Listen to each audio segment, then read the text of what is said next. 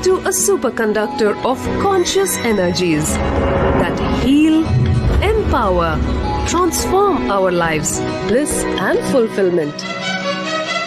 Initiation creates high awareness, visualization, creativity.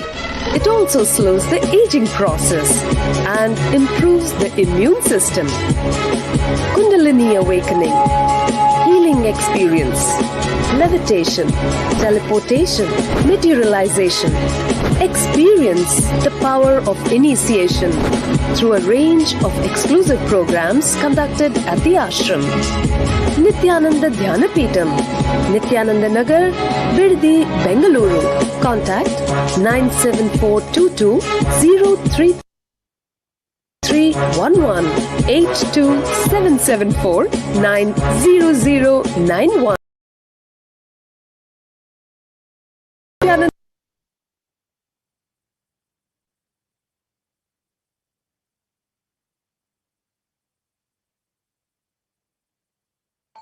Yes, with that beautiful video which explained what is Diksha and showed us the science of initiation, let us move on to see how the science of power manifestation is authenticated through the four aspects of evidences or pramanas. The first is the Shastra Pramana, the eternal unchangeable truths revealed in the source scriptures. The next is the Apta Pramana, the experiences and results of Aptas or the authorities of Hinduism, the Vedic rishis and scientists who have time tested and verified this extraordinary science. Next is the Atma Pramana, the experience of the Supreme Pontiff of Hinduism, Bhagavan Nithyananda Paramashivam, this millennium's avatar's personal experience of power manifestation. And last is the Pratyaksha Pramana, or the empirical evidence from observation or scientific experimentation. So let us now see how the science of power manifestation, where we get all these Shastra Pramanas and everything from. How do we get them? Where do we get them from? From the Vedas, which is a living applied science. Vedas are the ultimate superior authorities for Hindus. Vedas are the pure science where the ultimate truths are explained. Agamas are the scriptures where the applied technology, the applied science is expanded. Vedas and Agamas are given the status of Shruti as they are directly revealed by Paramashiva himself. They are the ultimate, eternal, unchangeable truths, and a reference cited from these Shastras or source scriptures is called the Shastra Pramana. So, with this, without any further delay, let us get ready to witness a unique and exciting demonstration of the power of third eye. But just before that, let us move on to the Shastra Pramana, which comes from the Vijnana Bhairava Tantra. Kapalantarmanonyasa tishtanmilitalochanaha kramena manaso dardhyat lakshaye lakshamuttamam. Bhagavan Paramashiva says, by fixing the mind on the inner space within the crown center and sitting stably without any movement, having the eyes closed in succession, by that stability of the mind and inner space, through the power of the third eye, one directly sees the ultimate goal, Lakshyam, by having the vision beyond the sight that reveals any object or place, attaining the space of Paramashiva. The next is the Apta Pramana, where Bhagavan Krishna initiates Arjuna into the power of third eye.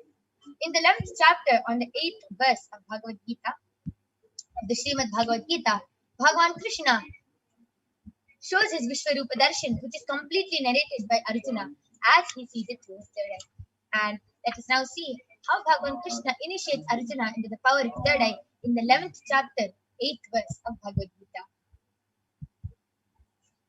Natumam shakyase drashtum anenaiva swachakshusha divyam dadami te chakshuhu pashyame yogamaishwaram.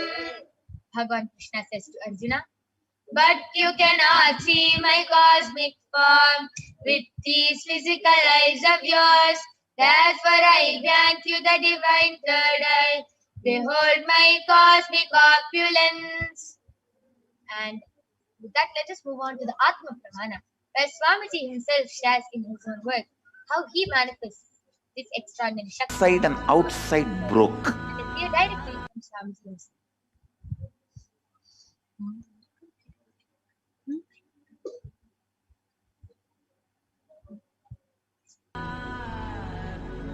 The first experience is that I was able to see everything around me, above me, the whole 360 degree, 10 direction, below me, everything.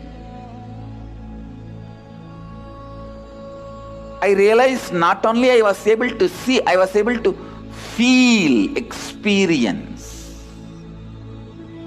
I felt that the skin of the stone on rock on which I was sitting and the skin of this body both carry me equally. In both I exist equally. The setting sun, rising moon, the whole Arunachala hill, all the plants, bush, shrubs, trees, everything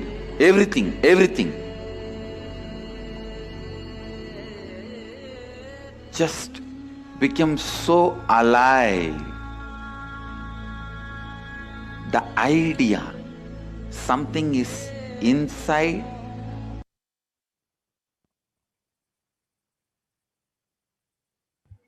Yes. Let us now move on to the Pratyaksha Pramana, the empirical evidence from observation and scientific experimentation. The study measures compare the metabolic cell activity of the brain in the conscious and meditative states using the positron emission tomography, the PET. And when doing daily activities, high activity is measured in the brain where the third eye is located. And when in the deep state of samadhi, only the third eye region is active and almost 90% of the rest of the brain are at peace. And without further delay, let us get ready to witness the extraordinary demonstration of the power of third eye being manifested by the Balasins of the Nithyananda Gurukul. I request the slides to stop being shared now.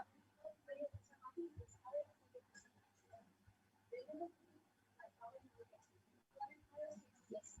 Along with me, I have an extraordinary power manifester, a Balasins of the Nithyananda Gurukul, Manitya Kaladharananda, who is going to be demonstrating this extraordinary power. She's only 15 years old and she can read with her eyes blindfolded.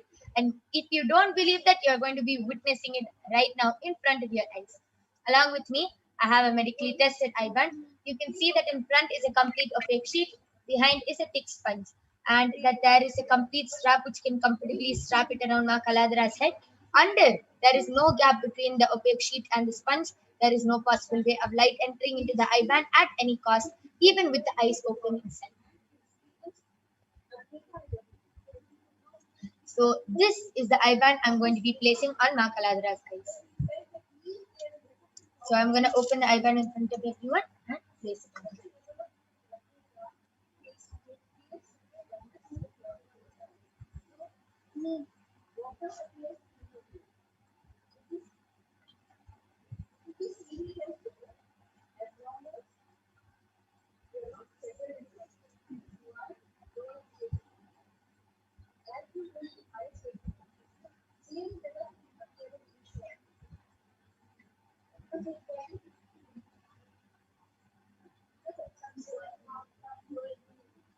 Kaladhara, are you comfortable? Could you put the strap above my ear? Now are you comfortable? Yes. Yes. So Ma Kaladhara is comfortable. You can see how her eyes are completely closed. Look up. You can see there's no gap. Look down. Right. Left. Yes. So there's no possible way of light entering in her eyes. And now I request all of you to go ahead, post your comments on the Kailasa's SPH JGM Bhagwan Nithyananda Paramashivam Facebook page and the Kailasa's SPH Nithyananda YouTube page channel, and you will see Ma Kaladhara reading your comments out live in front of your eyes today. So I request the comments to be projected now. I request all of you to start posting. Ma Kaladra, you can go ahead and start. Yes.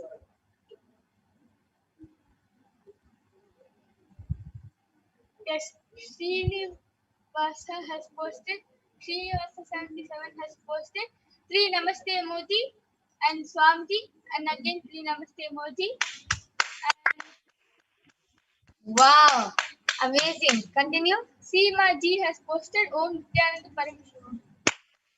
Wow, amazing. That was so amazing. She was able to read in less than a few seconds and she was able to read it so fluently. Beautiful. I request all of you to continue posting.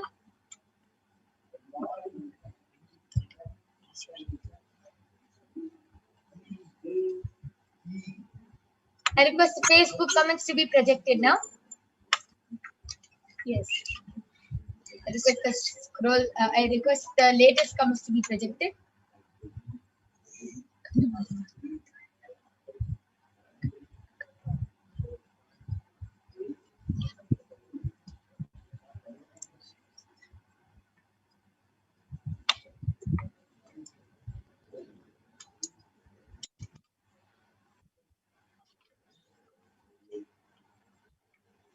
I request the latest comments to be projected.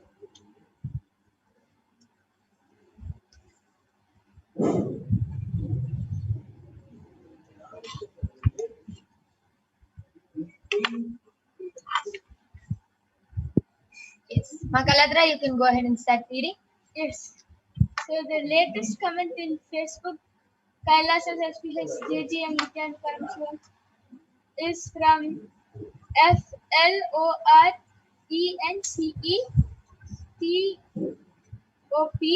has posted a Namaste emoji, Nithyananda and a flower, which is light pink outside and in between it is dark pink. And the previous comment is from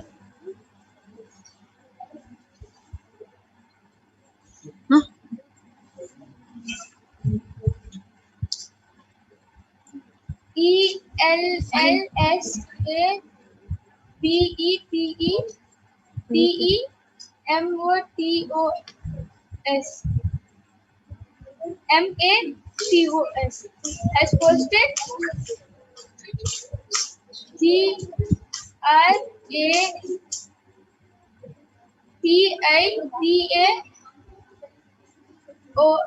and Samji.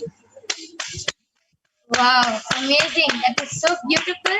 How Makalandra was able to read so fluently through her third eye. And it is not, as you can see, there's no wires on her, there's nothing on Makalandra, and she is able to see. As she sees with her eyes open, she is able to see with her eyes closed, just with the Iban. And it's so amazing. And it's not that only Makaladra, only few initiated disciples or something can manifest. Nothing like that. Even you, just with one look and word, one mantra diksha or Nayana Diksha from Swamiji, even all of you can get initiated into this power and can manifest this very Shakti. And it's not going to be 50 years of tapas and then you're going to be manifesting. No. Right after the initiation, right after the live Satsama, the live Parashakti Akasha healing, immediately you are initiated and you will start manifesting this power. So now I'm going to be removing the Alban of Makaladra. So you can see it's completely the same. There's no change in the IBAN. And that was a beautiful demonstration of the power of third eye. Let us now move on to the next power, which is the power of body scanning. So now we'll be seeing the Shastra Pramanas.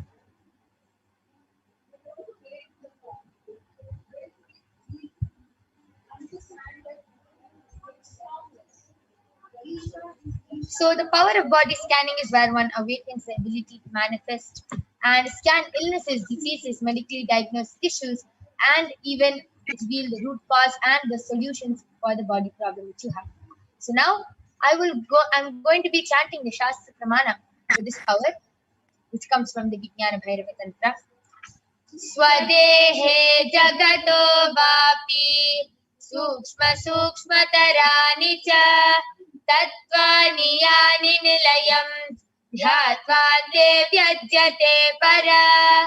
Bhagavan Paramashiva says, Cognize deeply that from the subtle to the subtlest constitutive principles of your whole body or of the whole universe simultaneously consist of the essential realities. They are being absorbed in their source cause. By the experience of such stressful awareness, one becomes complete from all the thoughts, and the ultimate universal divine power, Paradevi Adi Shakti, is revealed, and the supreme power manifestation happens.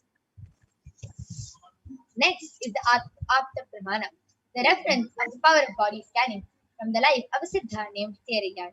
Theriyar was one of the prominent disciples of Agastya, and one day a man suffering from a severe headache comes to Agastya for healing, and Agastya uses the power of body scanning and identifies the root cause of the headache. He reveals that there is a small type of fairy, a small frog, sitting in the person's brain. Agastya immediately instructs Theriyar, his disciple, to perform an open head surgery and remove the frog. And remember, this is 500 years ago, 5,000 years ago, and the surgery was a complete success, and the person was completely healed and cured of the power of the headache. Thus, the disciple gained the name Thereyar.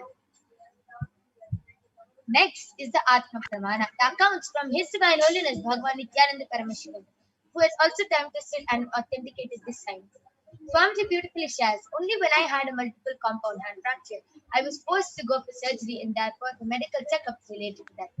At that time, they detected heavy metal quantity in different organs of mine, and it was revealed that I had been poisoned without our knowledge.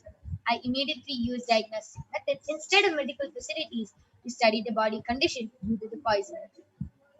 And through the power of body scanning, I found out what the problems and imbalances had happened and where the balance had to be done. I used allopathy as a second opinion to verify my findings. And you can see the Saksha Pramana of how so many disciples, initiated disciples, the participants were able to manifest this very extraordinary Shakti just with a small initiation from Swamiji. So let us now enter into the power of body scanning. I request all of you to go ahead, post your requests, comments, anything you want, any request for body scanning in the Kailasa's HDH Nithyananda YouTube channel and the Kailasa's SPH JGM Bhagavan Nithyananda Paramashivam Facebook page. Go ahead and post your requests and comments, and we'll be back with the Balasins and the Nithyananda Yogis who are going to be manifesting this extraordinary Shakti and demonstrating this power to you after a short break.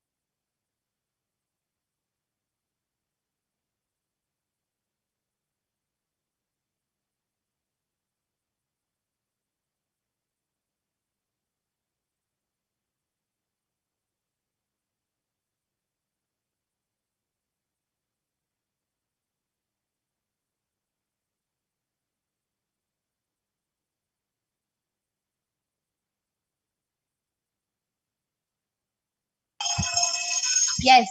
And now I'm back with the Balasins of the Nithyananda Gurukul, Manitya Brahmayogananda and Ma Soni, who are going to be demonstrating this extraordinary Shakti of the power of body scanning to all of you. So now Ma Soni and Ma Brahmayoga are going to be scanning the participants or anybody who has requested for a body scanning in the Kailasa's HDH Nithyananda YouTube channel and the HDH JDM Bhagwan Nithyananda Paramashivam Facebook page. I request the YouTube comments to be projected.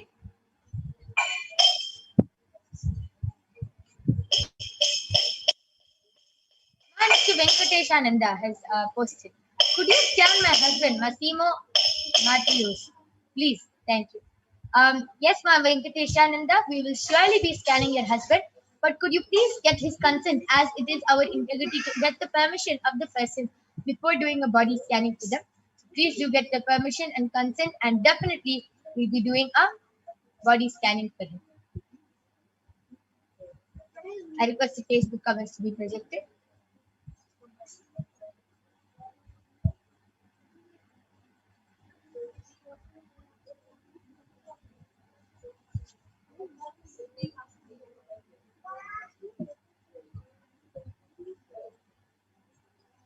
Yes, anybody who wants a body scanning can request for a body scanning in the Kailasa's SPH JGM Bhagwan Nithyananda Paramashivam Facebook page and the Kailasa's SPH Nithyananda YouTube channel.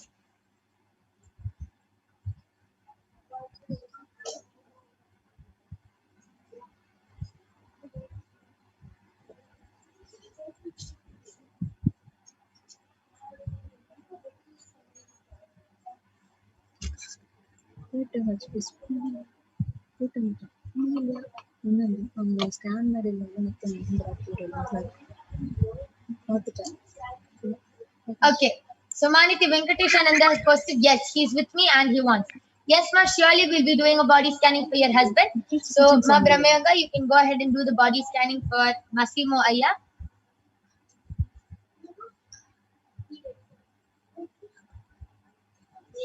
Anybody else who wants a body scanning can request.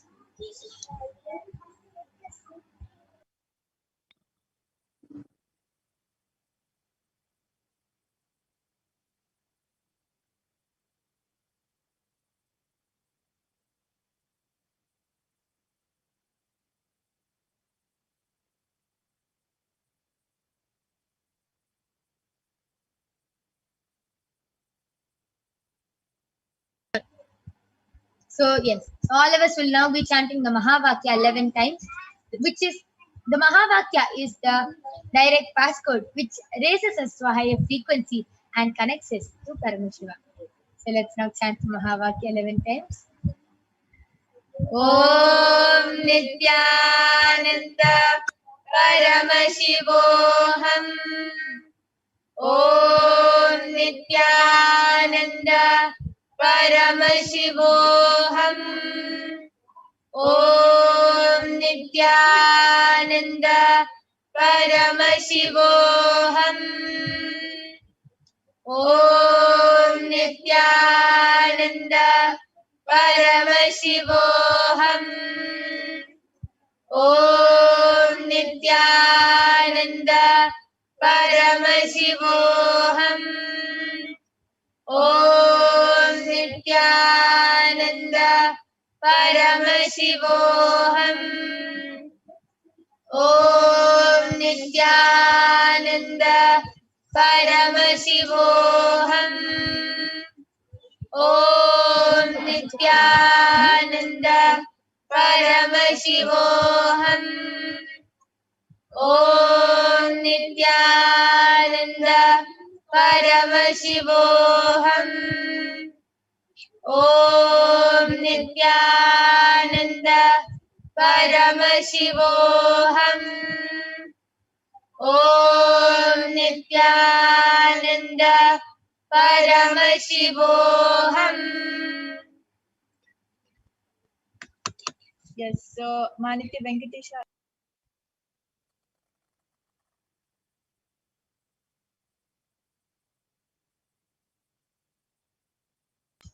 Yes, I'm seeing a lot of comments on Facebook also. If anyone would like a body scanning, please go ahead and post your request. Sony and Ma Brahmayoga, everyone is eagerly waiting to do the body scanning for all of you. Yes, Ma Brahmayoga, you can go ahead and share what you saw. Yes, so Manati Venkateshananda, I did the body scanning for your husband Massimo Aya. So Paramashiva revealed to me that on his right knee is hurting. Like he's not able to move it whenever he moves it, it hurts a lot for him. And also Paramashiva revealed that he's having muscle cramps in his stomach. And the reason as to why he's having both of this is, first thing, he's not being active throughout the day. He's sitting only in one place. Like Paramashiva is revealing that most of the time he's doing his office work, and because of that he's sitting only in one place, and he has to start moving around. He has to go out for at least 1 hour to 1.5 hours, and he has to go out and walk. And also he has to start doing the Pratama Vinyasa Krama, which is the Nithyananda Yoga 108 asana sequence in the morning, and for 1 hour. And also Paramashiva revealed that the moment he's sitting on the chair the whole day, and the moment he starts sitting on the floor, he should start sitting on the floor. And if he starts sitting on the floor, then all his muscle cramps in his stomach area will heal, and also his knee pain will heal, and he'll feel much more lighter and active throughout the day if he just starts sitting on the floor. Okay, that was a beautiful scanning for Manati Venkateshananda's husband. Ma Venkateshananda, I request you to share how your husband felt and whether he was able to relate with the scanning or no, and to share how he can also share how he felt. Just go ahead and ask him, and do post a comment in the Kailasa HDH Nithyananda YouTube channel. Maheshaya has posted, Om Nithyananda Paramashivoham. Nithyanandamma, please scan my body and why my body weight is not increasing. Yes, Aya, Sony is doing the body scanning for you. And Manati Venkateshananda, Paramashiva actually also revealed one more thing for your husband, that he has a lot of toxins in his lungs. And I don't know if he's a smoker, but I was able to see a lot of toxins, and his lungs are slowly becoming more weaker. So what he has to do every day, he has to put tulsi and turmeric and he has to do steaming. With tulsi and turmeric, he has to do the steaming, and his lungs will be fine, ma'am. So I request you to get back. Okay. Yes, so now we'll be moving on to Facebook comments and seeing if anybody has posted anything.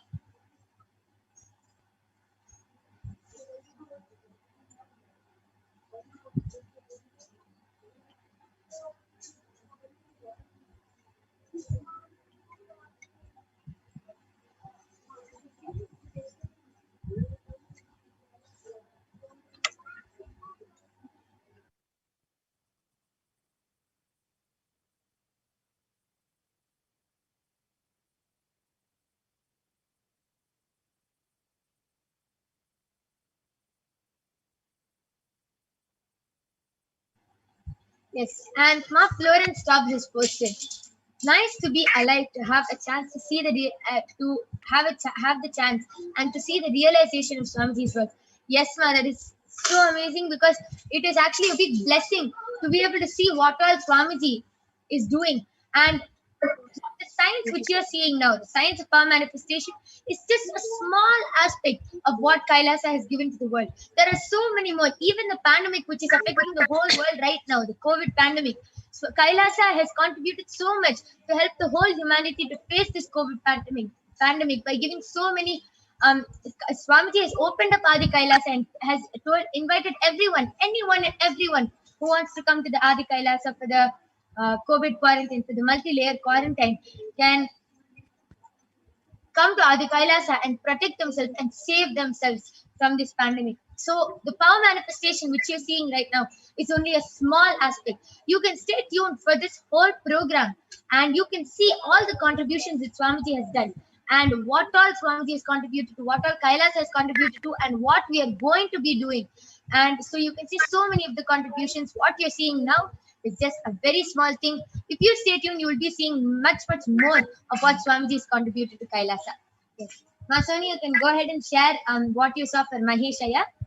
Nithyananda Maheshaya, I did the body scanning for you, and Paramashiva revealed that Paramashiva reveals that because you want to increase your weight, you are eating lot of junk food, and unwanted stuff which your body doesn't need, and it's making more and more fat in your body, and it's going and making toxins in your body. Yeah. So Paramashiva revealed that first stop eating that food and eat only more and more veggies. And Paramashiva revealed one more thing, that you don't need to gain any weight. Yeah, your body weight is perfectly. Yes, a beautiful body scanning. Maheshaya, I request you to get back in the comment section whether you heard or not, and just follow Paramashiva's solution, whatever Paramashiva revealed, and Paramashiva will completely heal you.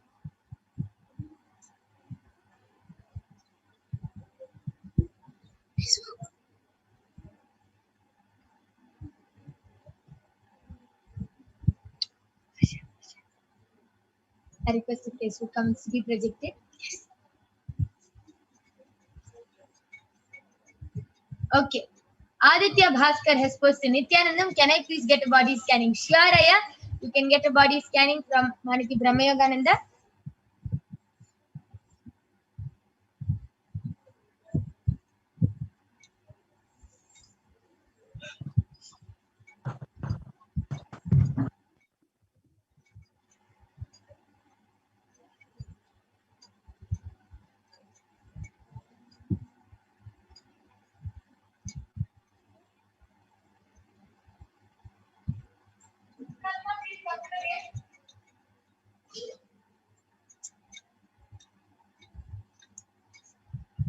Yes, so Aditya Bhaskaraya, Paramashiva revealed to me that you don't really have any major problem in your body. It's just that you have a lot of mucus in your body, and the solution for that is you should follow the Rama Nirahara Samyama for the next 1 week, and just completely be only on fruits and vegetables, and of course you can drink water, but mainly avoid dairy products, and also just be on fruits and vegetables for the next week, and the mucus will automatically start healing in your body. And also Paramashiva revealed that you need to increase your immune system, and the solution for that is every day in the morning take bath with cold water. Stop using warm water, just take a bath with cold water, and start doing Guru Puja every day. Do the Pad Puja without miss every day. If you follow these two things, in 1 month's time your immune system will become really strong. But after that also, please continue this, don't stop it, and you'll really get a strong immune system. Yes, thank you so much. That was a beautiful scanning of Brahma Yoga. Aditya Aya, I request you to get back in the comment section whether you were able to relate with the scan, and please get back in the comment section. And yes, with this, let us now conclude the power manifestation segment. We thank all of you, Ma Florence, Aditya Aya, Ma'am Venkateshananda, Maheshaya. I thank all of you for joining us. Maheshaya has posted, okay, thank you, Ma. Yes, thank you for acknowledging Aya. I thank all of you for joining us in this power manifestation segment. If any of you were not able to get the body scanning due to this time or anything, you can definitely come back tomorrow at 2 a.m. IST and 4 p.m. IST, and you can get the body scanning done by the Balasans and the Nithyananda Yogis. So with this, we thank all of you for joining us. Please stay tuned for the upcoming segments where we will be learning about who is Devi Parashakti, what are the Akash readings, who is the Supreme Pontiff of Hinduism, and much, much more. So with this, we thank all of you. Thank you, Nithyananda.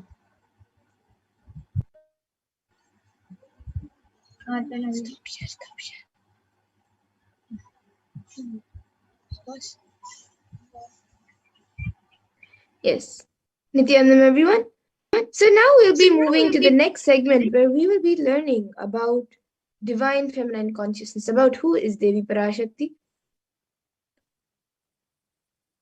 So I will be chanting the first verse from the Lalita Sahasranamam, which describes the beauty of Devi Parashakti. This is the Dhyana Shloka of the Lalita Sahasranamam.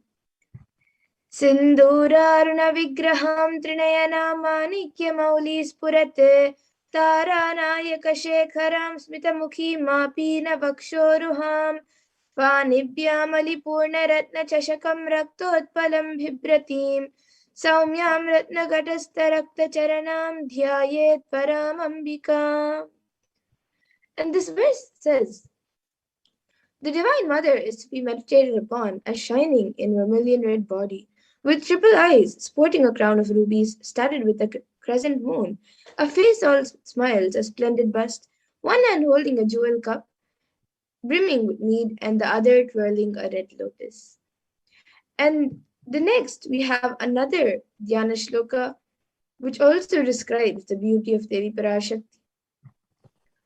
Arunam karunam tarangatakshim dhritapaşankuşapuşpabanachapam animadibhiravritam ayukaihi rahamityeva vibhavaye bhavani.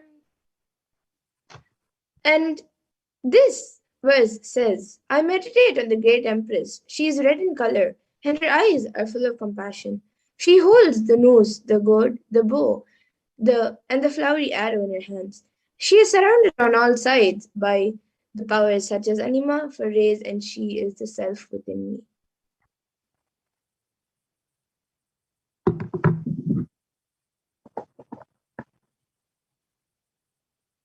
And Devi Parashakti is the ultimate pure feminine consciousness. Parashakti is the cosmic mother. It is her cosmic womb from which billions and billions of universes manifest, come out, and it is where the Big Bang and black holes go on and on. Parashakti is the source Shakti, the source power, source energy, from which all of us came, which all of us are in even now, and which all of us are going to merge into.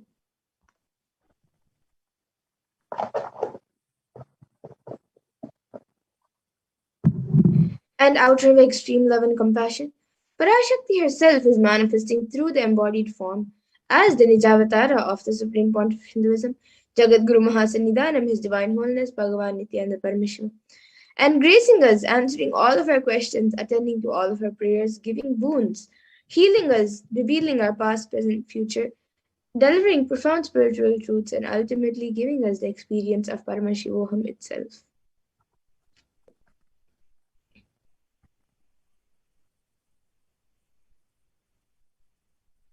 And in the words of Devi Parashakti herself, she beautifully says, raising as Omkara, expressing as Vedas and Agamas, blossomed as Shrimkara, filled as Parashodasi, living in 40 triangles, the Kailasa Swamini who is in Kailasa, Shri Purachintamani, Parashodasi, sitting as part of Paramashiva, Parameshwari, who rules the world, Paramashakti, Manonmani, Meenakshi, as Nithyananda, I took Nijavatara here, to give good boons to everyone, to bestow all goodness, Hiranya Garbha Swarupini, Brahmanda Yoni, Shami, Chandramauli, Rapala, Aparna, Uma, Parvati, Savitri, Navayavana, Samrajya Lakshmi, Parameshwari, Parashodasi, Meenakshi, taking the form of Nithyananda, I am blessing.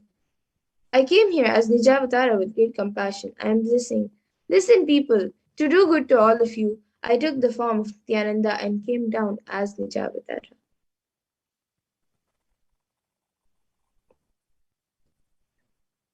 And again, in the words of Devi Parashakti herself, raising in Omkara, blossoming as Shiva, Shiva manifesting as source of existence, powers of existence, expression of existence, from the oneness of Om, blossoming into two as Prakriti and Purusha, blossoming as three Shaktis, Icha, Kriya, and Jnana, growing as 4 Vedas, expanding as 5 Panchabhutas, beyond 6 chakras, filled as Gotras of 7 Rishis, expanding as 8 directions, existing as 9 grahas, blossoming as 10 indriyas, being as 11 rudras, creating all the worlds, bringing life to tell and make truth blossom and to do good. Parashodasi Meenakshi, in the form of Nithyananda, I came to bless every one of you. And now let's see how we can receive Devi Parashakti when she comes for the darshan. So literally you are seeing Paramashiva and Parashakti at that moment when she is on your screen. So you can receive her very traditionally in a traditional way. You can keep 2 betel leaves, 1 banana, 1 betel nut, and 1 coin in front of the screen as you watch Devi Parashakti. And for those of you who don't know, in the Hindu tradition, the coin is actually considered the traditional dakshina. It can be the lowest value. In India, it can be just 1 paise, and in the US, it can even be just a cent.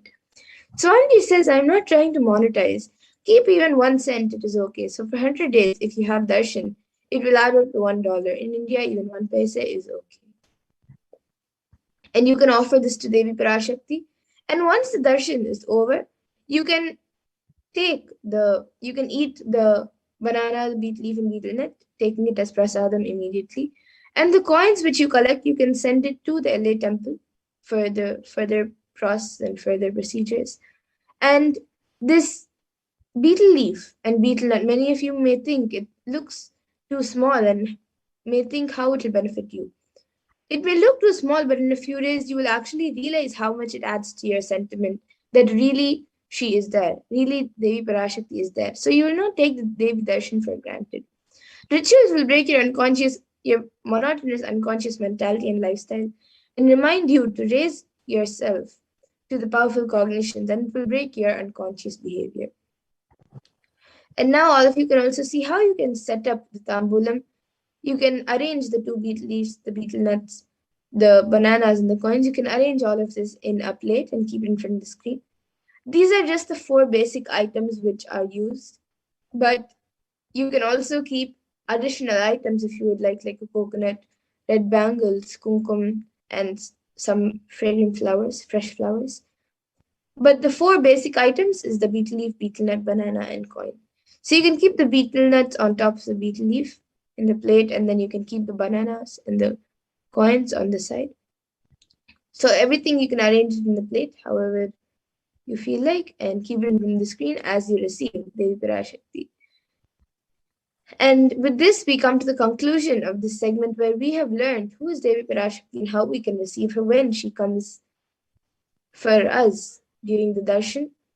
And now we will be moving on to the further segments where we will be learning about what Devi Parashakti has revealed for humanity and how it has actually become a reality.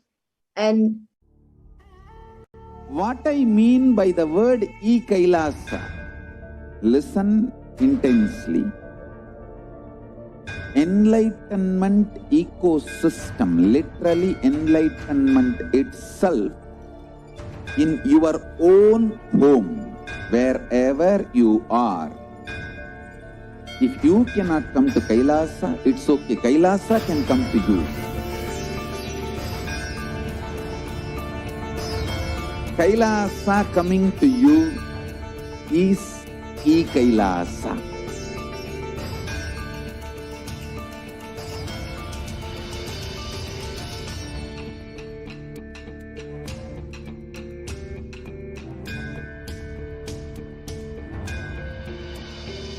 I will revive Hinduism.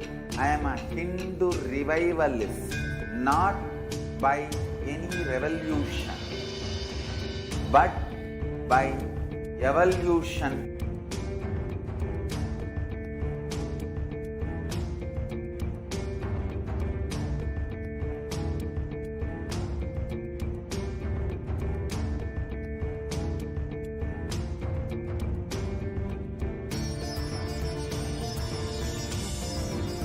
And setting model communities.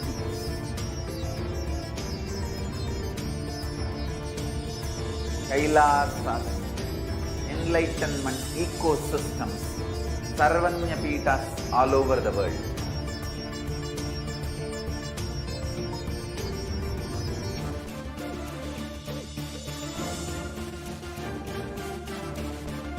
All powerful cognition, knowledge, only when you live, power manifestation and possibilities manifestation happens. It's a fundamental truth.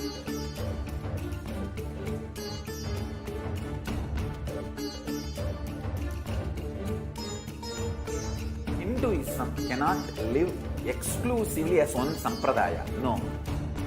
All sampradayas of Hinduism is an ecosystem.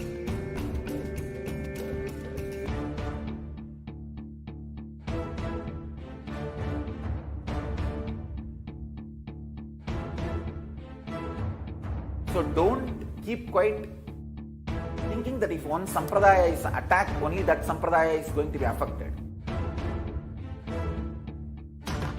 All of us are ecosystem.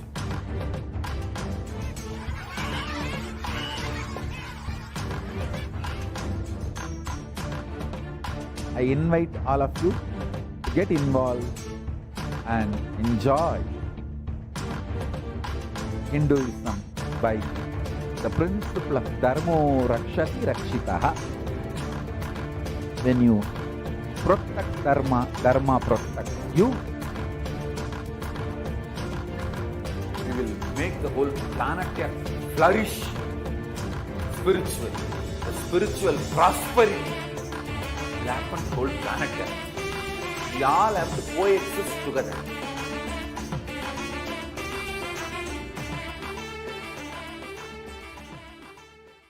Just be alive for next 3 years. Don't die within next 3 years.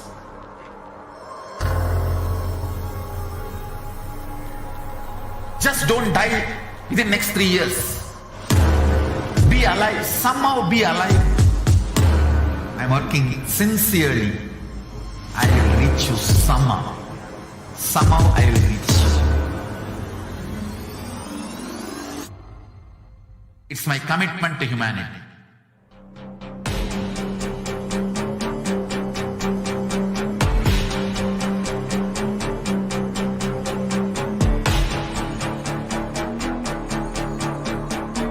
Just don't die within the next 3 years. I will reach you wherever you are, whichever corner of the world you may be. I will reach you with enlightenment. You manifesting the space, state, powers, being Paramashivoham. It is possible, and it is possible for you.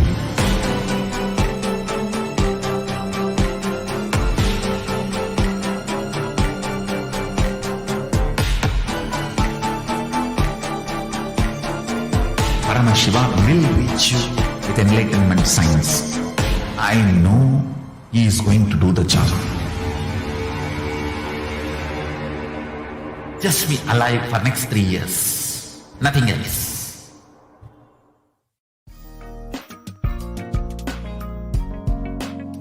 We get you health. We get you ability to build beautiful relationships in your life. We get you direct spiritual support, and we make sure you become wealthy.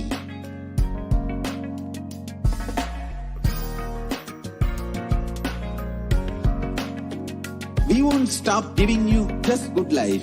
We will literally not stop till you live enlightened life. Manifesting the state of Paramashiva, space of Paramashiva, powers of Paramashiva, being of Paramashiva.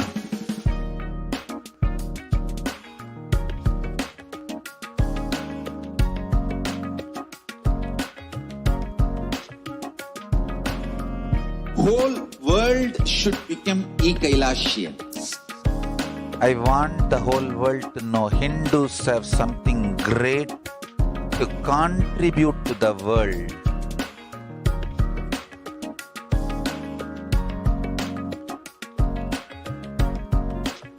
We have something great to contribute to the world. Let us do that.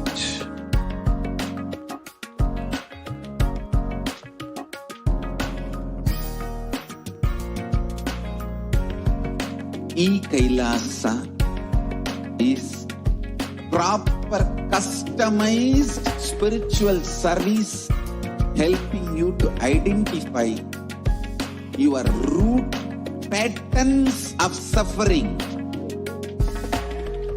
We have perfected the science of helping every individual from every cultural, religious, nationality background.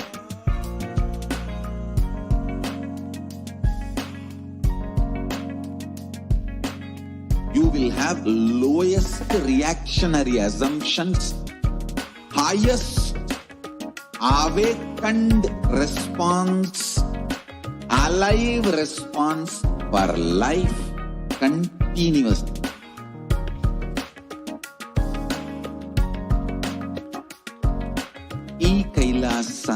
is enlightenment ecosystem, literally enlightenment itself in your own home, wherever you are. Proper customized spiritual service helping you to complete with your life negativity.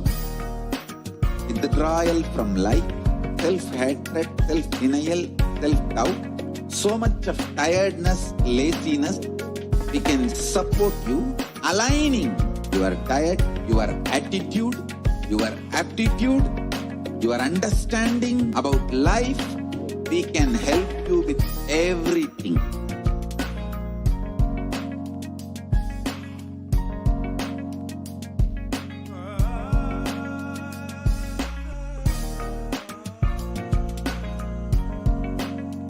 If you are interested in enlightenment, we will immediately bring this to you. If you are not interested, we will explain the whole science, inspire you and make you interested in enlightenment time. We need to cater this enlightenment science to the whole world wherever they are, because enlightenment is the birthright of all human beings. Kailasa is responsible to provide that to all human beings.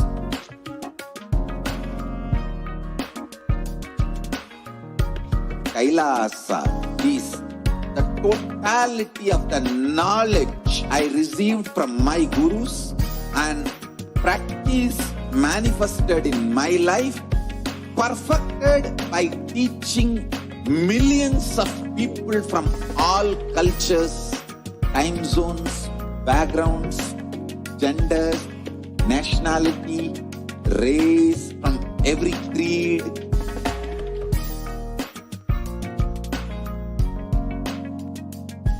So this absolutely perfected knowledge available to you, served to you in your home without even you moving out of your couch, free of cost.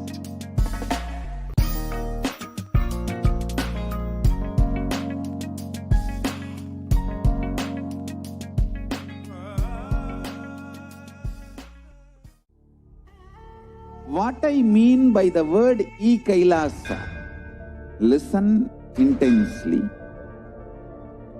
Enlightenment ecosystem, literally enlightenment itself in your own home, wherever you are. If you cannot come to Kailasa, it's okay. Kailasa can come to you.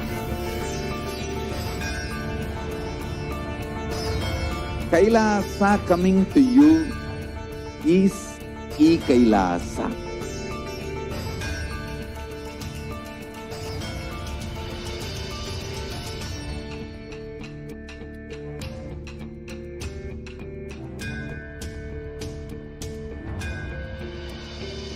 I will revive Hinduism. I am a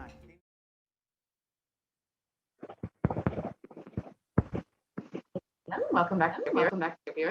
We will be entering where we will understand the revelations for humanity during this pralaya. So let us understand what Devi has revealed on the sacred secrets of Hindu birth. Let us watch this video.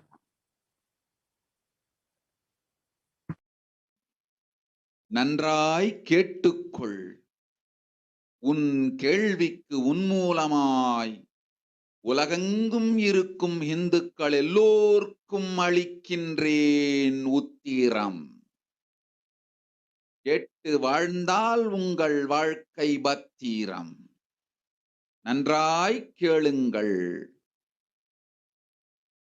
பிறப்பின் ரகசியத்தை பிறப்பிலா பெருமை உடைய பரமேஸ்வரி சொல்லுகின்றேன் கேளுங்கள்.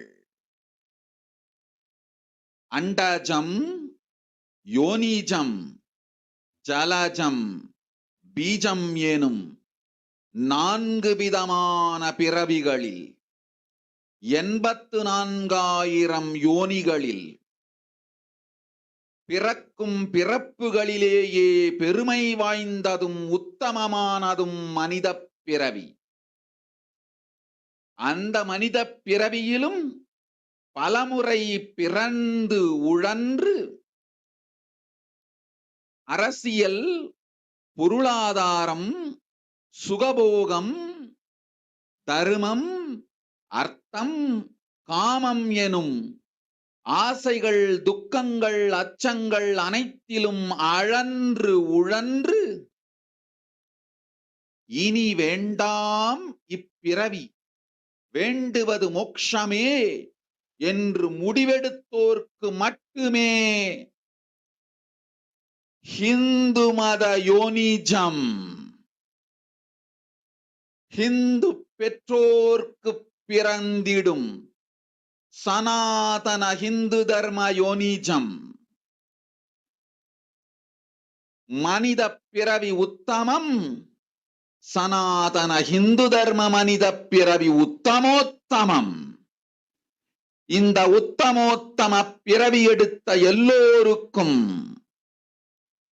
ஜீவன் முக்த விஞ்ஞானத்தையும் சனாதன தர்மத்தையும் காக்கின்ற கடமையும் உண்டு. அதனால் வருகின்ற நன்மையெல்லாம் அனுபவிக்கும் உரிமையும் உண்டு. இந்த கடமையை செய்வோம் என்று சத்தியம் செய்ததனால்தான் அந்த உரிமை அளிக்கப்பட்டது. பூமிக்கு வந்தபின் மனம் மயங்கி மதிமயங்கி சனாதன தர்மம் காக்க மறந்ததனால் மாயை அவர்கள் உயிரை பறிக்கின்றாள். நன்றாய் புரிந்து கொள்ளுங்கள்.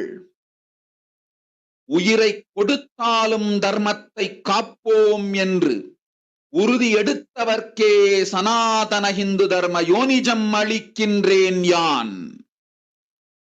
உடல் பெற்ற பிறகு ஊழிப் பெருவலியால் ஆசை அச்சங்களை உதறவிடாது, உதறியும் விடாது சனாதன ஹிந்து தர்மம் காக்க மறந்தோரை உயிர் வாழத் தகுதியில்லாதவர் பட்டியலில் உடனடியாய் மாயை சேர்க்கின்றாள். அதனால் ராட்சசர்களும் அசுரர்களும் தானாகவே இவர்கள் உயிரை எடுக்கின்றார். நன்றாய் புரிந்து கொள்ளுங்கள். உயிரை கொடுத்தாலும் தர்மம் காப்போம் என்று நிற்பவர்க்கு நிலைத்திடும் வீரஸ்வர்க்கமும் கைலாச பதவியும், எக்காரணம் கொண்டும் தர்மம் காக்க மறந்த உத்தமோத்தம ஜனனமான சனாதன ஹிந்து ஜனனம் பெற்ற மக்களுக்கு இல்லை வேறு கதி. சனாதன ஹிந்து தர்ம மனித ஜனனம் உத்தமோத்தம மனித ஜனனம். உங்கள் உரிமை உலகில் அதிகம், உங்களுக்கு கடமையும் உலகில் பெரிது. தர்மம் காத்தாலே கடமை, தர்மம் காக்காதார்க்கு உயிர் வாழும் உரிமை இல்லை.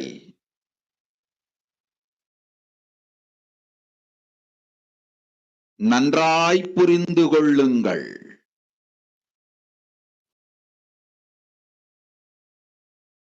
உத்தமோத்தம பிறவியான சனாதன ஹிந்து தர்ம பிறவி எடுத்த எல்லோரும் புரிந்து கொள்ளுங்கள். உங்கள் வாழ்வின் முதற்கடமை தர்மம் காத்தல். தர்மம் காக்க தர்மம் உங்களை காக்கும். சனாதன ஹிந்து தர்மம் காக்க மறந்திட்டால் வாழும் உரிமையை நீங்கள் இழந்து விடுகின்றீர்கள். அதற்கு மேல் வாழ்ந்தென்ன அழிந்தென்ன? பூமிக்கு பாரம் குறையட்டும் என்று அசுரர்களும் ராட்சதர்களும் உங்களை உண்டு தீர்க்கின்றார்கள். அதையும் மாயை கண்டு சும்மாவிருப்பாள். பிரபஞ்ச ரகசியத்தை, பிறவியின் ரகசியத்தை உலகிற்கெல்லாம் உத்தரமாய்ச் சொல்லிவிட்டேன். புரிந்து வாழ்வில் நடந்து உயிரை பத்திரமாய் பார்த்துக் கொள்ளுங்கள். அன்னை சொல்லும் அருள் சத்தியம் இது. ஓம் ஓம் ஓம். நன்றாய் கேட்டுக்கொள். Let us understand Devi Parashakti. Listen, Andajam, Nijam, Tajam.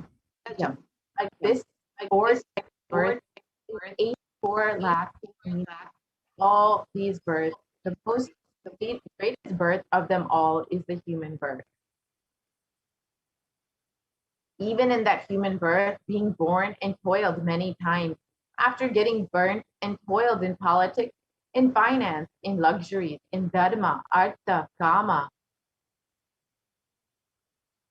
And those who decide of not wanting this birth, wanting only moksha, only those will have Hindu dharma yonijam, the Sanatana Hindu dharma yonijam of being born to Hindu parents. Human birth is uttamam, the best. Sanatana Hindu dharma human birth is uttamottamam, the best of the best. Everyone who took this uttamottama birth has the responsibility of protecting the science of living enlightenment and Sanatana Dharma. And also, they have the right of experiencing its benefits. This right was given to them because of their commitment given by them to do this responsibility. After coming to Goloka, by getting mentally deluded and forgetting the dharma of protecting Sanatana Dharma, Maya, she is taking away all their souls. Understand carefully, I'm giving the Sanatana Hindu Dharma Yonijam only for those who give the commitment of protecting Sanatana Dharma, even by giving their life. After getting the body, because of painful delusion, not dropping fear and greed, and for those who forgot to protect Sanatana Hindu Dharma, Maya, she will immediately add them all to the list of those who are not worthy of living. Therefore, Rakshasas, Asuras, are automatically taking away their life. Understand properly, for those who stand that even by giving their life, they will protect Dharma, they will permanently have Veera Swarga and Kailasa Padavi. For any reason, people who forgot to protect Dharma, having the Uttamottama birth of Sanatana Hindu Dharma birth, there is no other way for them. Sanatana Hindu Dharma human birth is Uttamottama human birth. Your rights in this world are immense. Also, your responsibility in this world is large. Protecting Dharma is responsibility. Those who do not protect Dharma, they do not have the right to live. Understand properly, all those who took the Uttamottama birth, which is Sanatana Hindu Dharma birth, all of you understand.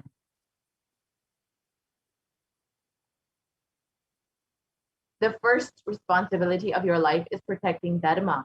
If you protect Dharma, Dharma will protect you. If you forget to protect the Sanatana Hindu Dharma, you lose the right of living.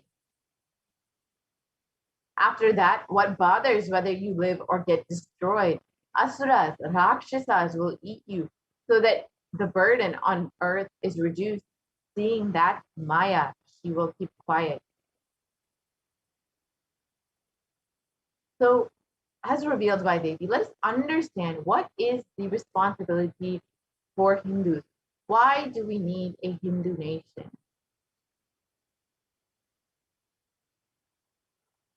So Hinduism represents one of the most ancient yet most progressive indigenous spiritual traditions with an open framework network model, which that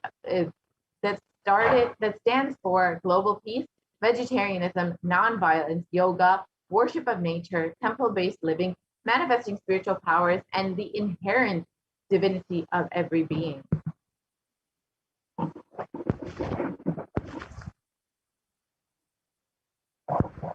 And the Hindu nations were ecosystems where more and more enlightened beings could be produced so that enlightened civilization could be kept alive and its great gifts shared with the world.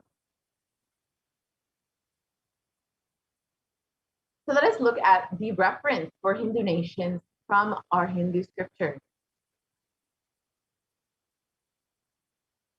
So the Hindu nation ruled by Bhagavan Rama, the Rama Rajya, was described in the Valmiki Ramayana as there were no widows to lament, nor were there any danger from wild animals, nor any fear born of diseases. The world was bereft of thieves and robberies. No one felt worthless, nor did old people perform obsequies concerning youngsters. Every creature felt pleased. Everyone was intent on virtue, turning their eyes towards Rama alone. Creatures did not kill one another. And the description continues. People survived for thousands of years with thousands of their progeny, all free of illness and grief. The trees were bearing flowers and fruits regularly without any injury by pests and insects. The clouds were raining in time, and the wind was delightful to the touch. Every caste was performing their own duties, satisfied with their own work and bereft of any greed. People were intent on virtue and lived without telling lies. All people were endowed with excellent characteristics. All were engaged in virtue. So you can just see the Hindu nation ruled by Rama was prosperous. Everyone there was peaceful and happy. And even in the Hastinapur kingdom ruled by Yudhishthira, it was described in the Srimad Mahabharata. Devas granted rain to fulfill all wants. The world was free of all diseases. There was no hunger or thirst anywhere. There was no mental suffering. Those without livelihood were given livelihood. There was abundance all around. There was no worldly worries for anyone, and there was no cause for fear either. Happiness on earth was in fact even greater than in the heavens. So you can see, as described in the Srimad Mahabharata, how joyful, how peaceful, how prosperous even the Hastinapur kingdom was. And these were just two representations of how Hindu kingdoms existed in our ancient times.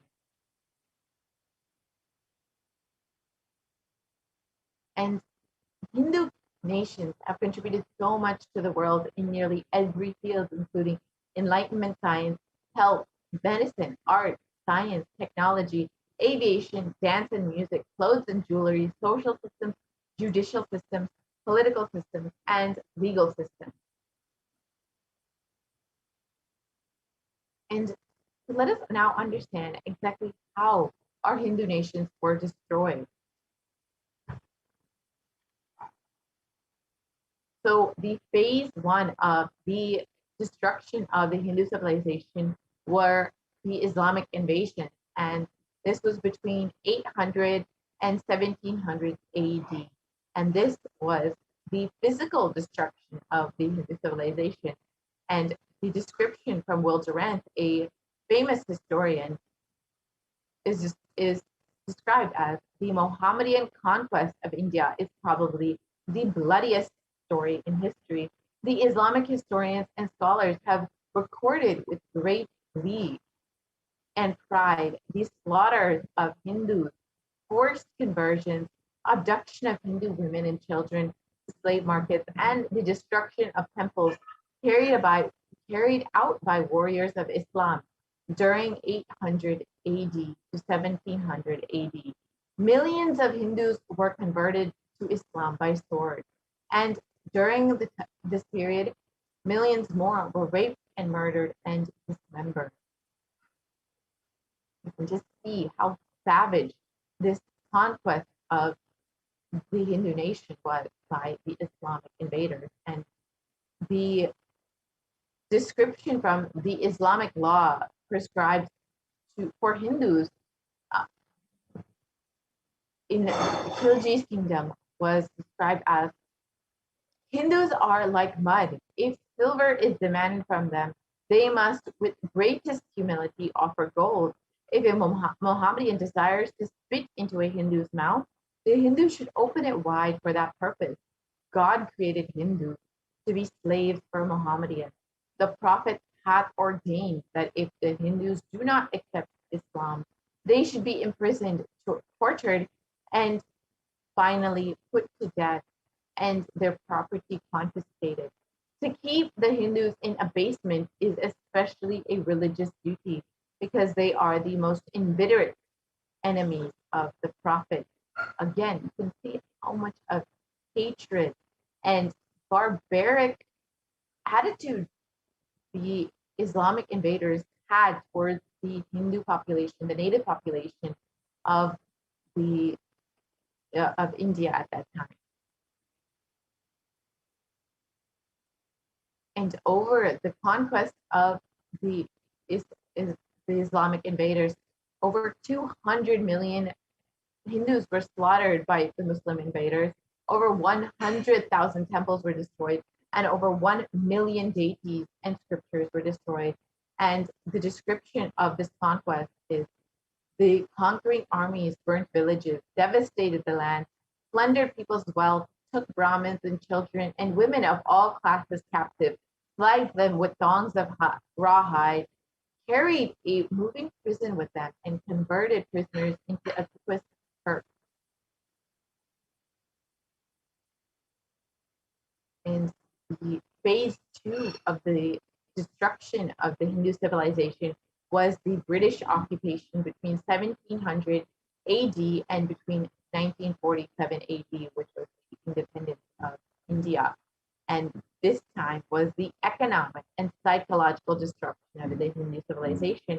And you can very clearly see how you can see the photos from the Bengal famine during the British invasion, which was an engineer famine. And Will Durant describes that I have seen a great people starving to death before my eyes, and I'm convinced that this exhaustion and starvation are due not, as their beneficiaries claim, to the overpopulation and superstition, but to the most sordid and criminal exploitation of one nation by another in all recorded history. And he is describing the forced famines, the forced poverty upon the Hindu population in India at the time. And the phase 2 of the British occupation was, during that time, the British Empire used all possible means to destroy Hindus in civil and cultural institutions in order to delegitimize and demoralize the indigenous people of India so that it would become slaves in their own homeland.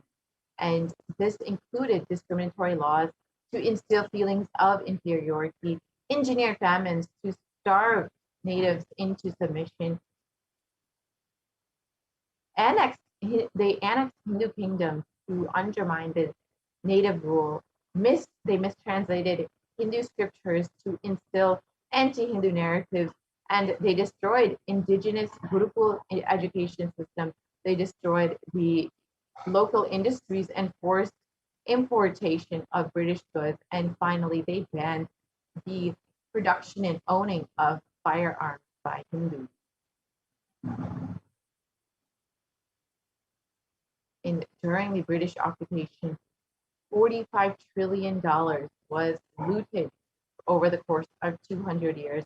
45 million Hindus died due to artificial famines and imposed poverty by British rule, and over 680 native kingdoms were usurped by the British Raj. And Shashi Tharoor of the Indian Parliament has described that the British came to one of the richest countries of the world over the course of 200 years of exploitation, looting, and destruction, reduced it to a poster child of third world poverty.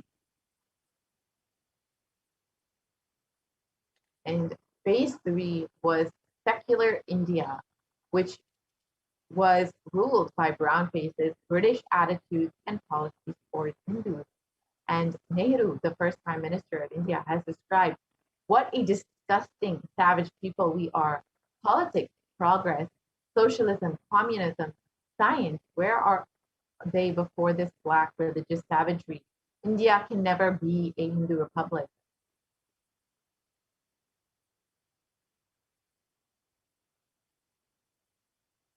And the first law minister and principal architect of the Indian Constitution described, if Hindu Raj does become a fact, it will no doubt be the greatest calamity for this country. No matter what the Hindus say, Hinduism is a menace to liberty, equality, and fraternity. It is incompatible with democracy. The Hindu Raj must be prevented at any cost. You can see how much of the secular India contained these anti-Hindu sentiments, how much of prejudice and discrimination Hindus face in the face of the leaders itself of the nation, of the freed nation of India. So much of anti-Hindu sentiments and negative attitudes towards Hindus was placed from the beginning in this secular India. And during this time, the modern Indian legal system and academia and media all systematically undermined, suppressed, and delegitimized Hindu institutions and culture. And this included the India's constitution established government control and taxation over Hindu temples, schools, while all other religious institutions were exempt from this interference. This includes all other religions except for Hinduism. And Articles 26 to 30 of India's constitution discriminated against Hindus by giving special rights and benefits to non-Hindus. This included government benefits and scholarships. And Hindu kingdoms and self-governance was completely abolished, and the anti-superstition law was passed to criminalize Hindu practices. And mainstream Indian academia described Hindus as sexist, racist, backwards, and oppressive. And these were just a few examples of how the complete ecosystem, the environment of secular India was completely anti-Hindu, was against Hinduism, despite describing themselves as a secular nation. It was rather an anti-Hindu sentiment that carried forward this new rule, this new era of India.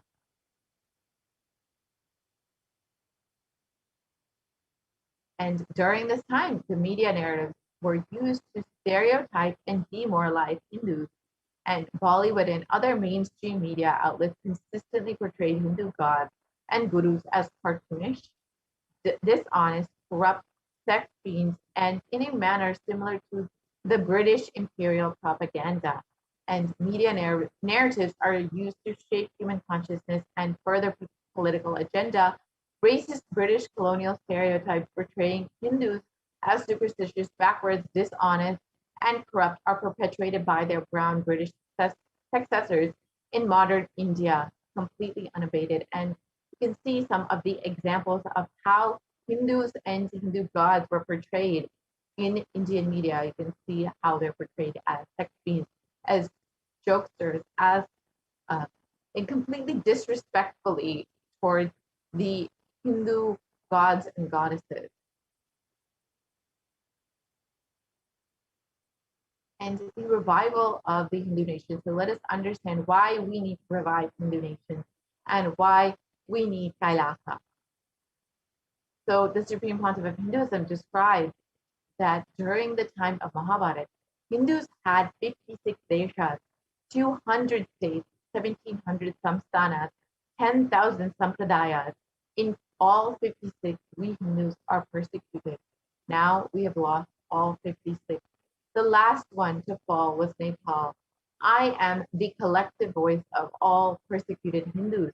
I will revive and rebuild a Hindu nation, built on the Vedagamic principles as a refuge for all practicing and aspiring Hindus. as a safe haven for all persecuted Hindus. So this is the vision described by the Supreme Concept of Hinduism for our Hindu nation. So let us understand, what is Kailasa? This revival of Kailasa, the Hindu nation, is for reviving this whole life of enlightened civilization and all the great things it has to offer to the world, bringing legitimacy to all the Hindu offerings that Sanatana Hindu Dharma has, and sharing it with the whole world is the purpose of this Kailasa, the Hindu nation. And Kailasa is the revival of the cosmic constitution. Kailasa is the model nation of how enlightened civilization should be living and administered. Politics, judiciary, education, economy, everything will be revived as Paramashiva revealed in the Vedagama, the Sanatana Hindu Dharma scriptures.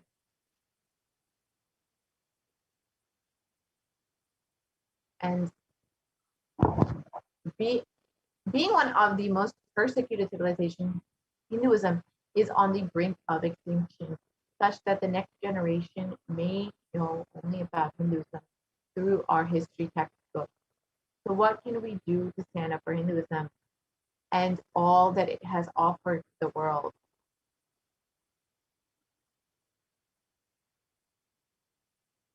Today, Hinduism is a political orphan. The preservation and restoration of Hinduism's spiritual and cultural heritage is impossible without a national identity. So what can we do to save Hinduism? Let us reclaim our Hindu identity. Let us understand how we should do this. If you are healthy, wealthy, rich, successful, peaceful, happy, respectable, have a stable family life, have the best mental health, and you're a Hindu, understand that Hinduism is responsible. Hindu identity is responsible. Hindu scriptures are responsible. Hinduism is responsible for our successful lives as Hindus. It is the Hindu scriptures which gave us the best mental setup. All of the best things that we Hindus have, the Hindu scriptures are responsible for this. Hindus are the richest and most successful ethnic community in the world. Hindu scriptures, Hindu lifestyle, our enlightened masters are responsible for this. Hindu thought currents are responsible for this. And in this article in the Hindustan Times, you can see that Hindus are the most educated religious group in the US as per the Pew report. And this just shows how much Hinduism has contributed to each and every one of our lives.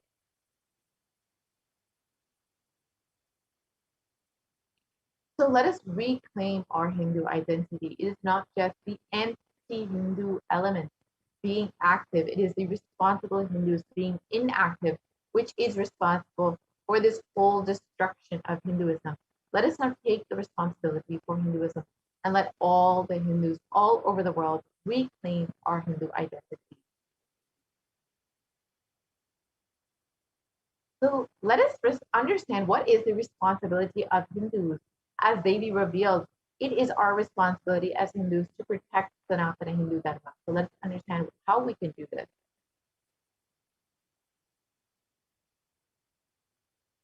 It is the responsibility of Hindus to revive this enlightened civilization again and again, bringing the gifts of enlightened civilization to humanity. The revival of the enlightened civilization, the Kailasa, the Hindu nation is the survival need of humanity. Again, Devi has revealed that it is our responsibility to protect Hindu Dharma and to share its gifts with the world.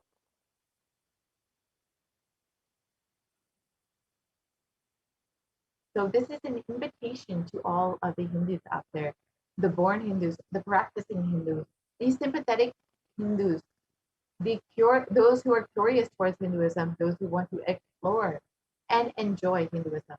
Please come and be a part of this revival by the Supreme Concept of Hinduism. You can sign up today to become an e-citizen at kailasa.org and you can reap all of the benefits of Hinduism. You can understand, learn, and become a part of this Hindu ecosystem to revive Hinduism.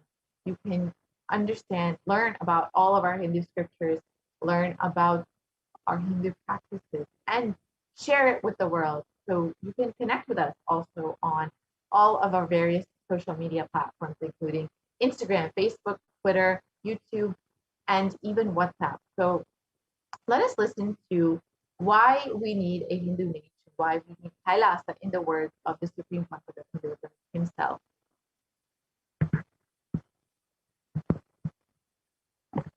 Contribution. Hinduism, Veda Agamas have great things to contribute to the world.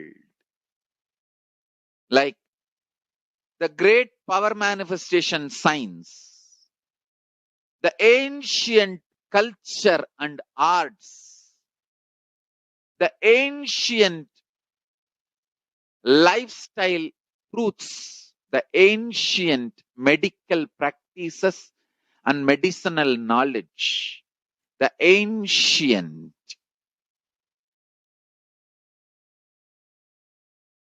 indigenous cultural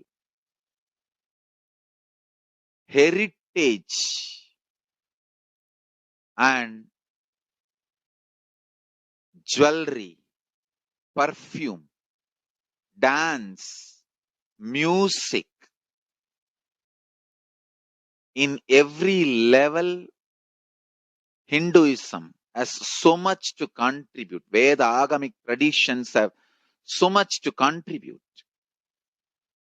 To share all this with the world, to contribute to the world.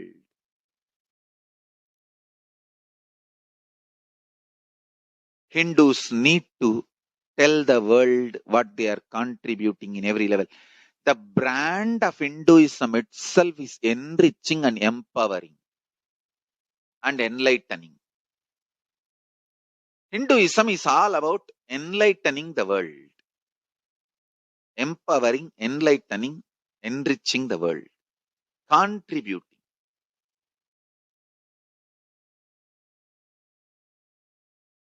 That is our spiritual life. That is our spiritual strength. That is our spiritual core principle.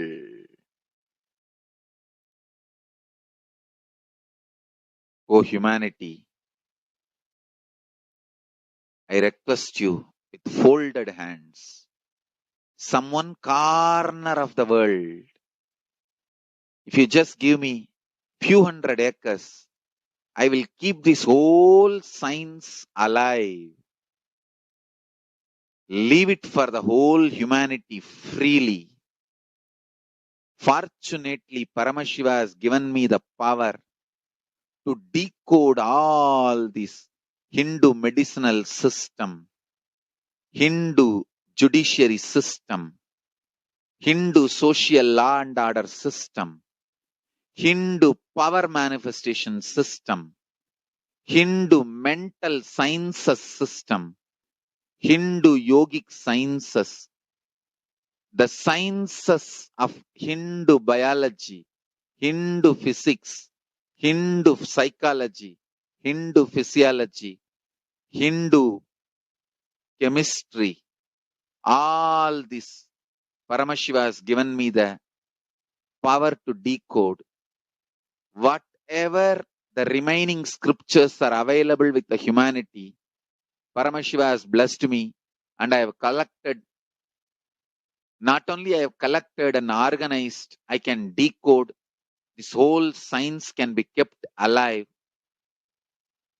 in any one corner of the world. Just few hundred acres are given for me to live peacefully and exist peacefully. I can store this whole thing alive and contribute it to humanity. Humanity can become better and better and better. I can make the planet Earth so much better place to live. I am here to contribute, and I will continue to contribute.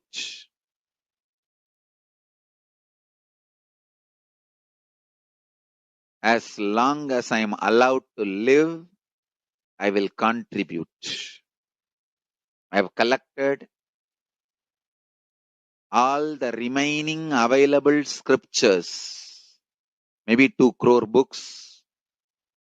2 crore means 20 million, I think, books on Hindu physics, Hindu chemistry, Hindu biology, Hindu physiology, Hindu psychology, Hindu law and order, Hindu social system, the power manifestation sciences of Hinduism, yogic sciences of Hinduism. I have collected, and Paramashiva has given me the blessings and power to decode. I have decoded and continuing to decode them. If the humanity, somebody is kind enough to give me few hundred acres in one corner of the world and let me live peacefully, I can keep all these scriptures there and go on sharing with the world, revealing these whole sciences to the world, and go on contributing. I don't need anything other than 1 cup of curd rice every day. That's all. A cup of curd rice per day over. I can go on be giving this to the world. I can add to the world. I can make the world better place to live. That's all I have to say.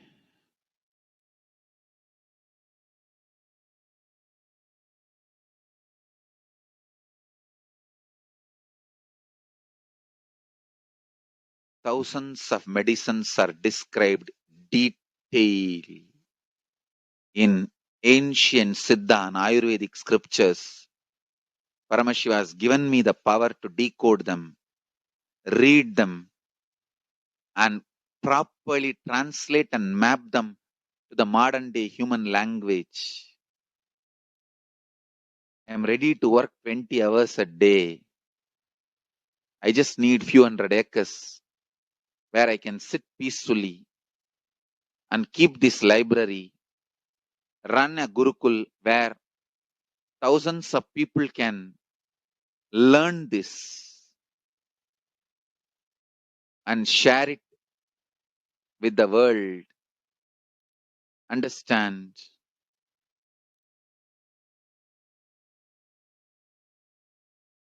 I am only interested in contributing.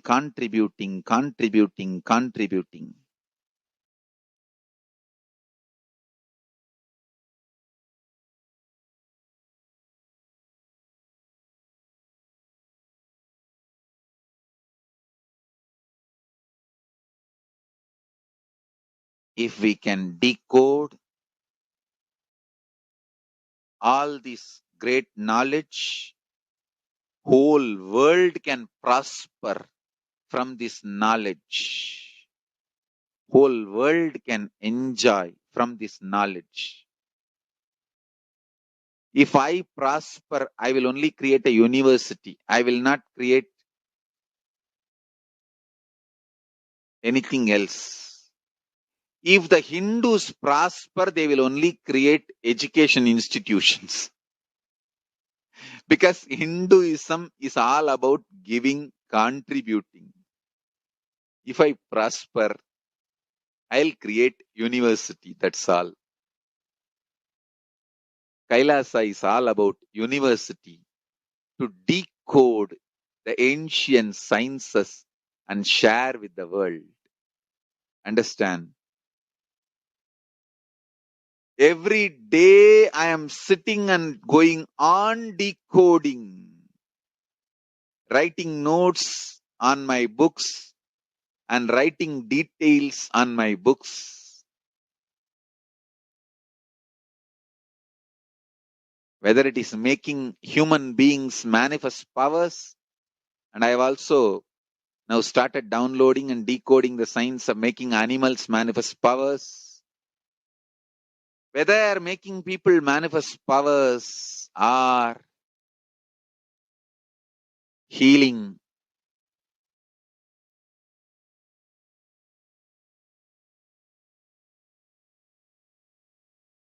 In every level, life is all about contribution, contribution, contribution.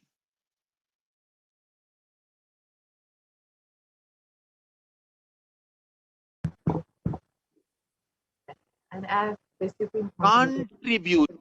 life is all about contribution, and that is exactly what the Hindu nations have done and will do for the world. So, with this, we will be concluding this segment of the Devi Akashic reading and move on into the next segment where we will understand some of the revelations made by Devi Parash. Sorry, we will understand some of the offerings that we can make to Devi Parashakti and how we can connect with Devi and show our gratitude for her after receiving so many blessings from Devi. So let us end this segment and move into the next segment.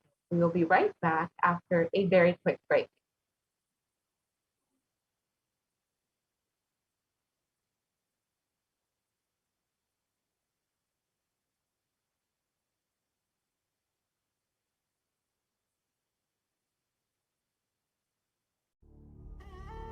What I mean by the word Kailasa, listen intensely. Enlightenment ecosystem, literally enlightenment itself, in your own home, wherever you are. If you cannot come to Kailasa, it's okay. Kailasa can come to you. Kailasa coming to you is Kailasa.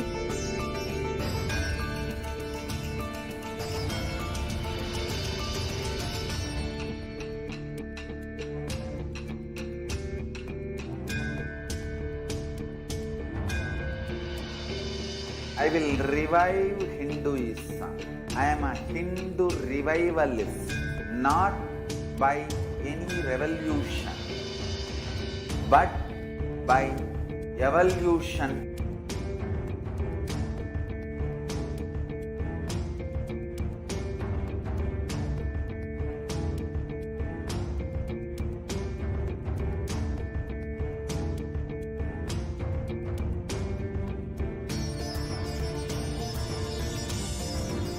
And setting model community.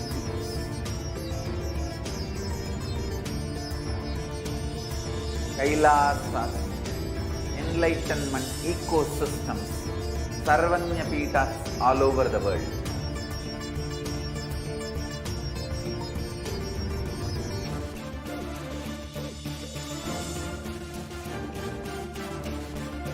All powerful cognitions, knowledge, only when you live, power manifestation and possibilities manifestation happens.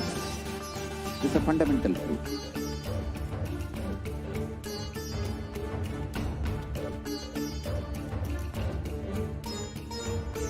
Hinduism cannot live exclusively as one sampradaya. No. All sampradayas of Hinduism is an ecosystem.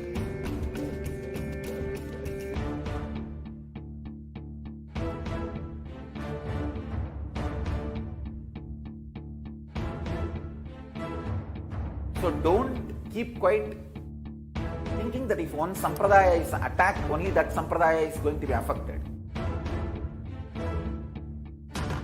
All of us are ecosystem.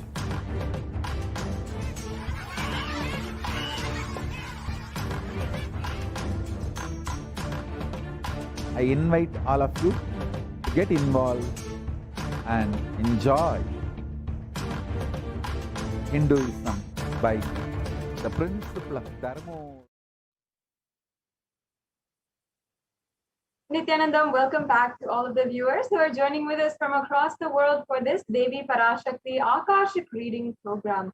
And we've come to this segment in this program where we are enjoying the various offerings that you can make to Devi Parashakti. And this segment is going to be filled with scriptural references, learning more about the context from Sanatana Hindu Dharma about Devi Parashakti herself, and chanting some of the very well-known Devi Suktams and Devi Stotrams, and the different songs that are in tribute to Devi Parashakti that have been composed by some of the most esteemed enlightened masters of the modern day, as well as even before that to the Vedic rishis themselves from the Puranas. And today it's going to be a very informative, very enriching segment on the offerings to Devi Parashakti, about how offerings are a part of our daily lifestyle and how you can take this platform of Kailasa and the Nithyananda Paramashiva Devalaya as your personal temple wherever you are, and serving you digitally wherever you are. And as the Supreme Pontiff of Hinduism says, until you manifest your reality as you want it, we will manifest it for you through these offerings and through the various rituals and sevas of the Nithyanandeshwara Paramashiva Devalaya. And it is such a beautiful thing to be able to share with you all every single day the offerings, and give this extremely beautiful opportunity to experience the next level of your relationship with the divine. And ultimately, that is what this is about. That is the ultimate beautiful context and significance of these offerings that you can make today. And we will be understanding the significance of these offerings, the significance of various different levels, including why we are offering in gold, why we are offering different types of jewelry or different ornate items. Why are these each beautiful, and why are these used in Hinduism? Why are these used in worship? And what is the auspiciousness about the whole thing? All of it, believe it or not, is within the Hindu scriptures, and it is a part of the context that was given for Sanatana Hindu Dharma. That is the beauty of the whole thing. And in this segment, we will be understanding that for each and every one of you. And I request that each and every one of you stay tuned until the end of the segment so that you understand also the different offerings that you can make, and as well how to make those payments and how to exactly get into the logistics, the steps. If you are ready and some of these offerings pique your interest and you feel, yes, I want to do this right now, then you can stay tuned and ensure that you go through the right steps in order to make this a quick and seamless process as well. So now let us begin by understanding the context of the significance of an offering. In the Hindu tradition, if you are born Hindu, you know this, and if you are practicing Hindu, you must know this, that in the Hindu tradition, we always offer to God whatever opportunity we get. And that is daily, we do the daily puja, but also whatever occasion comes our way, if it is our birthdays, our marriage anniversaries, or even if we are starting something new for the first time. For example, if we're starting a new venture, a new business, or even we're inaugurating a new business place or a new home, or if we are even getting a new car, everything begins with offering to the divine and offering our gratitude foremost and requesting their protection, guidance, and their presence in our lives as we go on further. We never take for granted the presence of God in our lives, and we owe all the good things that happen in our lives to the divine, to their beautiful presence in their lives, and for them allowing such auspicious happenings to take place in our life. And for this reason, we take the opportunity at any chance we get to offer our gratitude and for building and deepening our relationship with the divine. And that is a very important part of the Hindu tradition. If we see even the offerings that are done in the traditional temples, whether it is in Madurai Meenakshi Amman temple in Madurai, or in the Tiruvannamalai Arunachaleshwara temple in Tiruvannamalai, or in any of the temples, the offerings that you can do to the main deity will always bring you closer, will always give you a deep sense of fulfillment, and will ensure that the blessings of the deity are on you at all times. So with this, let us now move into the next slide, where we will be chanting the Dhyana Shloka for Devi Manonmani. Let us now invoke her presence amongst us in this segment, as we are describing Devi in her very, very beautiful form, and we are literally going to be describing the very different parts, all of her jewelry, every single part of Devi Parashakti. We're literally going to be going over. Let us first pay our gratitude, our respect to Devi Parashakti for being literally who she is in her most beautiful form as Manonmani, the very form of Devi Parashakti which is seated on the lap of Paramashiva. Yes, let us now chant. Indu nivaveda karavahni nayanam syat pankajavara japaksha sarayuktam angahimabhujana vishitra vasanam syat tungam kutojjala manonmani swarupam. Yes. And the translation describes Devi Parashakti having a moon-like face, holding the Vedas on hand, fire in eyes, with lotus flower gracing and blessing hands, and one hand with the Japamala, beautifully decorated with jeweled ornaments and wonderful clothes and shining bright crown. And her name is Manonmani.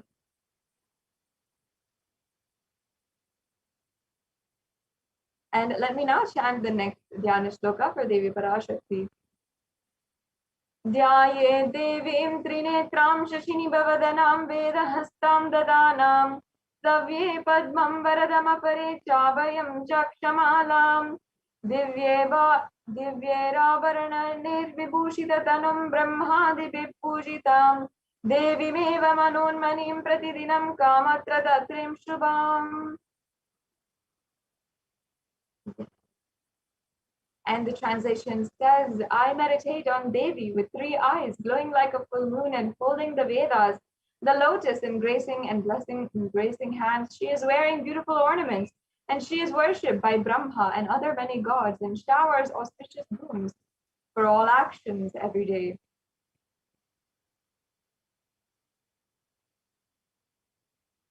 Now, having thus invoked and invited the presence of Devi Parashakti, remembered her beautiful form, let us now enter into the significance of the divine element gold. In these offerings, you will be seeing that many of them are offerings in gold, literally. And they are very ornate, beautiful ornaments that we'll be offering at the divine lotus feet of Devi Parashakti. And there is a very profound significance of gold, actually. And in our day and age, we all know that gold is often used to place ownership in a place ownership on a certain deity, or to place value on a certain relationship. For example, on Mother's Day, Father's Day, on people's birthdays, on our marriage anniversaries, we often give them gifts in gold, and that's how we place a value in the relationship. We like to give gifts or necklaces and jewelry to our wives or to our significant others, or we give golden trophies. And there's so many different golden ways of appreciation and recognition in society that literally mark the status in society. And gold is often the highest place, the highest status in society. Gold medal is often the highest medal in any kind of competition. So this shows that we place so much of value in gold. And however, in our day and age, we have lost the actual significance of the element gold, and we've kind of started to get very superficial about our understanding of gold. It is not simply an economic value, and we cannot place value in relationships by the economic value. Of course, we're not trying to put a price tag on a relationship. We know that there's something more there, but we still actually lost that significance in our lives. Can we go back to the previous slide? In fact, in the Atharva Veda, in one of the oldest scriptures in Sanatana Hindu Dharma, the Atharva Veda is one of the Chatur Veda. And in this, it says that it has a verse on the property, the divine properties of gold. And I'll just be chanting the English translation of this verse. It says, triply born by birth is this gold. From the atoms of Agni is one. It becomes dearest to Agni, and one fell away from the Soma when it was hurt. One they call the seed of virtuous and powerful Apaha, the watery molecules. Let that triple gold be for your long life. So there's two things here. One is the gold being associated with virtuousness and powerfulness, and also gold being associated with long life. And in today in popular culture, we often see that gold is associated with long life, and it has a direct relation to alchemy, to immortality, and that is why people sought after it for so long. And the truth is that in Sanatana Hindu Dharma, we actually mastered these sciences of immortality and of alchemy, and we had the sciences available, and that's why many people have sought after it and even sought to destroy it. And that is ultimately why the divine element gold lost its divine qualities. I mean, not that it lost its divine qualities, but the significance is not known, and we have reduced how we see gold in our day and age, and we've reduced it to simply an economic value, which it is not. In fact, gold is a divine element. In Sanatana Hindu Dharma, it was recognized for how it is purifying anything that it touches, and it has extremely potent qualities of being able to spiritually heal and spiritually enlighten you. So it has such beautiful significance. And that is why even gold is present in all the scriptures, the Agamas, the Vedas, the Shrutis, the Smritis, the Itihasas and Puranas. And in all the Hindu scriptures, it is abundantly present that gold is the most auspicious and purest metal, which even purifies the very being.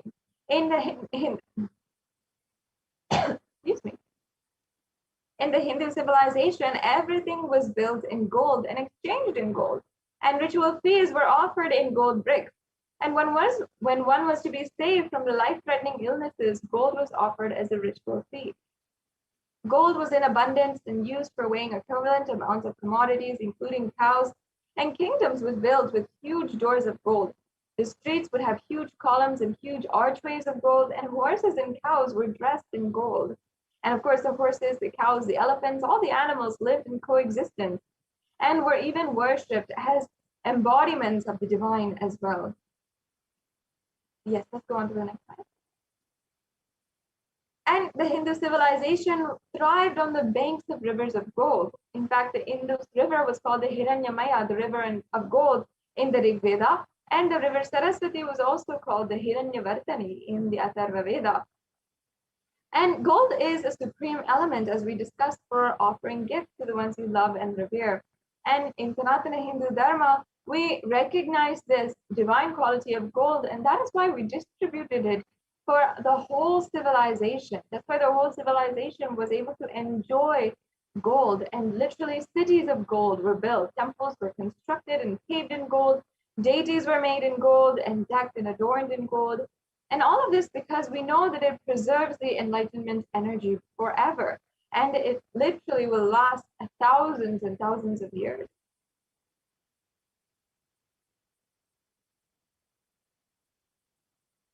Yes, so now we have established the significance of the element gold. And you'll be seeing some of the offerings that we have in gold next. And the first offering that we will be understanding today is the Hundi offering. And it's a really simple offering that you can make, and it's a general donation that you can simply make. And we Hindus know the significance. When we go to the temple, we always offer a few coins or $1 or how much ever we want into the plate of the pujari or into the hundi.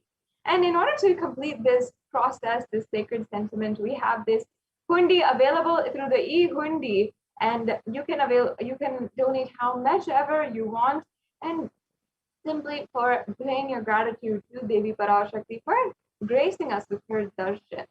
And Devi Parashakti literally accepts all devotion, and she is described in the Lalita Sahasranamam as who is fond of true devotion, who is described as Bhakti Priya, and literally the one who accepts any kind of devotion, and she doesn't ask anything in return. I'll just be chanting that verse now from the Lalita Sahasranamam. Bhakti Priya, Bhakti Gamya, Bhakti Vashya Bhayapaha, Shambhavi Sharadaradhya, Sharvani Sharmadayini. In this Lalita Sahasranama, which is actually a very sacred text, the different names and descriptions of Lalita of Devi Parashakti, and it is sourced from the Puranas, and Vedic rishis had literally chanted this, and from then it became one of the most primary scriptural references and scriptural authorities for the descriptions of Devi. So here, this verse means Devi is fond of true devotion and is realized through true devotion. And she can be won over through true devotion, and she removes all fear. This is such a beautiful verse.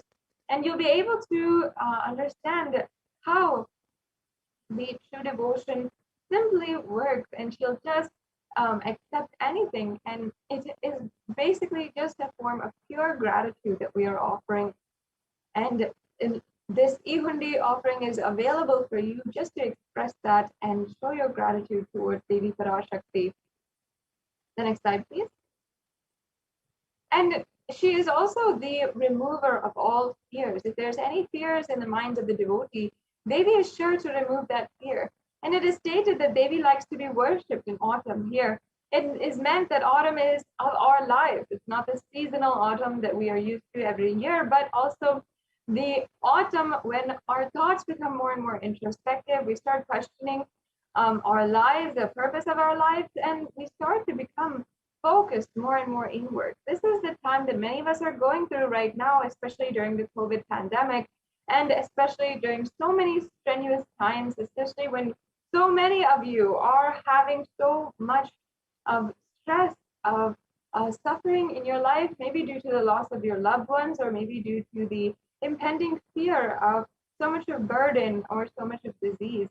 There is so much going on in our lives independently for each and every one of us. And it is now the time that you can worship Devi Parashakti. And this program is available for you every single day to remind yourself of Devi Parashakti's revelations. Every single day we have new revelations, we have new things that we always bring out. And Devi herself has made herself available and giving the live BHAVASAMADHI darshan to each and every one of you, and making herself available during this time of crisis, global crisis, literally. And that is when the need for Devi worship becomes stronger. So you can utilize this Ihundi offering just to express your gratitude. And Devi Parashakti simply accepts any kind of donation, any kind of devotion that you are offering in this way as well.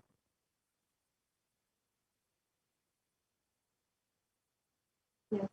The next offering is the Sankalpa chanting. This is also a very simple offering that you can make for $1.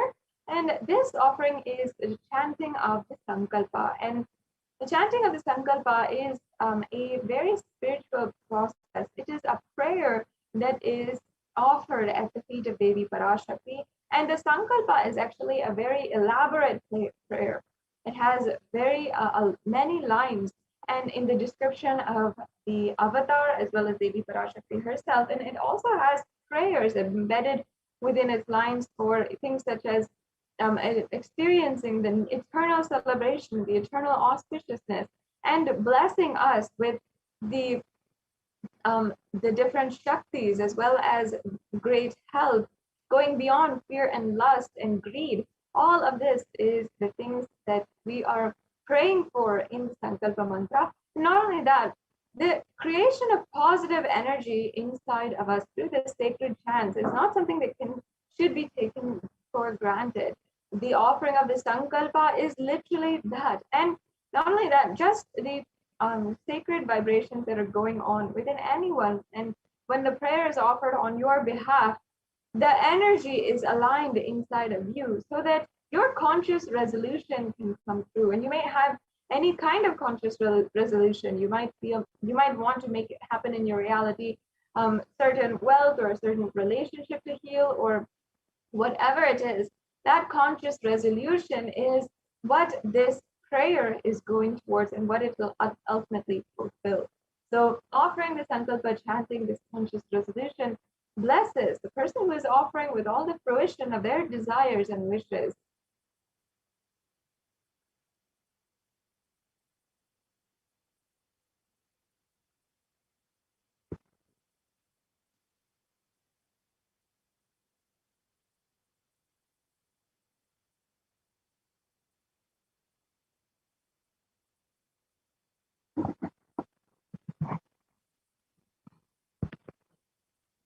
Sorry for the technical glitch. The next offering is this Sahasranama Swarna Kasu. This is an ode and tribute to where Devi Parashakti is recognized as Lalita, and is recognized in the Lalita Sahasranamam in verse 731 as Namaparayana Prita, meaning she who likes the repetition of her various names. This again goes back to the chanting of the Sahasranamam, which is a very esteemed, powerful sadhana in spiritual practice in the Hindu customs in order to achieve the higher energies in your life. And sadhana means spiritual practice. And it really is a powerful way that is actually recognized by so many different people, by researchers, that it creates so much of positive energy inside of you when we are chanting. And that the Sanskrit mantras have so much of association with the positive energies and the positive vibrations. And when you're chanting the names of Devi Parashakti in the Lalita Sahasranamam, it is literally creating that positive energy inside of us. And the significance actually is that the whenever we are cherishing in the inner space, whatever we are cherishing in the inner space is always what is manifested into reality. And we always manifest we always literally manifest whatever is going on inside of us. If we are cherishing suffering and we are continuously worried, we'll see that that is exactly what happens. That's exactly what plays out. If we cherish positive thought currents in the same way, we experience that in our reality. So this offering of the 1008 names of Devi Parashakti is a special and unique archana offered to the Mahameru of Devi Parashakti. You can offer a gold coin inscribed with each and every one of these 1008 names and receive the blessings to have all of the Ananta Kalyana Gunas, literally be blessed and be expressing all the divine qualities of Devi Parashakti.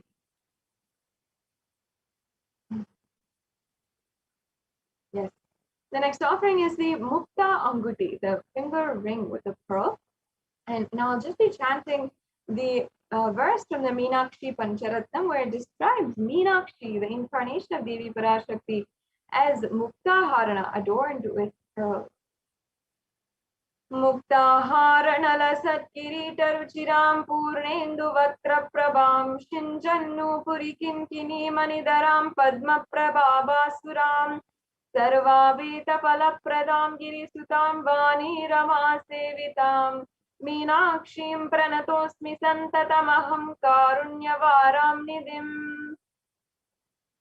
And the English translation says, I bow down to the goddess Meenakshi, whose crown has garlands of pearls and face shining like the full moon, who wears anklets that are studded with gemstones and has small bells, who is shining like the splendor of a lotus and who grants all the wishes, the daughter of the mountain, who is worshipped by goddess Vani and Rama. I remain ever bowing to the goddess Meenakshi, the ocean of compassion. And Meenakshi here is described as the ocean of compassion. And not only that, I think there's a technical glitch. We can go back to the slide. Yeah. And not only that, Meenakshi Devi Meenakshi also is associated with pearls. And literally, pearls actually symbolize compassion, and they're also very much associated with Devi Meenakshi. And Devi Meenakshi is always described to be adorned and decked in pearls, as you can see in this verse as well. And Devi Meenakshi also has such a beautiful way of relating with the whole world and such a beautiful way of manifesting literally Kailasa on planet Earth. Devi Meenakshi was the sovereign leader of all the 56 deshas, all the 56 kingdoms. And when she came down on planet Earth, she united all of the kingdoms, she conquered all the 8 directions, and what is very much known and praised to be called the Big Vijayam, the conquering of all of the directions. And it was basically a conquest out of compassion. That's why Devi Meenakshi is described as the ocean of compassion, because she literally spread compassion across all of the 56 deshas. She brought all of the different tribes that in that point in human history, all this 56 deshas, all of the different tribes of humans were all in this stage of human history. And she brought it all under one rule. And for the first time on planet Earth itself, there was a huge civilization, a huge country living under one rule. And that was the power of Devi Meenakshi. She literally brought a breakthrough to the whole lifestyle of human beings. Excuse me. And she had ensured that the entire civilization was thriving. Literally every human being was taken care of. That was the compassion of Devi Meenakshi. With this offering, you can literally see how you will be blessed with the compassion of Devi Meenakshi in your life. Yes, we can go on to the next offering now. The next offering is the Swarna Padma Pushpa, the golden lotus. And in the Kamic Agama, it's described that all the kalasas should be wound around with suitable thread and covered with new cloth, and they should be adorned with the lotus flower made of gold.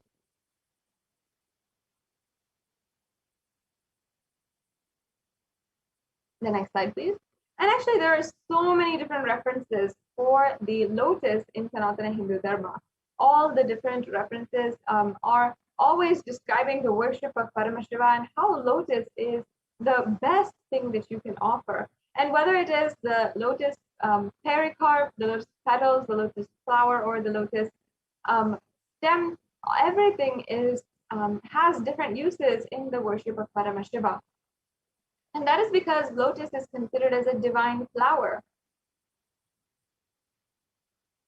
because of its divine quality of elegance, resilience, and radiance. Despite having been in any kind of background or any kind of waters, the lotus still grows and it has that elegance that it still radiates. And in fact, the Shakti of Paramashiva is called as the lotus. The base of the Paramashiva Linga, as you can see in the photograph, is also a lotus. And the disciple of Paramashiva is also considered to be as a lotus which is about to bloom. So you can offer this lotus in any size which you wish and be blessed with the state, face, and powers of Devi Parashakti to face any adverse situation in your life. The next offering is the Swarna Metti, the gold toe ring. And nowadays the toe ring has a lot of use in popular culture and many of us are starting to use it. But actually the origin, the source is from Sanatana Hindu Dharma, and it's actually from this verse that we have here. And we, even until today, in the Hindu customs, in the Hindu marriage, the feet of the bride is adorned with the toe ring. That is because the toenails of Devi Parashakti, literally every woman is invoked as Devi Parashakti and worshipped as Devi Parashakti during her marriage. And she is literally adorned with this toe ring. And she wears that toe ring after that as a symbol of her, of being married, and also as a symbol of being an embodiment of Devi Parashakti. So She is invoked as Devi Parashakti in the custom, and that is because Devi Parashakti's own toenails are decorated with the toe ring. That is because of the significance behind her toenails. And this is why I'll now be chanting this verse. Nakadiditi samchana namajjana tamo guna padadvaya prabhajala parakrita saroruha. And here is described that you whose brightness from toenails destroys the darkness of ignorance from the minds of your devotees, you who prostrate at your feet, and you whose brightness from your 2 feet overpowers that of the lotus flower. So once again, the toenails, it's not just her feet, it's even the grace of her toenails that are powerful enough to remove all the darkness and ignorance from your life. And you can be adorning the feet of Devi Parashakti with his toenail and offer this. And you can be in the constant gratitude for receiving her blessings, even in the most difficult part of your life. The next offering is the offering of the Swarna Mangtika. And Devi Parashakti is described as Shuddha Tarabi Varshini. And that means she who makes the nectar flow in all of our nerves from the Sahasrara and who gives a very pleasant experience of the ultimate. And the Mangtika actually represents the nectar which is overflowing from the Sahasrara Chakra, which is fully open. And the Mangtika, if you don't know, is a jewelry that goes from the center of the forehead to the center of the head to the forehead. And sometimes it also goes across the forehead, it goes across the whole head, and it literally represents the Sahasrara Chakra, which is overflowing, and the nectar which is outpouring from it. And that beautiful significance represents actually the open Sahasrara Chakra. And it's so open, so much in bloom that it literally the nectar is pouring out. And that is the significance of the gold jewelry, that it literally signifies, it has such powerful spiritual significance as well. Not just a offering that we're making out of our love, but so much of spiritual context behind it as well. The next slide, please. So you can offer this Mangtika as a way to offer to Devi Parashakti and receive the blessings of achieving the blissful state of overflowing gratitude in the space of complete completion. The next offering is the Pratyakshapada Puja. And once again, we are remembering the verse from the Saundarya Lahari, which I just chanted. And it states that the nails that have been sharpened by constantly being touched by the crowns of celestial beings who prostrate before Devi are capable enough to remove all darkness. And Tamoguna is considered as darkness. And in this statement, Tamas is indicative of ignorance. And in the minds of devotees, by constantly prostrating before Devi, the ignorance is removed and they attain knowledge, they attain the ultimate knowledge. And the Pratyakshapada Puja is a very precious offering, and especially we are offering to the Nijavatara, the Guru himself. And Guru Padukas has so many different scriptural references, whether it is in the Guru Gita, Guru Paduka Stotram, or in so many different speeches, discourses, satsangs, and the eloquent satsangs and teachings of so many different incarnations of Paramashiva, including Adi Shankaracharya himself, who composed the Guru Paduka Stotram, and as well Sri Satya Sai Baba, who had sung Manasa Bhajare Guru Charanam in his very first, upon the realization of his incarnationhood in the 1940s. So in so many different ways, the Guru Paduka is so much, so revered in Sanatana Hindu Dharma, and we can go on and on describing. Of course, we can go on for 3 chapters, 900 verses about the significance of Guru Padukas. But in this offering is really a once in a lifetime's offering, and many Kailashians offer this once or twice a year, and they make sure that they do that just out of their pure gratitude towards Guru happening in their life, and just literally offering their gratitude at the feet of the Supreme Pontiff of Hinduism. So you can also do this and offer, and make sure that you are offering this Pratyaksha Pada Puja. And the next offering we have is the Vastra Seva. The Vastra Seva is the offering of the sacred cloth or the sacred adornment as well. This also will bring so much of auspiciousness and protection of the Guru in your life. So now this brings us to a conclusion of the array of different offerings that we have for each and every one of you. And now you can see a summary table on the next slide of the different offerings. You can see we have 9 different offerings that are available right now. The Ihundi offering, the Sankalpa chanting, the Devi Sahasranama Kastu, the Mukta Ahuti, the Swarna Padma Pushpa, the Swarna Metti, the Swarna Mantika, the Pratyaksha Pada Puja, and the Vastra Seva. And you can see that there is very minimal amounts, and there's also some substantial amounts that are all available, and various different levels as well. We know that many of you might not be comfortable in making offerings that are more substantial, and you might need to plan further for the offerings like the Pratyaksha Pada Puja or any of these more substantial offerings. But there's still various different levels of the offerings, so none of you need to feel that they're somehow insufficient for being able to make an offering today. It is nothing. It is a beautiful way that you can express your gratitude, and there's so many different levels that you can offer. If not the highest level, then you can offer the lowest and just express your gratitude to Devi Parashakti in some way and form. And if any of these offerings pique your interest as well, you can, but you might not be ready immediately to make an offering, the offering that you'd like to make, because so many of these offerings have so much of beautiful significance. As we described, we learned all the scriptural references in the spiritual context of these offerings. If you're not ready yet and you feel you need more information or you need more time, then you can fill out the BHAVASAMADHI DARSHAN registration form. We can go on to the next slide. And in this slide, we'll be able to see the link for the form.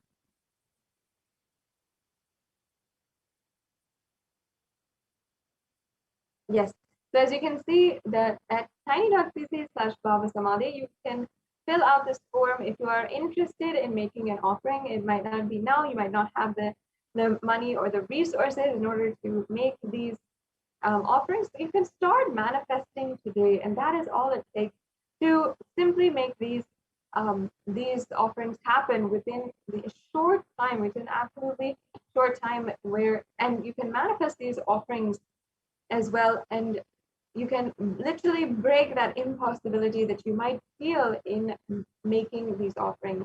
So if you're interested in making these offerings, or you need help in manifesting, or if you'd like more details, you can visit tiny.cc/BHAVASAMADHI and fill out the registration form. And if you are in the next stage, and if you are ready to make a payment today, that's awesome, that's great. You can go to tiny.cc/Devi-offerings and make your payment right now. And as you can see, it'll be a very quick process, just a 3-click process, where you select in the drop-down menu the offering that you want to do, and then you add that to your cart. Then you can go to review your cart, you press proceed to checkout, and then you enter your payment details, and then you are set to go and you have made your payment. And after the payment is done, we request all of the Yajamans, anyone who is making the offering, to ensure that you are filling out the Sankalpa 2021 form at tiny.cc/Sankalpa 2021.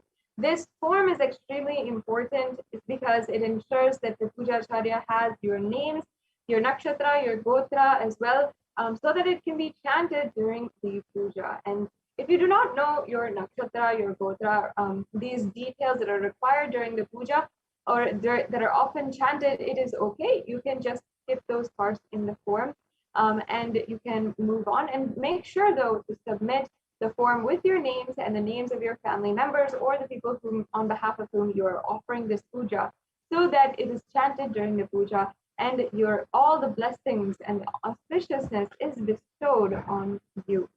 So these are the very quick steps for making a payment immediately. As you can see, it's a very, very simple process. And not only that, we also have another opportunity, which is offering a donation through the e-hundi offering or the YouTube super chat. And on the YouTube super chat, you will be able to see that you should be a member in order to make a donation. So you can join in the join as a member of the YouTube channel, Kailasa's HDH Nithyananda YouTube channel, and then you can you'll be able to see the options for the super chat or super sticker options, and then you can go ahead and make your payment through YouTube, and you can pay through credit card, debit card, or PayPal, and these options are there for you, and it's a very easy way for you to make a donation right now and just offer your gratitude to Devi Parashakti. And now with this, we are coming to a conclusion of this segment of today's program. In the next segment, we will be joined by the representatives from the Adi Kailasa Sarvagna Peetham, who are going to be joining with us, and they will be describing to us the multi-layer quarantine campus that is being administrated right now in Adi Kailasa Sarvagna Peetham and 13 other Adinams in India, and also how the United Nations has recognized this the COVID-19 and multilateralism report submitted by Kailasa to the independent expert on the COVID-19 and multilateralism. And in this way, literally Kailasa has literally made a breakthrough in leading nations across the world in reviving the Hindu solutions in order to bring all the nations to make an international treaty for addressing the COVID-19 pandemic. So with this, we'll now be entering into the next segment. We have Ma Dayame Swami, who is a representative from the Adi Kailasa Sarvagna Peetham, who will be joining with us now. Thank you, Ma. Welcome, and thank you for joining with us and describing now to the viewers about the Kailasa COVID Care Center in Adi Kailasa Sarvagna Peetham. Thank you, Ma Sadashivapriya. Welcome, everyone. Nithyanandam.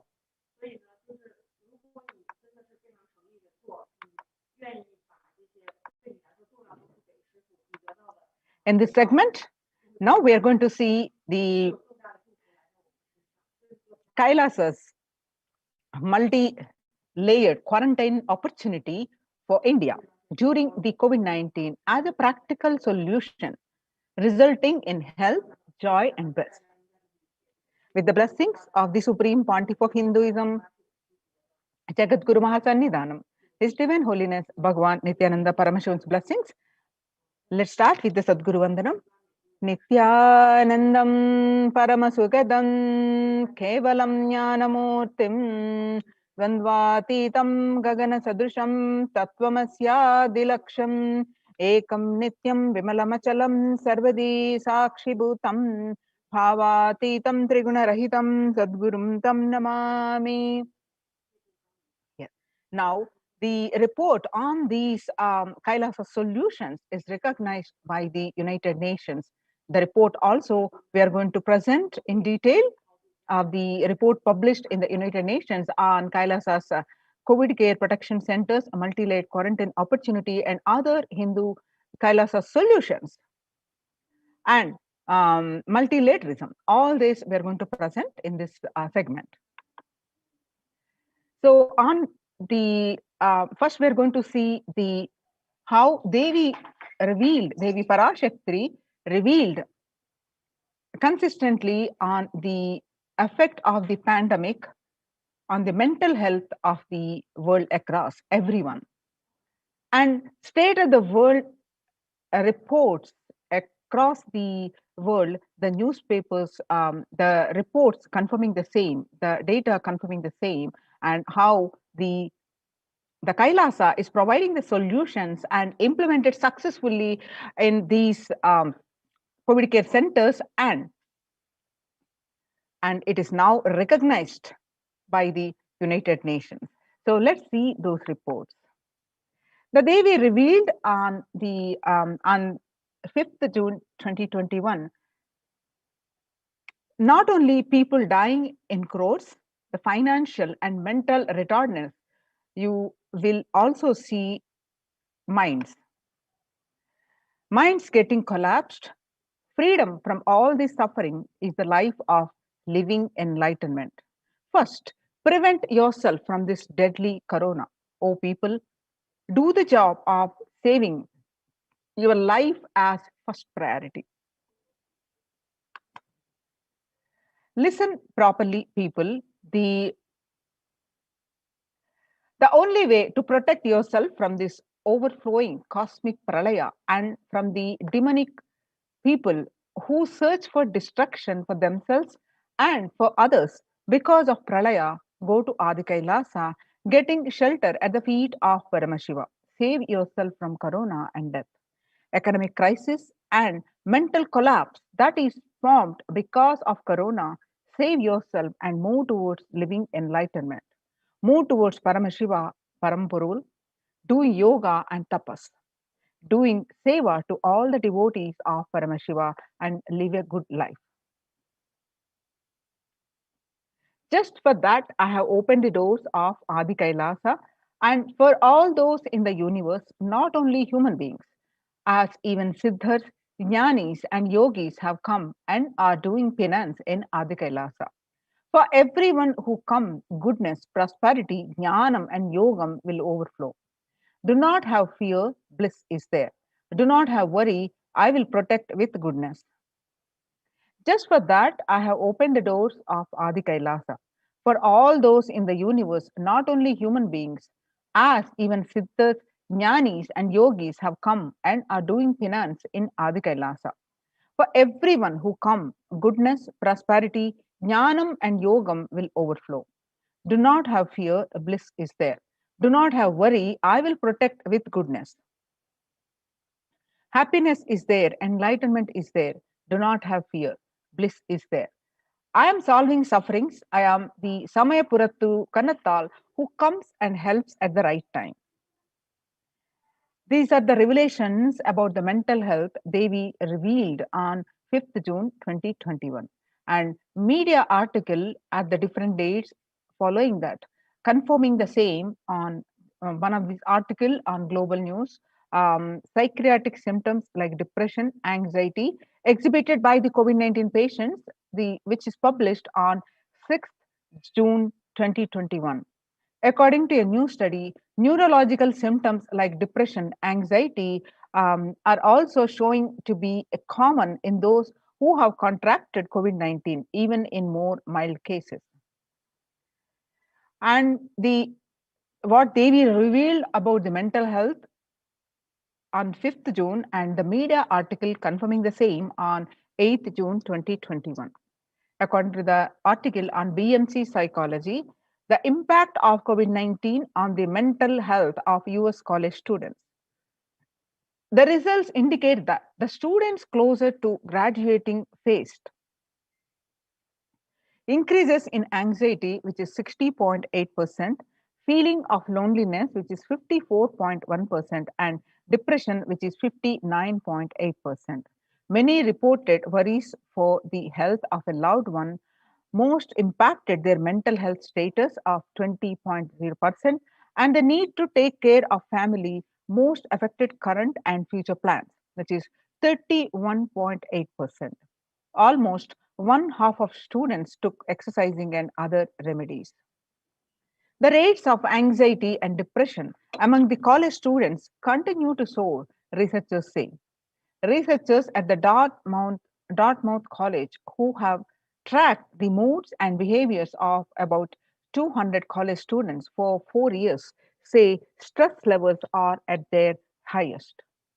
The report by the Lauren Lumpkin on 10th June 2021. The Dartmouth College researchers began tracking 217 students when they entered the school as freshmen in 2017 in the hopes of understanding how they behave. They have seen students' stress levels rise and fall, usually in tandem with midterm and final exams. But since the onset of the coronavirus pandemic, rates of depression and anxiety have soared. and have showed no signs of coming down, said the Andrew Campbell, a researcher and computer science professor. The psychology today on coronavirus, the trauma, the psychological trauma and PTSD event, how this pandemic will result in trauma responses. Much has been said about the mental health crisis that is occurring related to the coronavirus pandemic.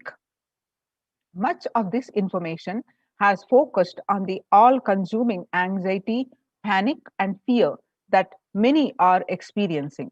While this is important and needs to be at the forefront of discussions, something that has not been discussed in the psychologically traumatic nature of what our nation and our world is experiencing. The increased prevalence of the post-traumatic stress disorder, PTSD, is expected to emerge as a primary factor driving the growth of the global post-traumatic stress disorder therapeutics market over the period of assessment. What it used to be in 2019 and which increased to 11.91% on by expected to rise by 2027.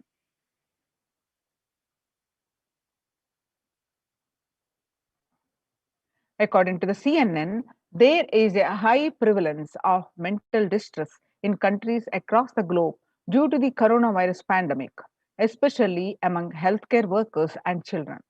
According to the United Nations and the World Health Organization, the impact of the pandemic on the people's mental health is already extremely concerning.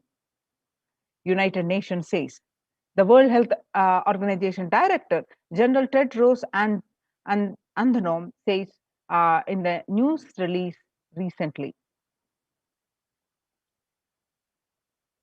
It is now crystal clear that mental health needs must be treated as a core element of our response to and recovery from the COVID-19 pandemic, Tedros added in the CNN published article. Now, how to address these across the world, what they revealed and across the world reports, and the World Health Organization declared that it is affecting majority of the people of the mental related stress and anxiety and related issues. See, one of the majorly they will reveal is yoga. Yoga greatly improves mental, spiritual, and physical health. People who practice yoga experience less anxiety, less depression, and fewer symptoms of post-traumatic stress disorder. Yoga also improves well-being, including increased gratitude, relatedness, acceptance, centeredness, empowerment, self-esteem and compassion, self-awareness, and hope. Yoga can help us to manage stress and self-regulate, an important tool in the current time. We are all equipped with the innate coping strategies for responding to stress. But sometimes our stress response can become out of balance. We are living in a world that regularly activates our sympathetic response, that is, our body's way of responding to stress, sometimes called fight or flight. This is balanced by our parasympathetic response, that is our way, the way the body helps us to rest and relax. Yoga can help bring our paras online and allow us to find balance. Activating our parasympathetic response brings us into a more restful space and allows us to find calmness, connection, and compassion. The deep mindful breathing of yoga and meditation stimulates the vagus nerve, which activates the parasympathetic nervous system and supports self-regulation and stress management.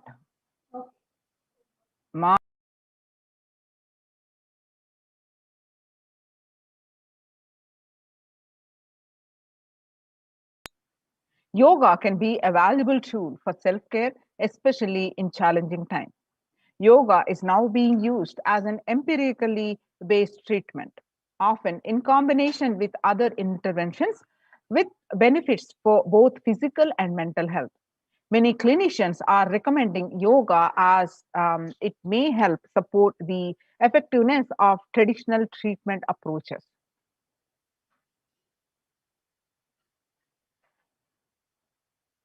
The Psychology Today published that in an article, when we, psychologytoday.com, when we actively choose a tool of self-care, we better equip ourselves to survive and seek resilience in different circumstances. While it is but one tool, yoga offers the potential for connection and well-being, even in these challenging times. Spirituality benefits mental health. Research shows that individuals have better mental health if they belong to a particular community or have religious beliefs. Spirituality can help people in many ways. First and foremost, spirituality or religion can help people find meaning in their life, which is instrumental in improving one's mental health. Spirituality can perhaps help you connect with your divine self. In addition to endowing meaning to your life, it has the potential to improve mental, physical, emotional well being as well. It has been the source of relief and comfort from various challenging issues for thousands of years. The article on the www.livinginwellbeing.org, the psychological health benefits of spiritual practices. Now, revelations to the world by the Supreme Pontiff of Hinduism, Jagadguru Mahasannidhanam, His Divine Holiness Bhagwan Nithyananda Paramashivam on 22nd May 2021. Paramashiva is very clear. Focus on making your body alive, life alive. Mind is obsessive compulsive reaction. It is nothing but a bunch of unconscious reactions. Do not try to sympathize with the mind. Make your body and life alive. That is the only priority for all of you. I am talking to everyone who has a little love and sympathy for me. For all of you, take this as a guru walk. Make your body consciously strong. Gym will build muscles, make you look very nice in the outside, but only yoga and Ayurvedic lifestyles will make your body conscious. Just see all over the world, all the gym bodies are just dropping dead. Only yoga will make your internal organs strong and your ability to manifest consciousness strong. Let me give you the solution from the Paramashiva to protect yourself from this whole pralaya. Not just from corona. The amount of depression, mental suffering, the way the whole world is suffering, the kind of poverty happening, people losing their job, income, having insecurity, comforts being lost, so much. Just make your life extremely strong. 3 years back, I said, keep yourself alive for next 3 years. I have enough evidence that 3 years back, I trained the whole Kailasa. First, the devotees in their own homes. Second, the Kailasavasian inside the Sangha, physically, mentally, psychologically, or consciously for quarantine lifestyle. For being active without getting mentally broken by being in one place, doing intense yoga, making the body and internal organs strong, taking bay leaf, neem juice, tulasi, and haritaki, triphala churna, Ayurvedic lifestyle, a lifestyle of less food and more energy, more activism. I only told it is for an important reason. Please wake up. Quarantine yourself, build your body. Do not bother about your business or any other profit or anything else. This year, if you are alive, that is the greatest profit. Now, this efforts of the Supreme Pontiff of Hinduism reviving the Kailasas and the ecosystems and the results successfully implemented with zero contract of corona pandemic of these multi-layered Kailasas de facto embassies, spiritual ecosystems are successfully been implemented, and a report has been published by the United Nations. And United Nations recognizes this Kailasa's report on the COVID-19 and multilateralism.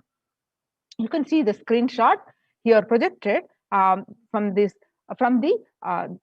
Kailasa's, the Supreme Pontiff of Hinduism, Jagadguru Mahasannidhanam, Bhagwan Nithyananda Paramashivan's Facebook page. You can see, go ahead and click on this link and read the whole article by yourself. And we're also going to present this article here. You can see some more screenshot of this article, which is published, a detailed report. The report published on the https://www.ohchr.org, the Adi Shaivite Minority Tradition.pdf. The globalization of disease has led the world to be only as resilient as the least resilient country and person, especially of highly contagious COVID-19, which has spread the scale and severity not seen since Spanish flu. The variants of the virus, such as B.1.617.2 Delta, the Delta Plus, and Epsilon Gamma, continue to threaten even those vaccinated. Secondary diseases such as black fungus are targeting COVID patients and killing almost 1 in 2 persons in such cases. Human life is more precious and important than all economic principles or systems in totality, because all these concepts are legitimate only because of their utility value, which is to fundamentally make human life better.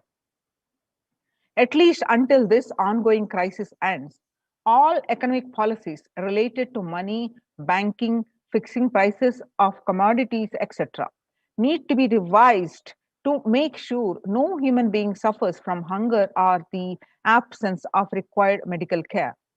For this purpose, Kailasa has presented a detailed report on effective solution for COVID-19 through multilateralism that was published by the United Nations. The earlier reports published by the United Nations are the reports on the rights of indigenous women and girls. And the second reports were published on femicide. Now, this is the third report UN recognizes, and Kailasa's report on the COVID-19 and multilateralism. Now, let us see the report on detailed report of this COVID-19 and multilateralism. A report by the Adi Shaivite Minority Tradition, which is ASMT, Hindu Community Kailas Union. The report submitted in the month of June 2021. Introduction, which was published a few days ago. The introduction is the first key obstacles. First, globalization of disease has led the world to be only as resilient as the least resilient country and persons, especially for highly contagious COVID-19, which has spread with scale and severity not seen since Spanish flu. The variants of the virus, such as the B.1.617.2 Delta, Delta Plus, Epsilon, Gamma, continue to threaten even those vaccinated. Secondary diseases such as black fungus are targeting COVID patients and killing almost 1 in 2 persons in such cases.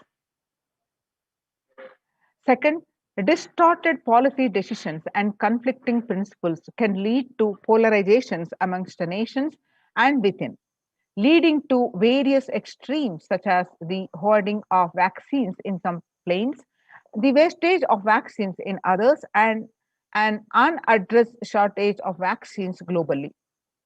Third, the pandemic has exposed the fragility of the global system.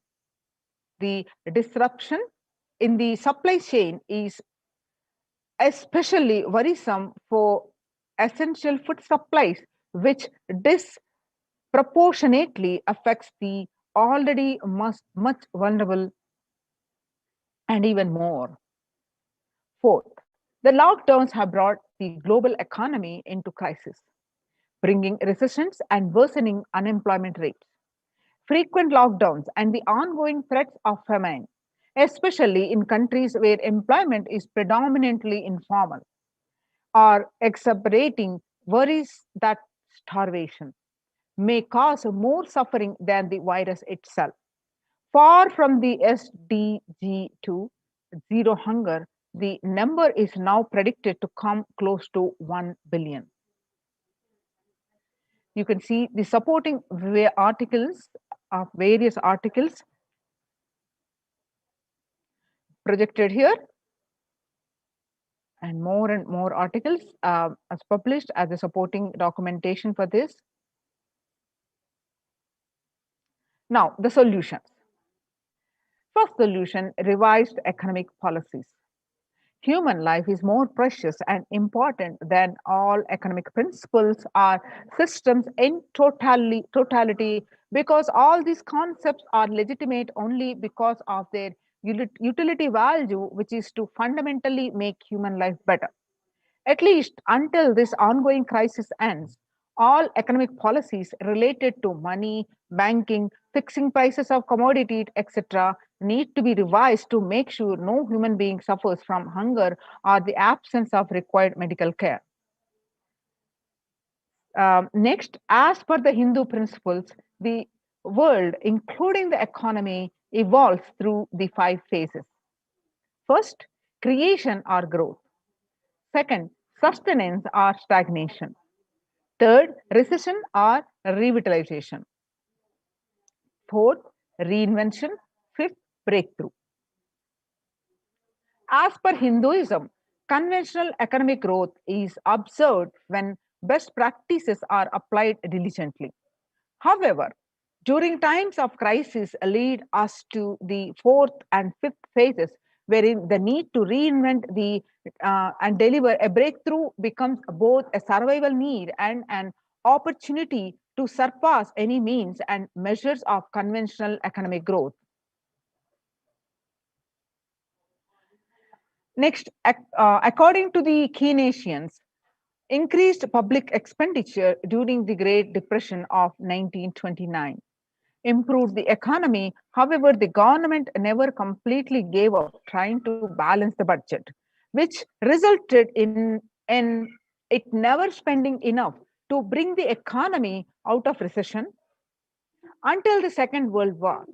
Similarly, the current crisis requires governments to temporarily discard trying to balance economic interests that compromise quarantine safety and put human life at risk, and rather in reinvent their economic strategies and multilateral coordination for benefiting during the subsequent breakthrough period after the end of the crisis. Next is Hindu multilateralism.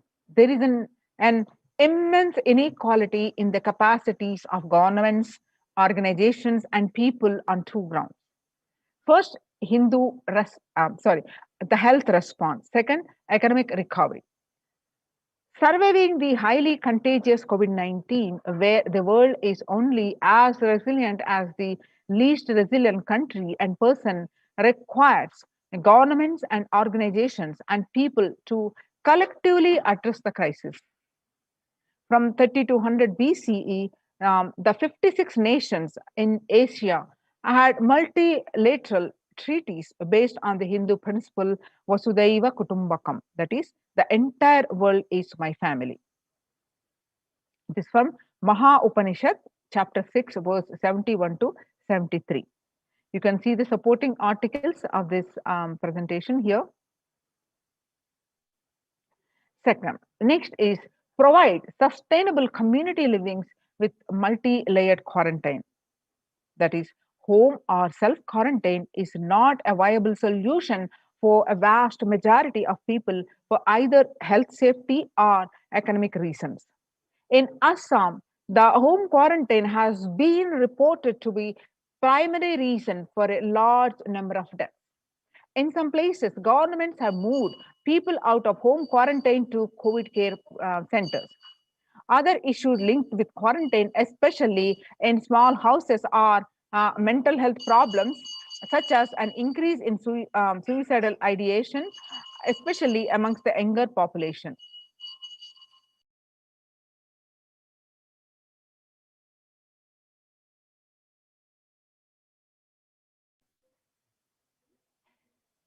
This requires friendly quarantine setups which are self-sustained and sufficient in terms of food stock and supplies, recreation, employment, education, etc. In India, state governments have attended to provide free and paid solutions which face various challenges related to hygiene, exorbitant pricing. Some facilities have seen challenges related to requests for private accommodation. Experimental townships such as Auroville have demonstrated a fair amount of success in creating a friendly, safe, and compliant quarantine facility. However, solutions such as Auroville are not open to the public. For 2 decades, the leader of the ASMT Hindu community, the Supreme Pontiff of Hinduism, Jagadguru Mahasannidhanam, His Divine Holiness Bhagwan Nithyananda Paramashivam, had been creating townships like Auroville across more than 100 cities in several countries. The Supreme Pontiff of Hinduism, Bhagwan Nithyananda Paramashivam, has urged the citizens worldwide, especially from severely affected, the regions which severely affected by the pandemic, to protect themselves as the topmost priority and avail these free quarantine facilities that the community has created, especially as home quarantine has failed for many and is known to be a primary reason for a large number of deaths in many scenarios. The Supreme Pontiff of Hinduism, Bhagwan Nithyananda Paramashivam, has emphasized the need and urged the government, the worldwide, to provide food, safety, medical care, shelter, and all survival needs to all human beings under their care, with absolute multi-layer quarantine until the coronavirus is eliminated from planet Earth, including all different strains of the virus. Now you can see the supporting articles which are projected here. Next is educate citizens on individual pandemic management. Unlike previous pandemics, the current era provides active, real-time visual information about the fatalities. And underreporting of this data may give false hope and make people reckless. Exaggerations in reporting can also make people reckless as they may feel eventual death due to a coronavirus is inevitable. So proper education is extremely crucial as it will dramatically reduce the number of deaths and reduce the challenge on the healthcare system. Alcohol-related deaths have hit a record high during this pandemic, and long post-lockdown liquor lines are some extremely worrisome issues regarding which people need to be educated. As a top priority, people need to be given confidence in their life as the security about the future for them to stop behaving recklessly or fall into depression and commit suicide. Leveraging best of different economic systems based on charity, barter, and money. Ancient Hindu economic treatise by Paramashiva, the primordial Hindu divinity, describe 3 kinds of economic systems and their principles. First, for things that do not perish by sharing, such as education and knowledge, Paramashiva recommends that no fee be charged. Second, for survival needs such as food and healthcare, barter and charity are recommended. Third, for all other infrastructure development works, services and commodities, gold and conventional currency-based transactions are allowed. These systems are still in practice in the modern day out, but grossly overlooked and not sufficiently studied with their close relation to mainstream economics. the World Health Organization, and the GISAID provided early access to data regarding the virus. This is an example of an open knowledge based economic policy where critical data about the virus was not monetized. Similarly, South Korea helped the USA access mass and testing kits. And there was a hope that these would lead to a reciprocal arrangement in terms of vaccine, which is like a barter based model allowed in food and healthcare. Next is Hindu policies for food security. A highly effective concept for ensuring food security in ancient Hindu nations was that of food grain banks. These were prevalent until the 18th century. The elderly in villages would start food grain banks with a seed capital of grains collected by fundraising. If any person met with a crisis such as a crop failure, the food grain bank would lend him grains in exchange for an interest. The compound interest was prohibited in grain banks, which the debtor was expected to return with the principal grain amount during the next harvest. The bank would expand its reserves of food grains based on the interest earned and donations. At the time of severe crises such as famine, the entire village would be able to withdraw these grains. And if required, all such grains loans would be written off on humanitarian grounds. In Hindu temples, food is shared for free as a policy. This was the case in both ancient times and in modern times. For 27 years, every month of the Hindu ASMT community has served more than 3 million free organic meals in religious gatherings to everyone without discrimination and has served over 1 billion free meals in total. Such private and public efforts are crucial to ease the threats of starvation, which is estimated to hit a billion people worldwide. Next is monitor global health. The crisis requires governments to take aggressive, proactive measures to monitoring health. Smartphone applications have been used by the governments that are based on health code color systems that categorize individuals into 3 color groups based on their health status and travel history and then determine whether they need to be quarantined. You can see the supporting articles here.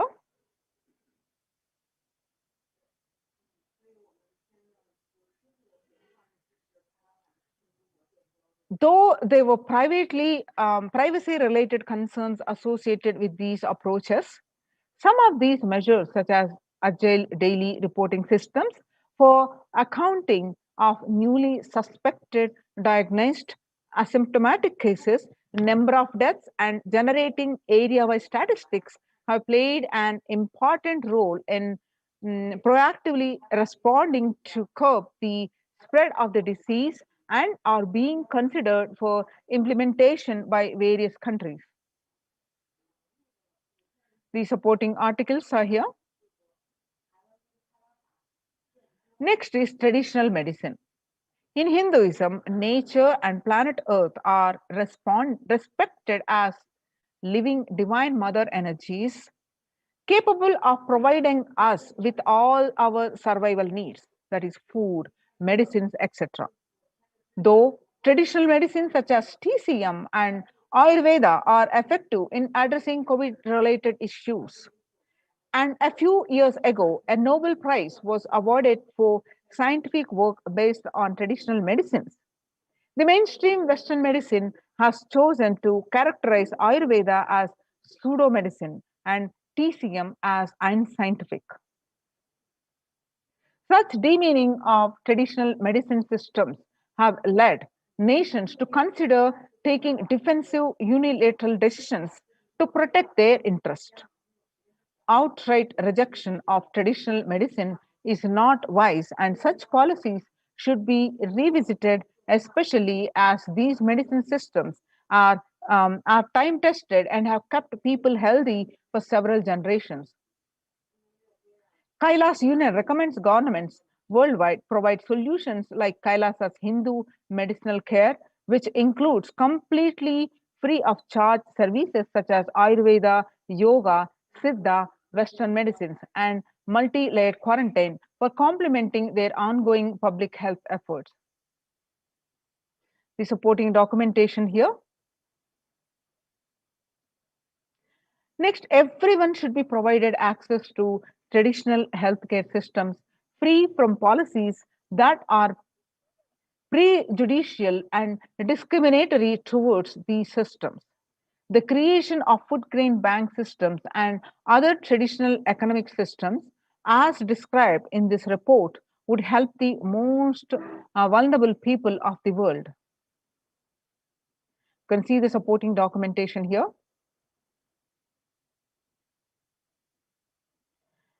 Now we have seen the detailed report, how all these that is presented are implemented in Kailasa's de facto spiritual centers and successfully implemented, and there is a zero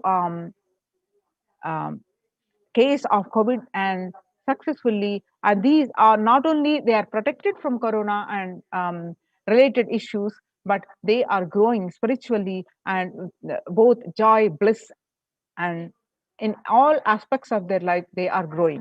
So join these COVID care protection centers.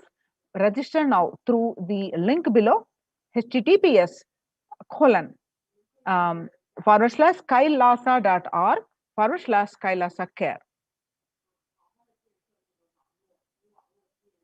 Now let us see the, as Devi said, the spirituality helps in dealing with the mental stress.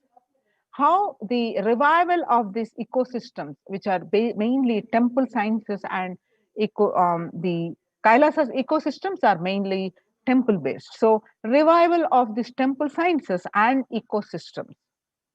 The Kailasa Department of Enlightened Civilization presenting this. Now, with the blessings of the Supreme Pontiff of Hinduism, let's understand this. Now, as you see, across world, especially across India, the famous temples which are were running seamlessly for thousands and thousands of years are now shut down. For example, the Shirdi Sai Baba temple will remain closed for devotees till further orders, and the temple administration took the decision after the Maharashtra government on Sunday announced a weekend lockdown and night curfew in the state to control the spread of coronavirus. The famous Puri Jagannath temple to remain closed for public, keeping in view these in surge of COVID-19 cases in Odisha and also in Puri, the authorities of the temple of Lord Jagannath in the pilgrim town on Sunday.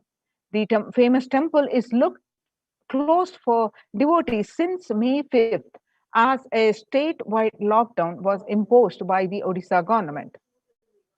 Not only that, the all religious places closed for public in Bhubaneswar as the city records the highest daily COVID surge, with the Odisha capital Bhubaneswar registering the highest ever single day spike of 581 new COVID-19 cases. The local municipal authorities declared the closure of all religious places like temples, mosques, gurudwaras, and churches for devotees till further orders.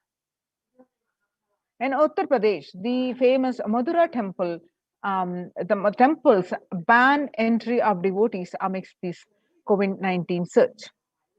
Two major temples of Sapta Devalaya, the cluster of 7 temples in Vrindavan, banned the entry of devotees in view of the rising in COVID-19 cases.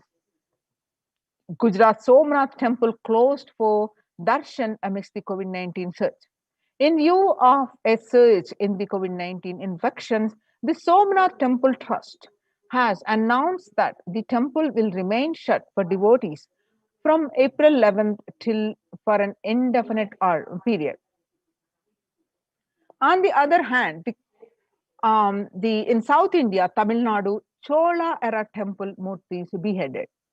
The murtis of a Chola temple have been vandalized in Pudukkottai, Tamil Nadu. A devotee who went to the temple was shocked to find all the murtis in the temple in a beheaded state. He lodged a complaint with the local police later. The Kailasa, the temple in village in Pudukkottai, is said to belong to the era of Kulothunga Chola II. With Shiva as the presiding deity, the temple houses other deities such as Ganesha, Parvati, Murugan, Krishna, and Nandi. All of these murtis were discovered in a beheaded state 2 days ago. Now let us understand how in the times when COVID-19 is rampant and the ancient temples are in a lockdown because of the risk of the widespread corona disease. The devotees of these temples were visiting and having darshan of their gods and goddesses for thousands of years. Yet, all these ancient sacred sentiments have come to a harming halt after the lockdowns have taken place. The religious fervor of the devotees is being lost due to the pandemic. The Supreme Pontiff of Hinduism is reviving the Kailasa ecosystem and bringing all the ancient traditions of the online platforms on Kailasa TV, YouTube, and Facebook. Now, let us understand with the blessings of the Supreme Pontiff of Hinduism, first the basic science of why the temple-based ecosystems, why we worship, why deity worship. The Supreme Pontiff of Hinduism says that please understand deities are not mere idols. They are embodiment of ideals. We do not worship the idols. We worship the ideals presented through the idols. When the divine is present in before him in a form that he can see, touch, and relate to, the transmutation becomes an easy and joyful process.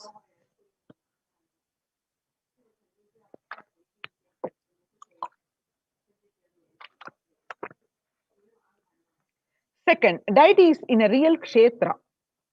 A kshetra is a high frequency vibrational energy are always carved in the form of ancient masters and enlightened beings.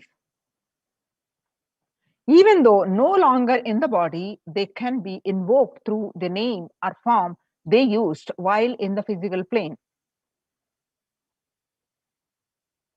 When we pray to the deity or chant its name, the corresponding divine vibration is automatically awakened and becomes available on the energy plane to guide and bless us. The Supreme Pontiff of Hinduism says we mastered the science of bringing the divine to the deities and expressing the divine through the deities. The whole science has been mastered in the Vedic tradition. The revival of temples will be the revival of the world, peace and world bliss. The revival of temples will be the revival of world peace and world bliss. Revival of temple culture and the deity worship where people are made to look in. That is where the revival of Sanatana Dharma, the Advaita Satya, is going to happen. The divine has the infinite auspicious qualities. Whenever a devotee fervently worship him and seek his presence to protect him or to save him, or whenever the world at the destruction, in the verge of destruction, with the divine manifest in one specific auspicious quality, that is the specific form we give a name. That we in Sanskrit we call Ananta Kalyana Guna, that is the infinite auspicious qualities. Shiva saved Markandeya from death. Markandeya has destined to live only 16 years, and knowing this, his parents were devastated, and they were at the time coming closer to his departure, they were stuck with a deep sorrow. To see this, Markandeya decided to remove the sorrow of his parents, and he prayed intensely to save his life to Paramashiva. On the day of his, when the time is ended on Markandeya, the Kala is the lord of death. He arrived to take the life of Markandeya. The time Markandeya hugged the Paramashiva Linga and intensely prayed him to save him. That's when the Paramashiva manifested as Kala along with the Devi Paramashakti, and saved Markandeya and blessed him with the boon of immortality. The form that saved Markandeya, we worship him as Kala, the Lord of Death. Same way, he danced in ecstasy. Paramashiva, as a cosmic dancer, performed the Panchakrutya, the 5 actions as Natara, the creation, sustenance, rejuvenation, and the pulling out of delusion and the giving us the liberation as a cosmic dancer so casually. So the cosmic dancer became, that cosmic action became Nataraja. So Vishnu's and every very action of showering blessings on the world becomes Lakshmi. Brahma's every action of constantly sharing the wisdom becomes Saraswati. So each of the actions of the ultimate becomes independent intelligence and energy. So when you connect with those independent intelligences, those deities, whatever you want immediately happens. Whatever result you want, worship with rites those divine energies who are the personification of the specific actions. Immediate results are achieved by connecting with those deities. In this world, this can be a powerful method through which you can achieve whatever you want in your life. Join now in Kailasa's COVID care protection centers and save your life, protect yourself. Register now through the link below, https://kailasa.org/Kailasa care. The link, I spell it out, https://kailasa.org, KAILAASA.org Kailasa care, which is KAILASACARE, Kailasa care.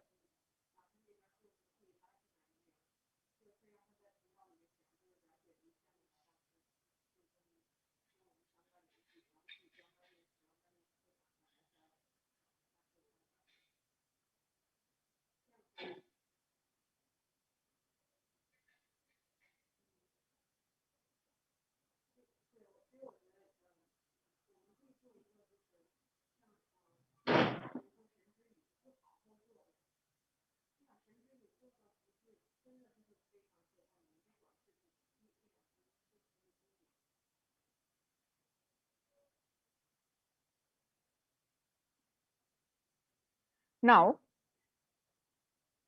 in the Kailasa's de facto spiritual embassies, which are COVID care protection centers, which now officially recognized by the United Nations, by the blessings of Supreme Pontiff of Hinduism, let us understand the need for the activities, the various activities, the spiritual routines.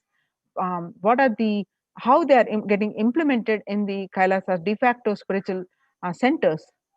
Let us understand some of the world statistics and how Kailasa is successful in implementing, in combating this pandemic. In the world today, younger adults are more likely to report symptoms of anxiety and or depressive disorder during the COVID-19 pandemic. The ages 18 to 24, 56.2%, and ages 25 to 49, about 48.9%, and ages 50 to 64, about 39.1%, and ages 65 plus, about 29.3%. So this shows, the statistics shows the young adults about 18 to 24 are more are affected with anxiety and depressive disorders. The average share of adults reporting symptoms of anxiety disorder and depressive disorder from January to June in 2019, for the 6-month period, what it used to be 11%, is now in just 1 month in 2021 increased to 41.1%. According to Household Pulse survey, the report is very alarming. The percentages are based on responses to the GAD2 and PHQ2 scales. Pulse findings shown here for January 6th to 18, 2021 have been stable overall since data collection begins in April 2020. The source of this is NHIS Early Release Program and US Census Bureau Household Pulse Survey. Some more data with the young, showing that young adults are the share of adults reporting symptoms of anxiety and or depressive disorder during the COVID-19 pandemic. The young adults are affecting more. Then as the age, about 65% are 65 age and plus are the least affected. So how are you feeling? What employees say they feel more than half the time at work? 34% say they are tired, 34% say they are stressed, and 27% say they are burnt out. And 22% say they are discouraged, and 19% say they are distracted, and 17% say they are depressed. The stress in America 2020, a national mental health crisis. COVID-19 is a significant stressor for most Americans. Nearly 8 in 10, that is almost 78%, say the coronavirus pandemic is a significant source of stress in their life. Nearly 7 in 10, that is 67%, say they have experienced increased stress over the course of the pandemic. 1 in 4 essential workers, which is 25%, diagnosed with the mental health disorder since the start of the pandemic. The COVID-19 could exacerbate the doctor's existing mental health burden. More than 60,000 US healthcare workers have contracted COVID-19, 300 have died. Of the health workers who treated patients during the China's COVID-19 outbreak, 50% showed signs of depression and 45% showed signs of anxiety, according to the preliminary researchers. The self-reported mental health among the pregnant women, new mothers, before the COVID-19 pandemic, the depression levels are 15%, but during the COVID-19 pandemic, which increased to 40.7%. And before COVID-19 pandemic, the anxiety levels are the 29%, and during the pandemic, it is increased to 72%. US cases of depression have tripled during the COVID-19 pandemic. A large study finds a dramatic increase in the number of adults in the United States reporting symptoms of depression during the COVID-19 pandemic. The number of adults experiencing depression in the United States has tripled. According to a major study, researchers estimate that the more than 1 in 4 US adults are now report experiencing symptoms of depression. Before the pandemic, 8.5% of US adults reported being depressed. That number has risen to 27.8 as the country struggles to COVID-19.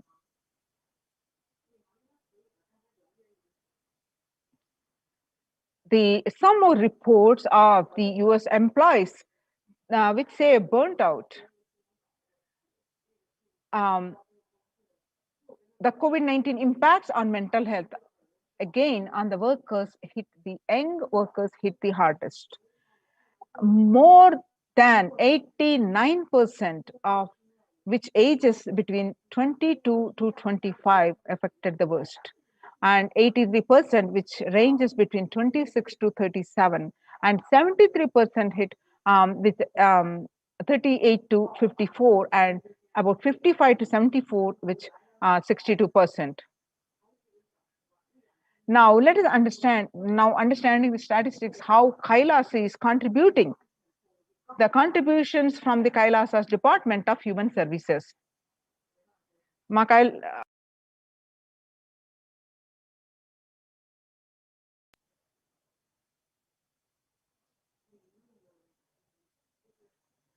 The Kailasa Department of Religion and Worship, the Department of Human Services, and each of the Kailasa's temple ecosystems consider the right of happiness to be the highest fundamental right of all human beings.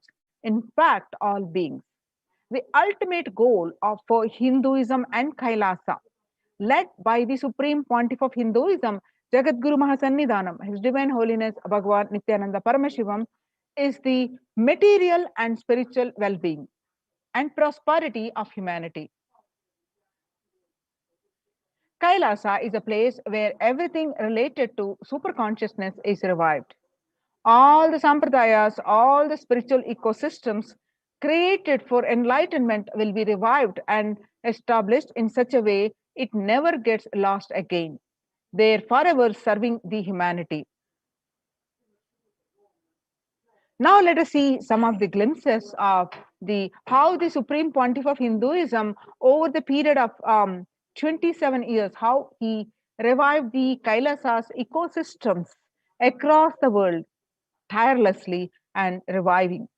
And some of these glimpses that you see, the photos are from the year taken on 21st October 2006, following a meditation under the sacred banyan tree in Adi Kailasa. The peacekeepers of Kailasa and along with the children of the Nithyananda Gurukul celebrate the auspicious occasion of Deepavali. On 22nd December 2018, the peacekeepers of Kailasa and the participants of the Paramashivoham meditation workshop take part in the celebrations of a traditional flag hoisting ceremony, the Adi Kailasa Bidadi, which the picture is taken on 22nd December 2018. Now you're seeing the pictures of the taken on 14th December 2006, where the Supreme Pontiff of Hinduism conducting the Nithyananda Spurana Convention, which is also called Life Bliss Program Level 2, a meditation workshop at Chennai, where you will find the thousands of people attending this program. And on 17th December 2006, the Supreme Pontiff of Hinduism conducting the Nithyananda Spurana Convention, which is also called Life Bliss Program Level 2, at the St. Peter's Engineering College, Chennai, India, where you will see thousands are attending this program. Now you are seeing the pictures of the peacekeepers of Kailasa and the Supreme Pontiff of Hinduism embark on the Himalaya Yatra, the traditional sacred pilgrimage to the Himalayan mountains and up to the river Ganga. This picture is taken on 26th May 2006. Now we are seeing the pictures which taken on 20th December 2011, where the temple ecosystem of Tiruvannamalai serves as the driving factor in maintaining the lifestyle of health, wealth, and well-being for these citizens of Tiruvannamalai, one of the remaining temple ecosystem, where you find the Supreme Pontiff of Hinduism waving the flag and inviting thousands of devotees. Now you are seeing the pictures of the peacekeepers of Kailasa and participants of the Paramashivoham meditation workshop take part in morning meditation and traditional puja and our ritualistic worship. The pictures are taken on 31st December 2018. The pictures are taken in Adi Kailasa Sarvajna Peetham. Now you're seeing the pictures are the peacekeepers of Kailasa, led by the Supreme Pontiff of Hinduism, take part in Karaseva, the voluntary contribution of physical service towards the cleaning or construction of the sacred Hindu temple. The pictures are where you'll find the Supreme Pontiff of Hinduism demonstrating himself the value of the Karaseva. The picture taken on 11th September 2016. Now you're seeing the picture of Kailasa's embassies, the ecosystems across the world, which spread across the continents. Now you're seeing the pictures of the first ever Kailasa ecosystem in 1994, where the Mataji Vividananda Puri handed over the Kailasa in Tirunamalai. Handed over, traditionally passed to the hands of the Supreme Pontiff of Hinduism, Jagadguru Mahasannidhanam, His Divine Holiness, Bhagwan Nithyananda Paramashivam. Rightmost picture that you're seeing are taken on 2017, where Kailasa in Tirunamalai receiving visitors and delegates for the Kalpataru meditation workshop and Shivadiksha. Now you're seeing the pictures of 11th March 2017, Kailasa in Tirunamalai. Thousands arrived to celebrate the enlightenment ecosystem and to traditionally meet the Supreme Pontiff of Hinduism. Now you're seeing the pictures are from Kailasa in Los Angeles, California. The Western headquarters, which has the temple complex, has a 25,000 square foot, housing over 80 plus deities. It is one of the largest Hindu temple ecosystems in the West. Now you're seeing the pictures in Kailasa in Columbus, Ohio. The first temple established by the Supreme Pontiff of Hinduism outside of India. The temple physically came to life in just 9 months. The chief presiding deities of the temple are Sri Nithyanandeshwara Paramashiva and Nithyanandeshwari Paramashakti. The deities are 7 feet tall granite, made of granite and weighing 6 tons. And their divine faces have been directly hand-carved by the Supreme Pontiff of Hinduism. Now you're seeing the pictures of Kailasa in Seattle, Washington, housing the blissful dancing form of Ganesha, the largest living Nataraja deity outside of India. Kailasa in Seattle is also known as Chidambaram of the West.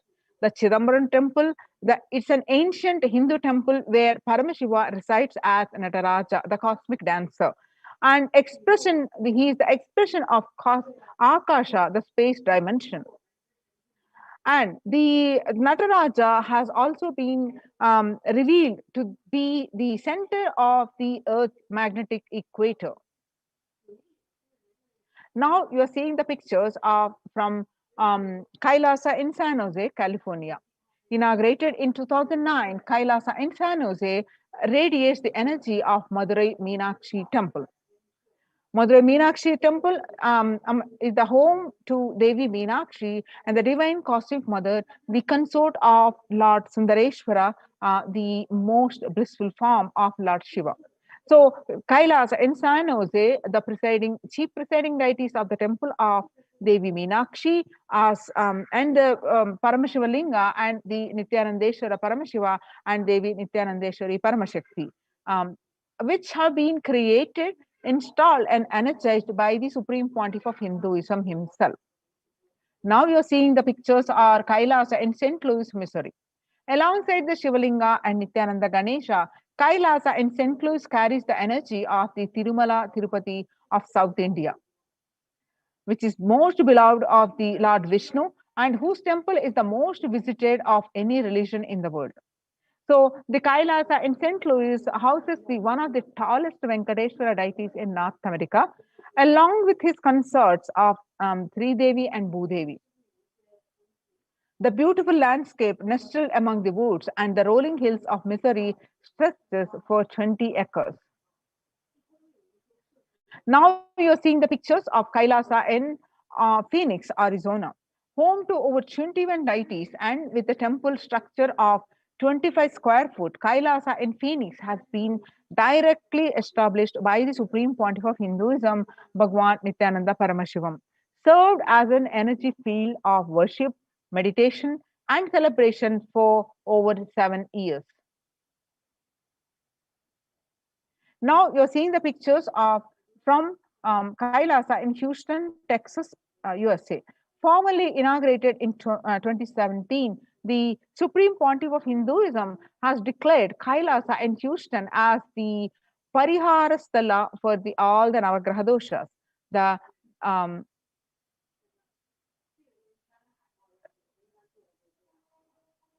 now you're seeing the pictures are from Kailasa in Toronto, Canada.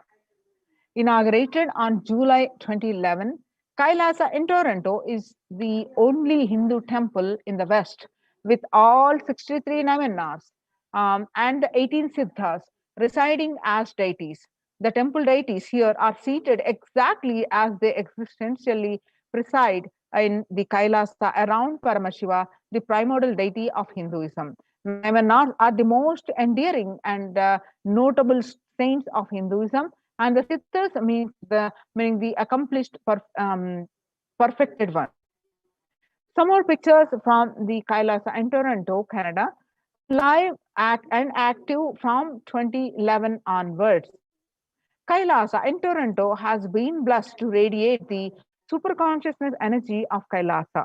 This temple ecosystem goes on providing various temple services to the community, such as Annadan and traditional Hindu ceremonies. Now, let us see the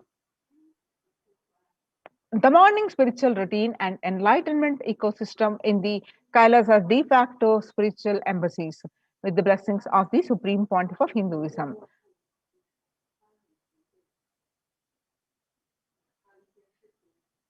The morning spiritual routine is the fuel to reach Kailasa.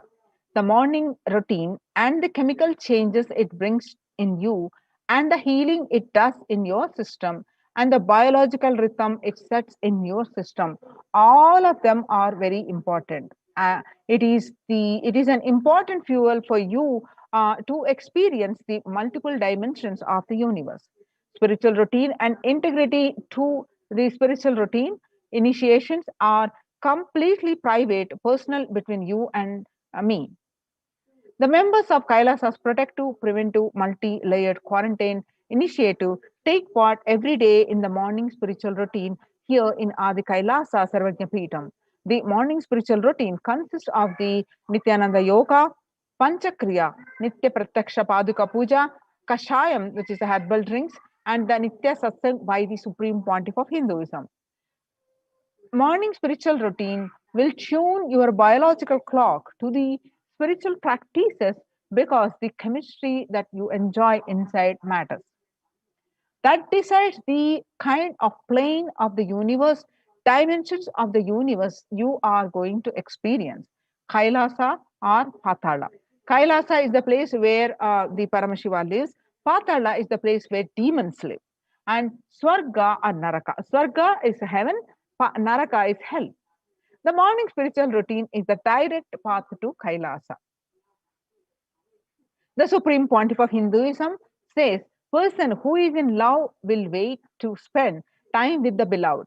If you are a seeker, and you will be waiting for these 5 hours every day, because that is the time you get near what you are seeking closely. A person who is in love will be waiting to spend time with the beloved. A person who is seeking will be waiting to spend these 4 hours, because this is the time you get closest to what you are seeking. Your seeking takes shape into the system. When your beloved comes near you, if you are tired, the love is gone, dead. During the morning 4 hours, if you are bored, your seeking is dead and gone. You need thorough overhauling inside you. You need to ask yourself, you need to question the many of your answers, and you need to bring pure questioning back to your life. The morning yoga, when you do the yoga, you experience your entire body becoming Amrita Sharira. It becomes an ecstatic body just by the air, without any external touch. The Panchakriya. The Panchakriya involves the 5 powerful processes to remove toxins and impurities from your system. Just like how we take a shower every day to clean the external parts of our body, Panchakriya is a powerful cleansing process which cleanses the internal organs of our body, keeping it cool. And these techniques are not only cleanse our body, but bring peace and balance to our mind and lightness and bliss into our being. In puja, you experience the space of bhakti, the devotion, and the space of surrender that occurs to you from this devotion moves you from I, which is so heavy, to the God or Guru. This surrender allows us to drop all the unnecessary baggage from the head. One of the beautiful pujas in Hinduism is Rudrabhishekam. In Rudrabhishekam, we offer sacred bath to Shivalinga while chanting the powerful mantras. The Shivalinga is the deity which beautifully represents the divine. Its form indicates how God is beyond form and formless. In puja, we sit down and connect with God by performing Rudrabhishekam. O Sadashiva, O God, I know you are the source of everything, and you are everything, and you are in this Shivalinga, and you are in this body. Let me connect with you, and let you reveal yourself to me. When we sit in that bhava, when we sit with that context and do the action of Rudrabhishekam, we experience the BHAVASAMADHI. Only BHAVASAMADHI can give us the highest taste and highest joy in life. Rudrabhishekam is a beautiful ritual which allows us to experience the Bhava Samadhi of Shivoham, that I am the divine. In morning spiritual routine, when you do it, you will manifest Shaktis and spiritual powers. If you just follow this morning 5 hours enough, you will have Vak Shakti, all Shaktis manifesting in you, because all the obstacles of manifesting Shaktis, the tiredness, boredom, pitta, fatigue, everything will be churned out in that morning 5 hours. The morning puja is the best powerful mandala process, the Shakti Pata, melting your being, and then sitting and listening to the sacred truths, constantly inspiring, engaging, alive, awakening. Just this morning 5 hours. If you can bring integrity and authenticity, all the obstacles stopping you from power manifestation will disappear. You can perform all the spiritual practices by yourself, like morning yoga and nitya puja, but there will always be risk of losing your initial inspiration and excitement after a few days or after a few weeks. Living in the enlightenment ecosystem, even if your boredom or tiredness try to pull you down, the Sangha will support you, help you by giving the wake-up call and supporting you to complete your incompletions. So join now and save your life and protect your life. Register now through the link below, https://kailasa.org/Kailasa care. Now we'll moving on to the next segment of this program after a short break.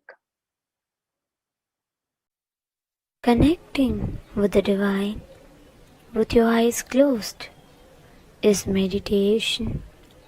Connecting with the divine with your eyes open is darshan. Come, let us all now move from meditation to darshan. Slowly, very slowly, please open your eyes.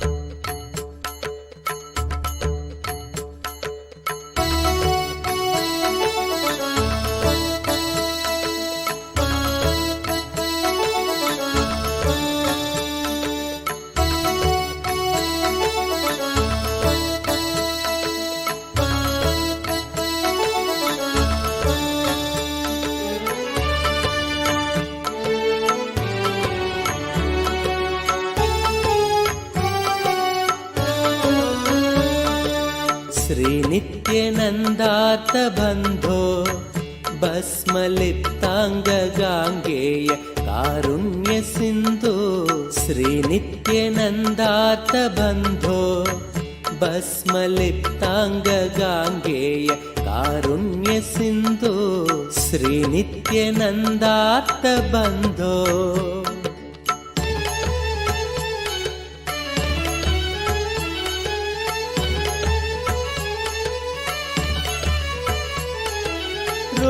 रुद्राक्षधारिन् नमस्ते रौद्ररोगं हरत्वं परारेर्गुरोर्मे रुद्राक्षधारिन् नमस्ते रौद्ररोगं हरत्वं परारेर्गुरोर्मे राकेन्दुवक्त्रं भवन्तं माररूपं कुमारं भजे कामपूरम् राकेन्दुवक्त्रं भवन्तं माररूपं कुमारं भजे कामपूरम् श्रीनित्यानन्दा नमस्ते गुरुनित्यानन्दा नमस्ते श्रीनित्यानन्दा नमस्ते गुरुनित्यानन्दा नमस्ते श्री नित्यानंदार्थ बंधो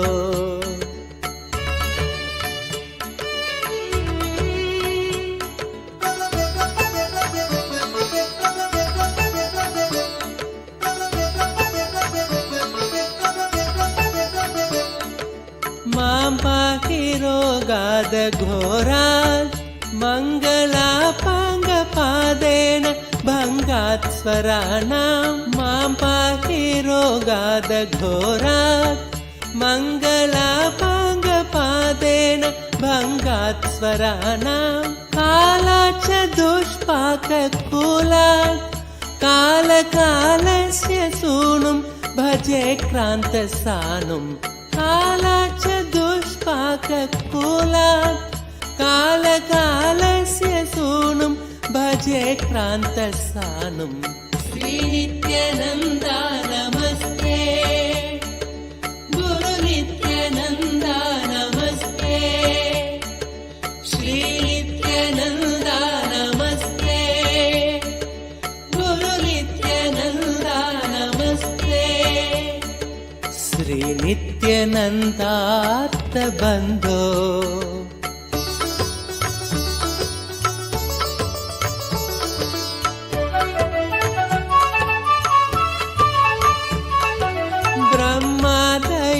यस्य शिष्या ब्रह्मपुत्रा गिरौ यस्य सोपानभूता ब्रह्मादयो यस्य शिष्या ब्रह्मपुत्रा गिरौ यस्य सोपानभूता सैन्यं सुराक्ष्वापि सर्वे सामवेदादिगेयं भजे नित्यानन्दम् सैन्यं सुराक्ष्वापि सर्वे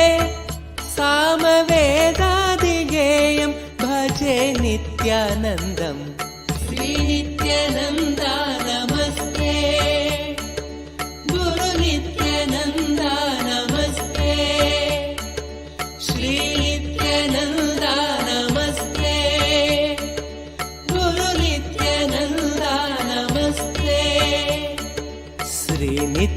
श्रीनित्यानन्दार्थ बन्धो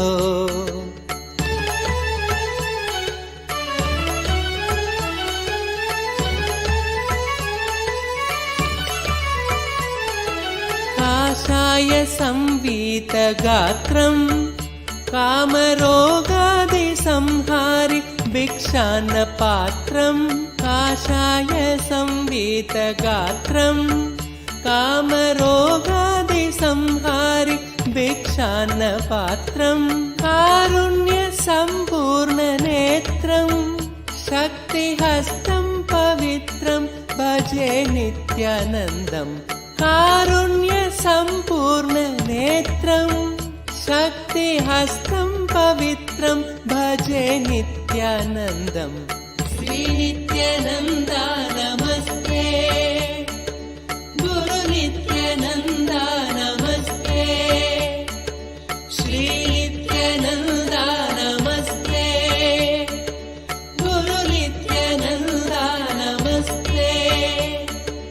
श्री नित्यानन्दार्थ बन्धो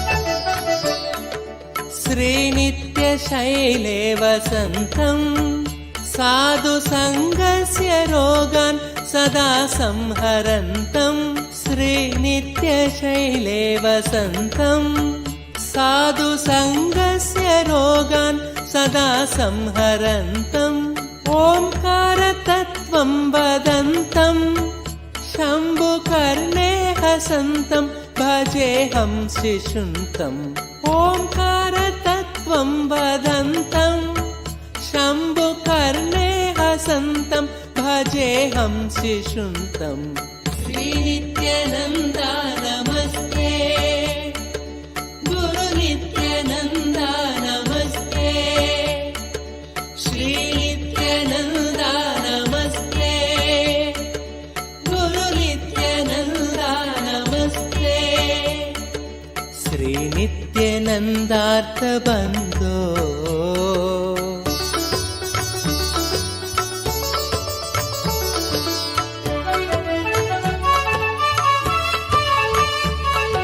स्तोत्रं कृतं चित्रचित्रं दीक्षितानन्दरामेण सर्वार्थसिद्ध्यै स्तोत्रं कृतं चित्रचित्रं दीक्षितानन्दरामेण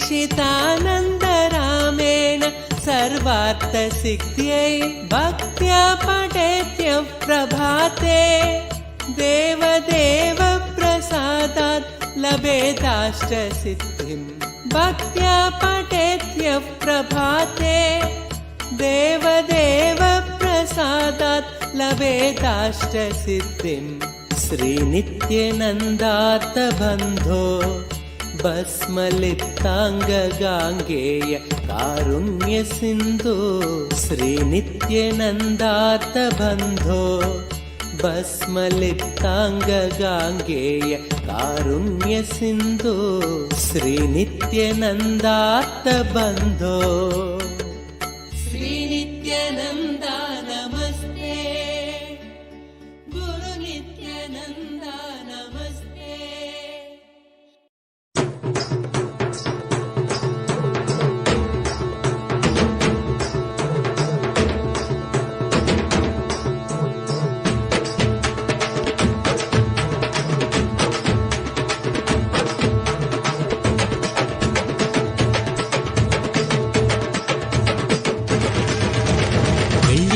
கைலை விட்டு நித்யானந்தனே தங்கமலை அருணை வந்தாய் நித்யானந்தனே வெள்ளிமலை கைலை விட்டு நித்யானந்தனே தங்கமலை அருணை வந்தாய் நித்யானந்தனே நித்யானந்தனே நீ பரபிரம்மானந்த ஞானி ஆனந்த அனுபவத்தை இங்கு அருள வந்த சாமி நித்யானந்தனே நீ பரபிரம்மானந்த ஞானி ஆனந்த அனுபவத்தை இங்கு அருள வந்த சாமி வெள்ளிமலை கைலை விட்டு நித்யானந்தனே தங்கமலை அருணை வந்தாய் நித்யானந்தனே வெள்ளிமலை கைலை விட்டு நித்யானந்தனே தங்கமலை அருணை வந்தாய் நித்யானந்தனே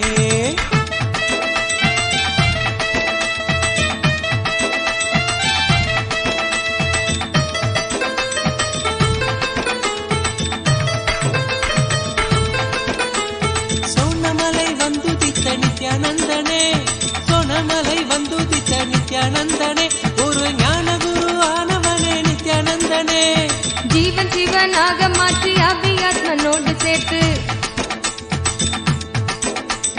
ஜீவன் சிவனாக மாற்றி அவ்வியாத்மனோடு சேர்த்து ஆனந்தத்தின் எல்லை காட்டும் நித்யானந்தனே நித்யானந்தனே நீ பரபிரம்மானந்த ஞானி ஆனந்த அனுபவத்தை இங்கு அருள வந்த சாமி நித்யானந்தனே நீ பரபிரம்மானந்த ஞானி ஆனந்த அனுபவத்தை இங்கு அருள வந்த சாமி வெள்ளிமலை கைலை விட்டு நித்யானந்தனே தங்கமலை அருணை வந்தாய் நித்யானந்தனே வெள்ளிமலை கைலை விட்டு நித்யானந்தனே தங்கமலை அருணை வந்தாய் நித்யானந்தனே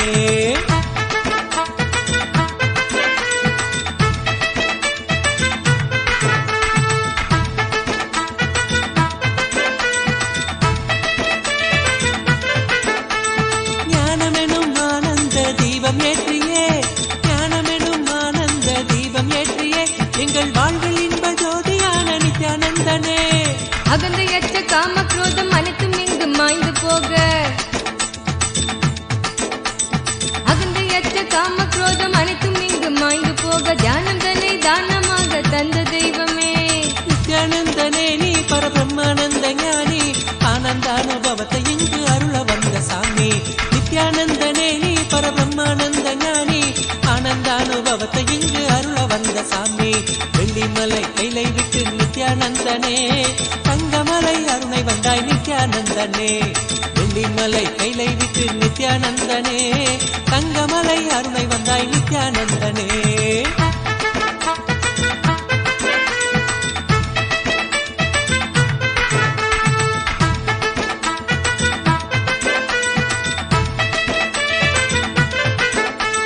தாரணியின் அவல கோலம் நீக்குவதற்கே, தாரணியின் அவல கோலம் நீக்குவதற்கே ஒரு தவத்தின் கோலம் பூண்டனையே நித்யானந்தனே. நின் நாமந்தனை நாவில் ஏந்தி ஞான மார்க்கத்தினை பற்றி, நின் நாமந்தனை நாவில் ஏந்தி ஞான மார்க்கத்தினை பற்றி வாழ்வில் பெரும் பேறு பெற்றோம் நித்யானந்தனே.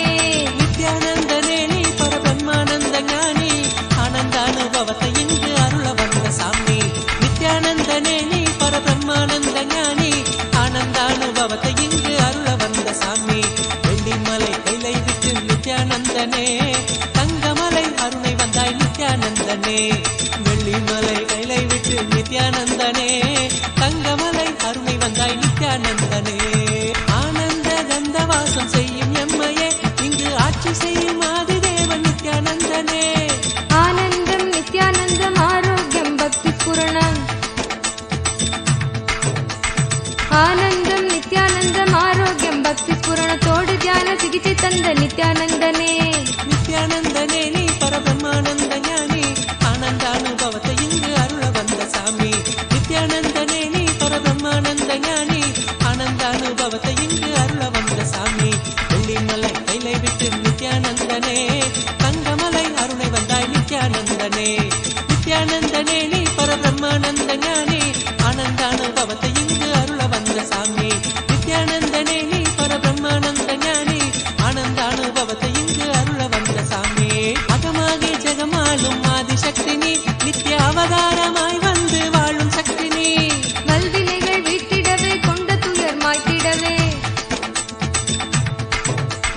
வல்வினைகள் வீட்டிடவே கொண்ட துயர் மாய்த்திடவே வாழ்வின் பொருளாக நின்ற நித்திய சக்தி நீ.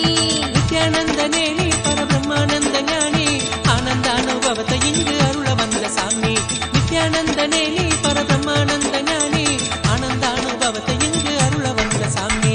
வெள்ளிமலை கைலை விட்டு நித்யானந்தனே தங்கமலை அருணை வந்தாய் நித்யானந்தனே. வெள்ளிமலை கைலை விட்டு நித்யானந்தனே தங்கமலை அருணை வந்தாய் நித்யானந்தனே. நித்யானந்தனே நீ பரபிரம்மானந்த ஞானி ஆனந்தானுபவத்தை இங்கு அருள வந்த சாமி. நித்யானந்தனே நீ பரபிரம்மானந்த ஞானி ஆனந்தானுபவத்தை இங்கு அருள வந்த சாமி.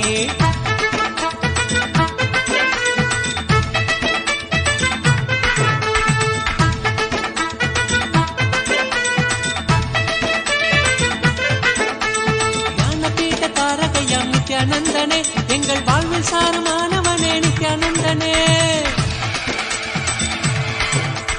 ஞான கருத்திலே திளைத்து வாழ்வில் பற்றுதல் கடக்க, ஞான கருத்திலே திளைத்து வாழ்வில் பற்றுதல் கடக்க தாளினையே பற்றுகின்றோம் நித்யானந்தனே. நித்யானந்தனே நீ பரபிரம்மானந்த ஞானி ஆனந்தானுபவத்தை இங்கு அருள வந்த சாமி. நித்யானந்தனே நீ பரபிரம்மானந்த ஞானி ஆனந்தானுபவத்தை இங்கு அருள வந்த சாமி. வெள்ளிமலை கைலை விட்டு நித்யானந்தனே தங்கமலை அருணை வந்தாய் நித்யானந்தனே. வெள்ளிமலை கைலை விட்டு நித்யானந்தனே தங்கமலை அருணை வந்தாய் நித்யானந்தனே. நித்யானந்தனே நீ பரபிரம்மானந்த ஞானி ஆனந்தானுபவத்தை இங்கு அருள வந்த சாமி. நித்யானந்தனே நீ பரபிரம்மானந்த ஞானி ஆனந்தானுபவத்தை இங்கு அருள வந்த சாமி. ஆனந்தானுபவத்தை இங்கு அருள வந்த சாமி.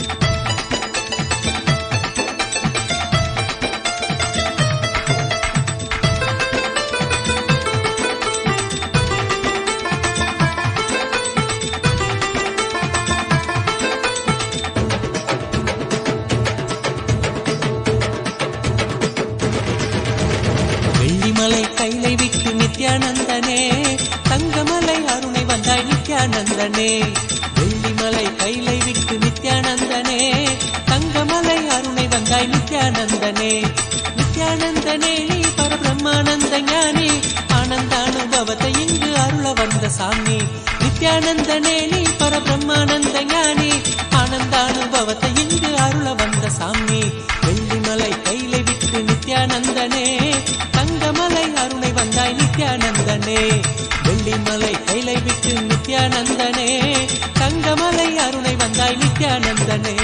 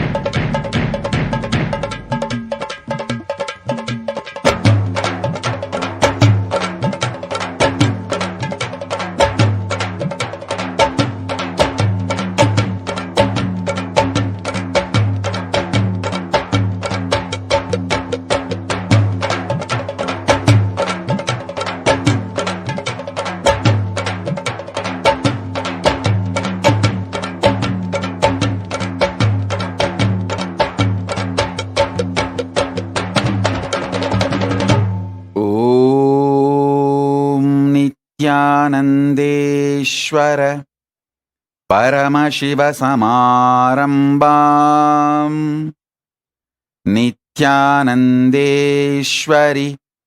परमशक्तिमध्यमाम् अस्मदाचार्यपर्यन्ताम् वन्दे गुरुपरम्पराम्.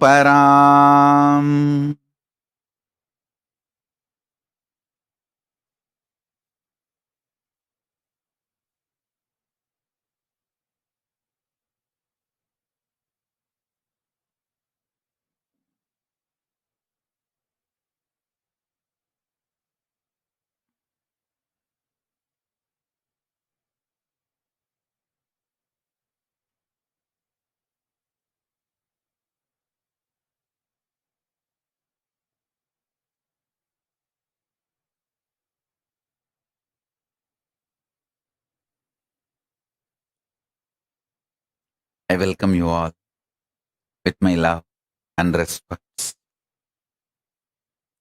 I welcome all the living, practicing Hindus, everyone sitting with us all over the world. I welcome all of you with my love and blessings.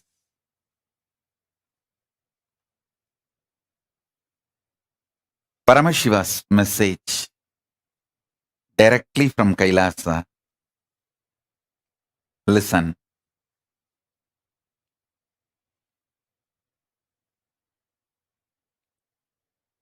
Conscious sovereignty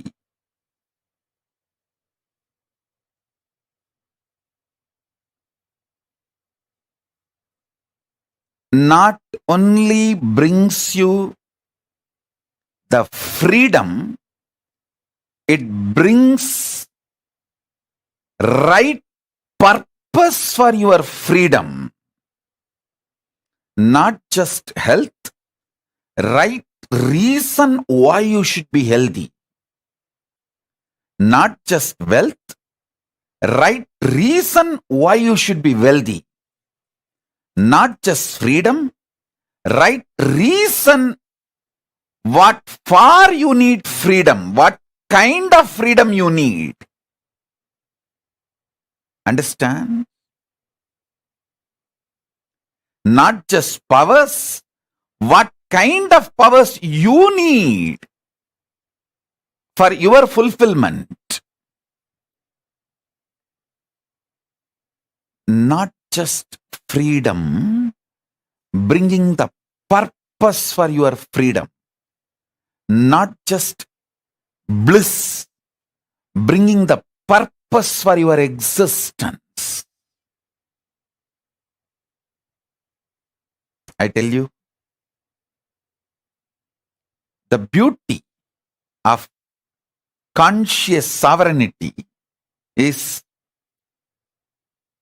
the moment you hear this truth, get initiated, your inner space expands to that level. You can never go back to the old past, same old personality or identity.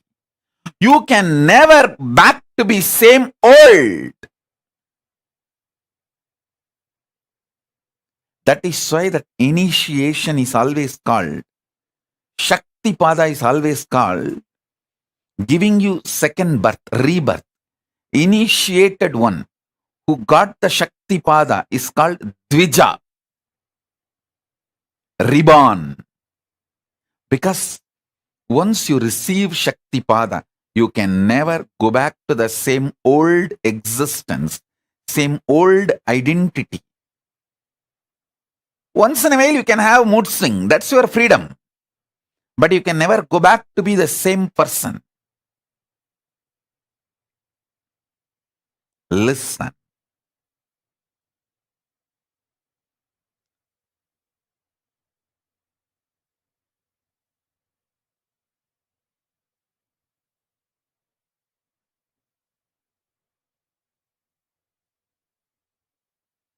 The most beautiful,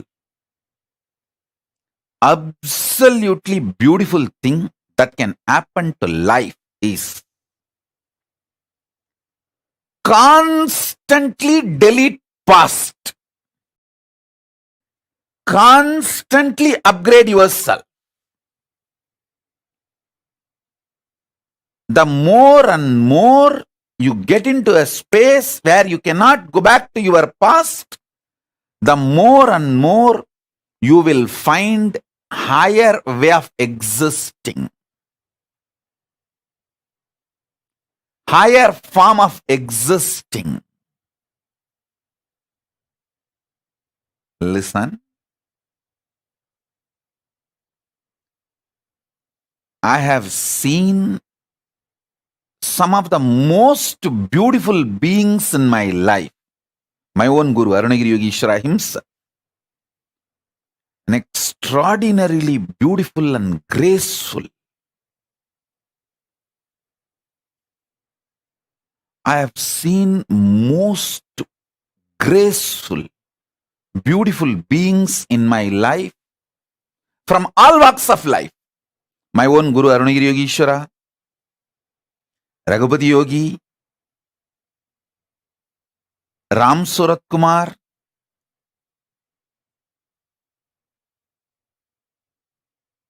at least all these names I uttered, they are all not bound by certain responsibility or organization or organized living.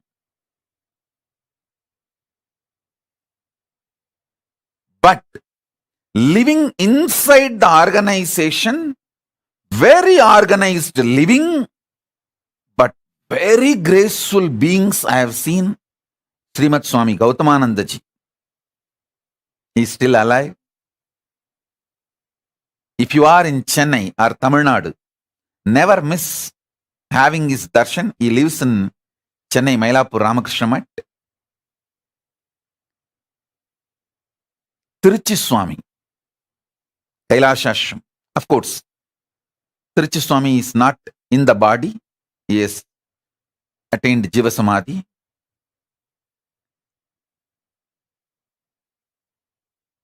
Some of these beings, especially Srimad Swami Gautamananda ji, he is within the organization. Very organized living. But I have seen him in close quarters.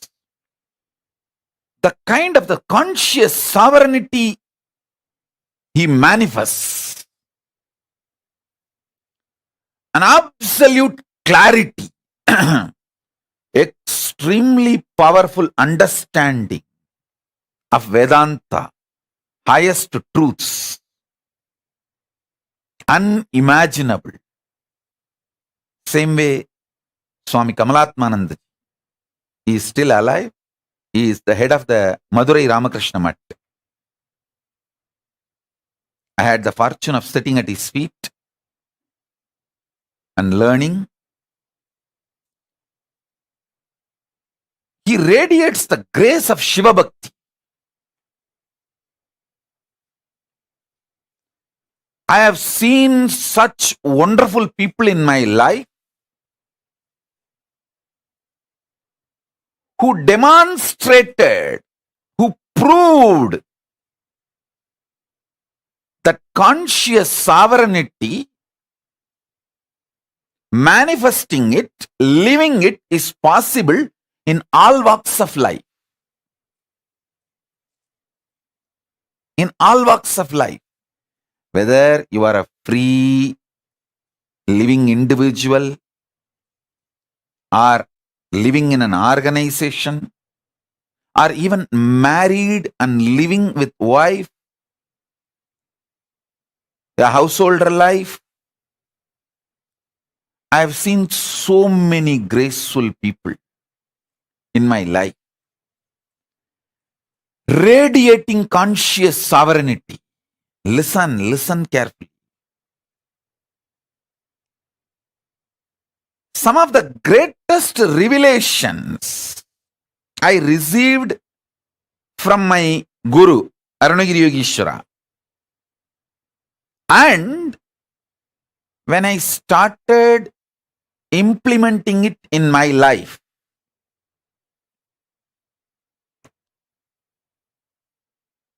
and when I started teaching, and when my disciples who are initiated by me, when they started implementing in their life, and when they came back and gave me the feedback, the right, wrong, good, bad, success, failure,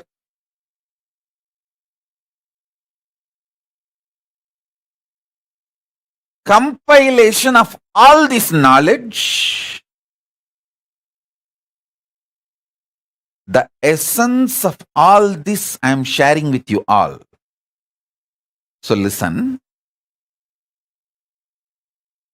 understand. Three things I wanted to convey. Conscious sovereignty brings not just health for the way you want to live your life.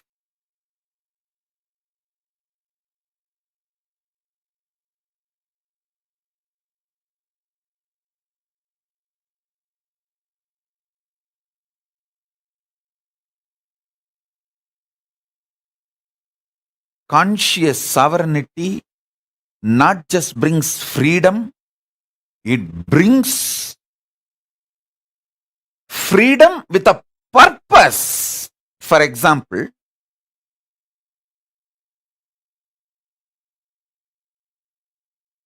when you are suffering with diabetes, eating sugar is not freedom, it is a suicide. You can't say, oh, can't I even have a freedom to eat sugar?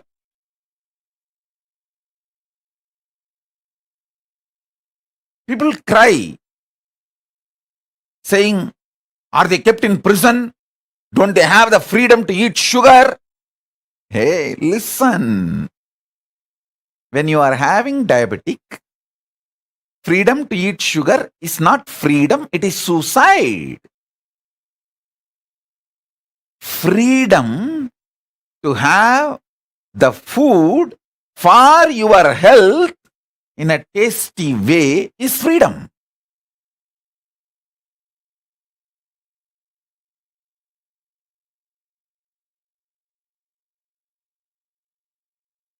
Freedom to do what you want with the right purpose is freedom.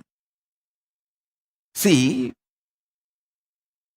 realizing the right purpose of your life and having freedom to live it, progress towards it is freedom. I feel so happy when I see Soumya and her mother, both of them in the Hyderabad, when they come, religiously they will sit. Especially mother is elderly person, but even if she feels little sleepy, because now it is already 11 o'clock, late night in India. But I have never seen her missing the satsang. Actually, this is freedom.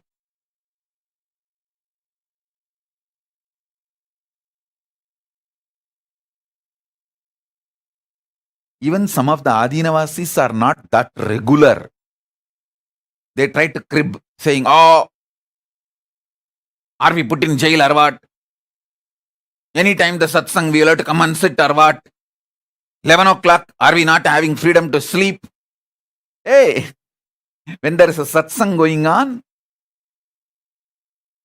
if you have all the infrastructure and you are freed from all other work or responsibility to attend the satsang, is the real freedom.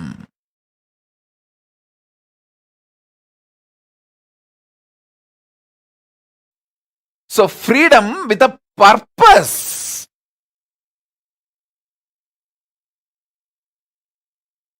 Understand? Freedom for your purpose is the freedom.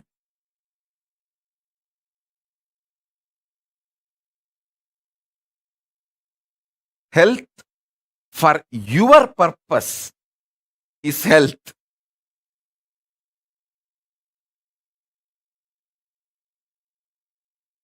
Wealth for your purpose is wealth.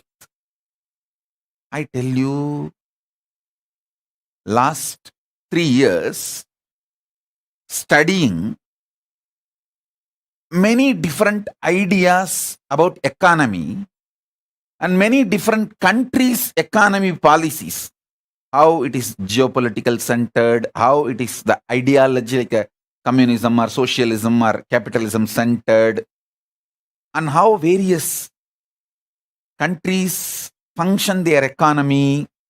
There are some countries which gives high interest for deposits. There are some countries which gives minus interest. Means they take money from you to keep your money. So all kinds of economies I studied. I wanted to tell you all few things.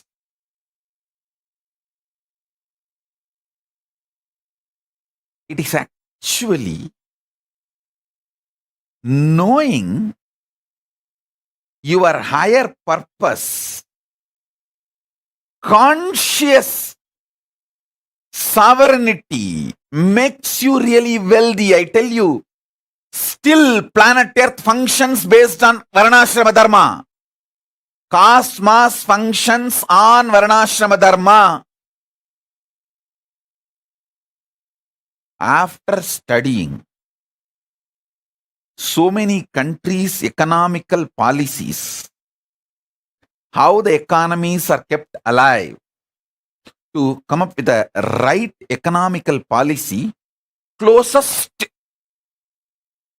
to Vedagamas. See, I wanted to implement the Veda Agamas as it is, map it as it is. So the closest possible structure on which I can map, so I can fine-tune the whole thing to focus as Paramashiva wanted, the whole Vedagamic civilization. So I have spent huge resources, energy, time, ultimately Paramashiva's blessings and samadhi and revelations he gives in samadhi. With everything I thoroughly analyzed, I came to the realization, planet Earth runs based on Varnashrama Dharma. Wherever Vaishyas exist with their Vaishya Dharma, that nations become wealthy. The economical intellectuals, their thought currents, and the ecosystem they want to nourish. I am studying the Japanese economical intellectuals and the ecosystem they are nourishing. The US economical intellectuals and the ecosystem they are nourishing. The Indian economical intellectuals and the ecosystem they are nourishing. All this I studied.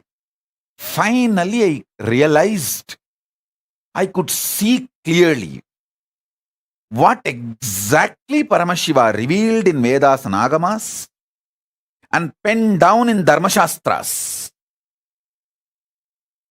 That exact Varnashrama Dharma is the most successful strategy for life. I was studying elaborately.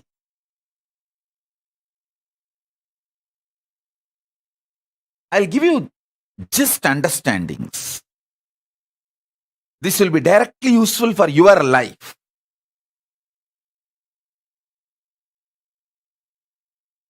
There are many countries which attract the investments which is not needed for them.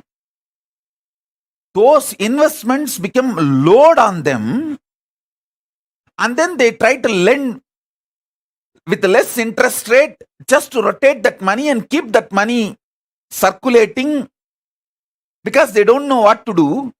And those loans become NPAs, non-performing assets, in 3 to 5 years. It's a vicious circle.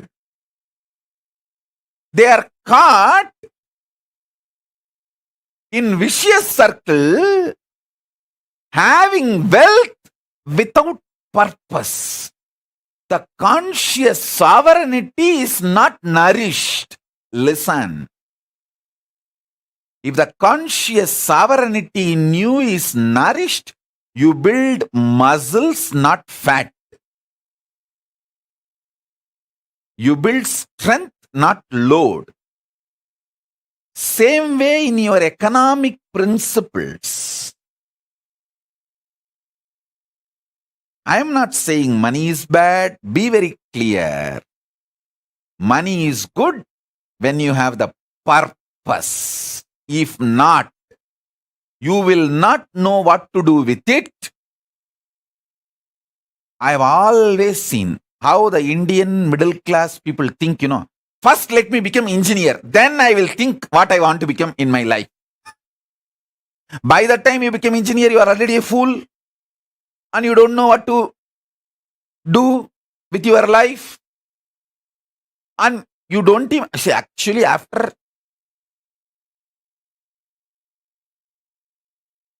completely dampening you with the dumbest ideas and all outdated machineries which can be seen only in museum.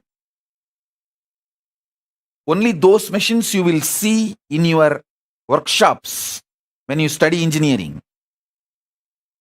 The great museum pieces. Only after all this is done, the certificate engineer is given to you.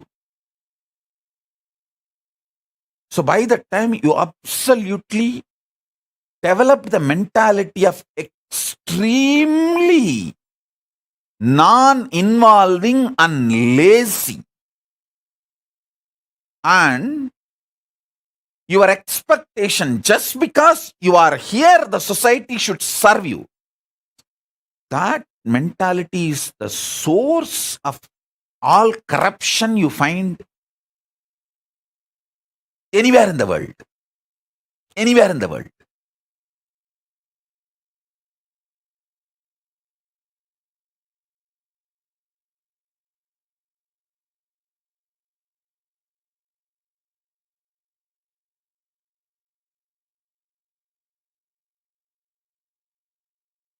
Listen carefully.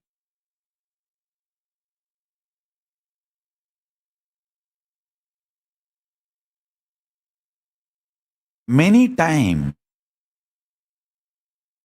just like Indian middle class mind thinks, oh, let me become first engineer, then I'll think what I want to become, what I want to do in my life. Same way, you guys think, let me first just acquire money, then I will do what I want to do with that money. No. First, have conscious sovereignty. The society has become such now, none of you are in poverty and none of you are going to die without food. The moment you found your basic needs, food, shelter, clothes, focus on conscious sovereignty, realizing the core purpose of your existence. That will tell you the purpose for which you want wealth. So when you start working for wealth itself, you will continue to fulfill the purpose. So your life itself will be a joy. Your path and goal will be one and the same. You will be enjoying the very path, not waiting for the goal to celebrate your life. The path itself becomes celebration. I tell you, person who made path itself as a celebration lives in eternal vacation.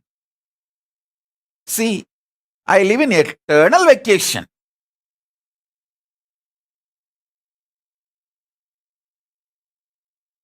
I work 24/7 and I live in eternal vacation. I work actually 24/7 in multiple dimensions,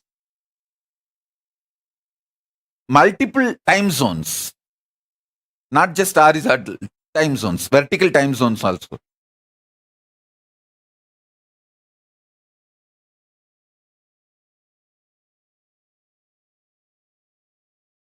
Understand,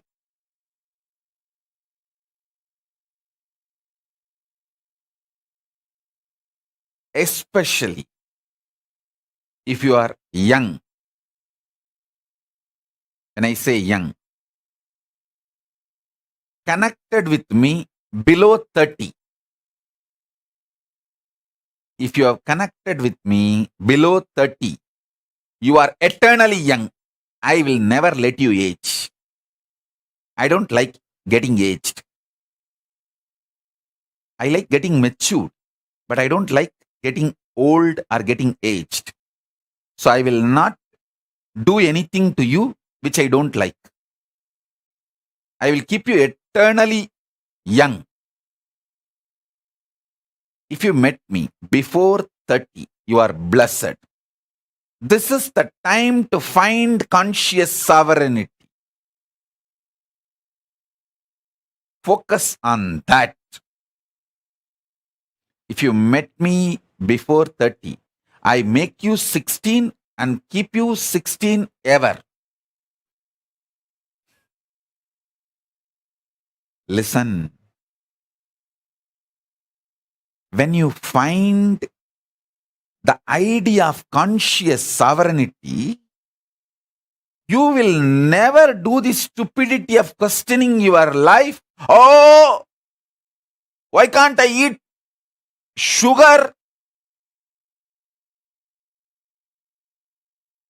Eating sugar is not wrong. But when you have diabetes, eating sugar is suicidal. So you are not controlled saying don't take sugar. You are protected.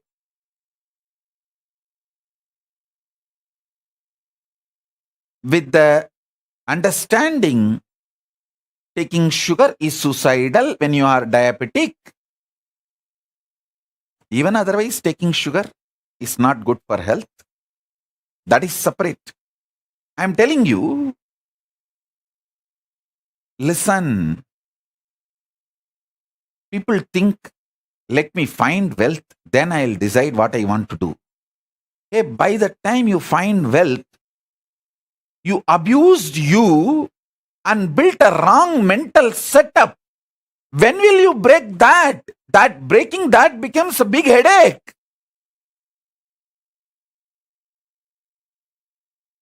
I tell you, with conscious sovereignty, if you find wealth, you will live in absolute aparigraha. I tell you.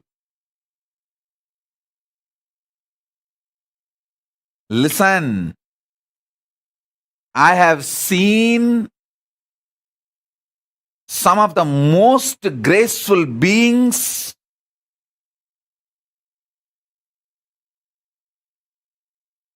demonstrating minimalist lifestyle,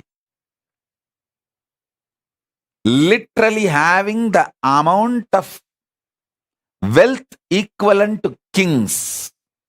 Whether Tiruchi Swami is the founder and head of the Kailasa Mahasamsthana in Bangalore, which has branches all over India.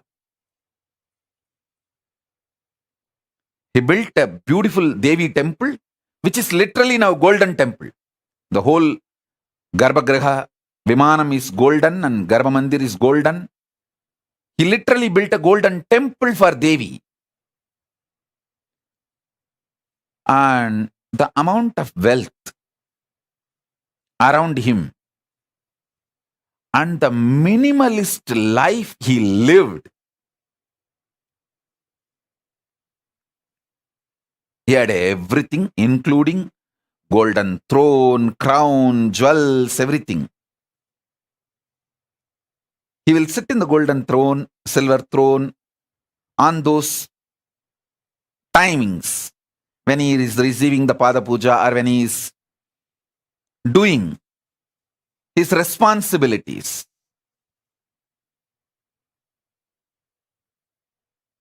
But in his personal life, he will not take one more extra betel leaf from his own garden. He will not waste one betel leaf from his own garden. And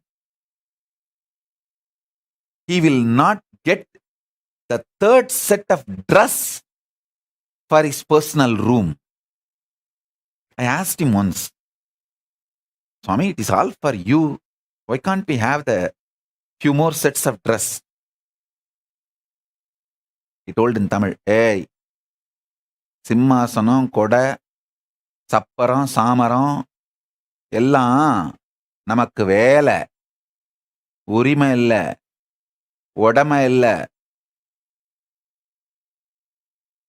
Means the palki, all the umbrella, paraphernalia, throne, all that is our job, responsibility.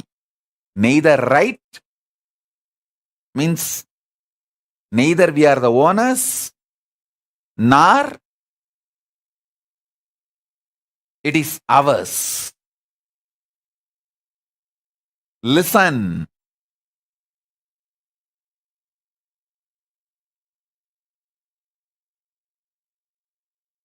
When you find conscious sovereignty, you will have the ultimate clarity about wealth.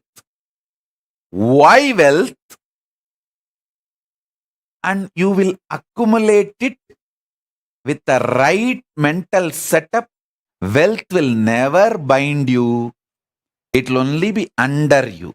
It can never imbalance you or delude you. Make you behave, think unscientifically. Listen. Wealth is one of the drug. Can make you think irrationally and unscientifically. When the greed for wealth enters, you commit crimes which will not allow end of the day for you to enjoy the wealth, even if you acquire.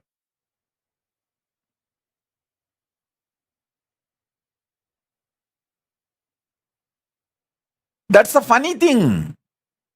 Listen, greed for wealth is nothing but unconscious lifestyle. The conscious sovereignty will make you realize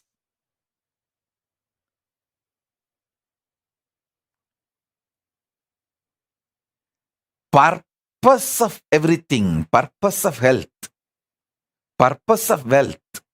See, what is the purpose of my health? I should be able to sit in Padmasana for any number of hours I want to sit, and my brain should be fresh, alive, to download the Akashic records and radiate it, share it with you all. That's all is the purpose of my health.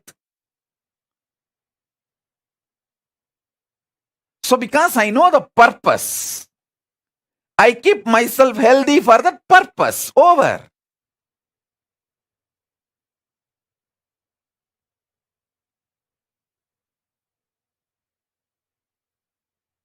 My purpose is my body should cooperate with me to be in samadhi continuously and sit and initiate people, teach people whenever I want to do. That's all. Because the purpose is clear, I keep myself healthy for that. Many times, people want to be healthy, they start building six-pack, gymming, bodybuilding, all that. But after a few days, that six-pack and muscles, bodybuilding, the showing, that becomes so important and addictive. People take the banned drugs, steroids to look and lose health. Please understand, there are many people who build body so unconsciously without knowing the purpose, they lose the body itself in the process of building the body. See how many bodybuilders die.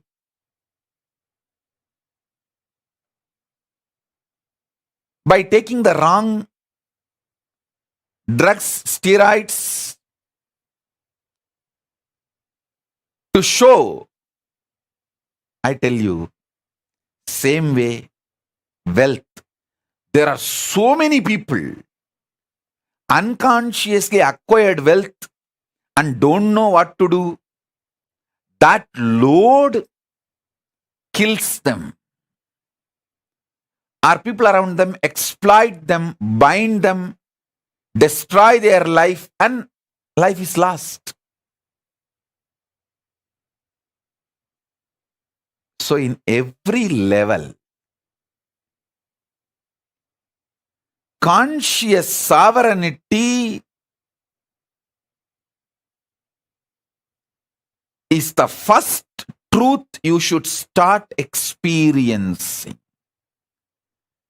This should be your priority. Understand? Not just wealth, purpose of wealth. Not just health, purpose of health. Not just living unconsciously, purpose why you exist is the basic need for life. Listen.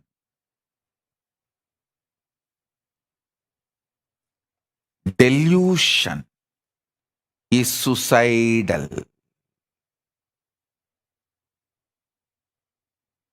Delusion is suicidal. In every level, delusion is suicidal. I have seen people, the most graceful people,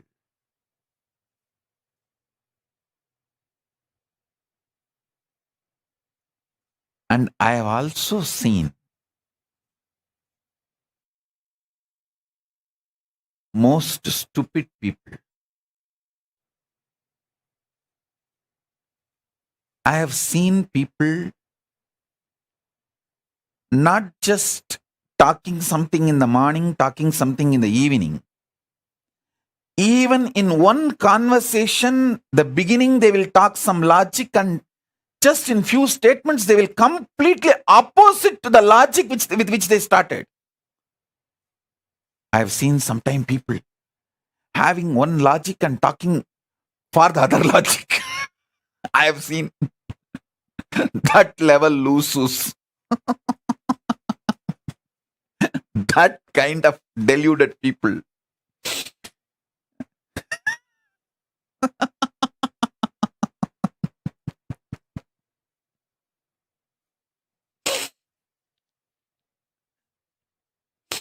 Those are the moments I feel compassionate for myself.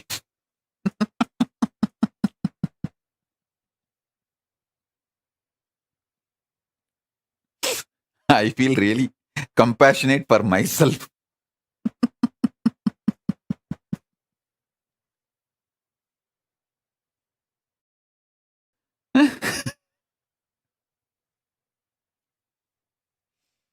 Anyhow, I think now everyone feels, is this me? Is this me? Is this me Swamiji is talking about? Is Swamiji thinking of me and telling this statement? Is Swamiji thinking of me and telling this statement? Anyhow, listen. I have seen all kinds of people. With my experience, I wanted you to know, time spent on understanding conscious sovereignty is the best time spent. Understand? Listen.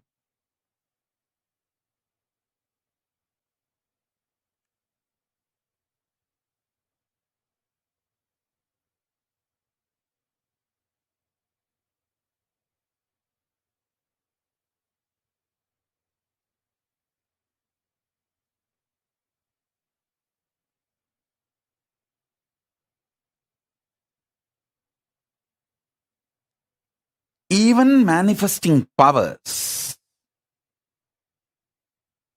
manifest the right power for your purpose. Understand? The purpose you want to exist.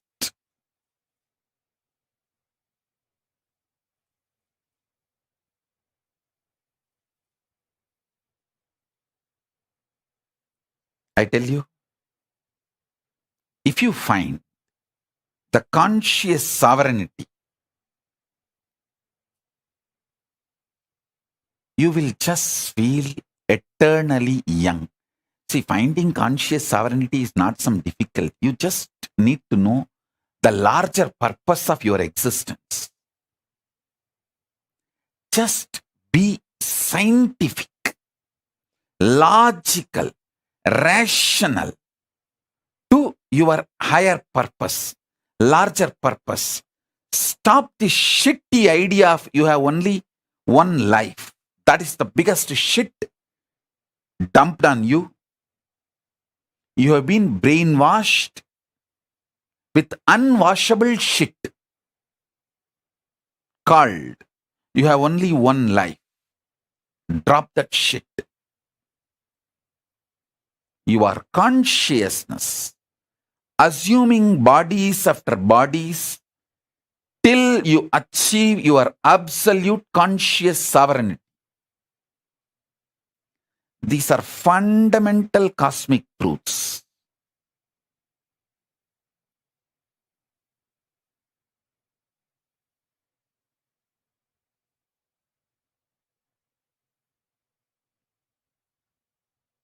start looking at your life with these fundamental cosmic truths. Understand?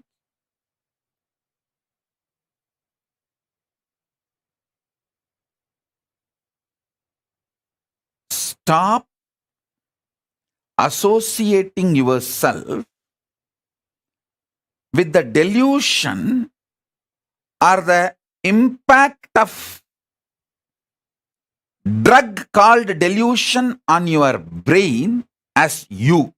See, the impact of the delusion drug on your brain forms a fog called mind.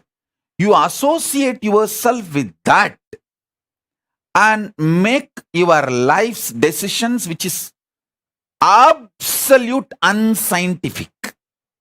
Listen, absolute unscientific. Understand that. Just listen. Be scientifically scientific, logically logical, rationally rational. As I said just now, Tiruchi Swamigal or Swami Gautamanandaji, the wealth around them is much more than kings will have. But they lived such absolute minimalist lifestyle. Because they know the purpose of wealth. I learned exactly that from my gurus.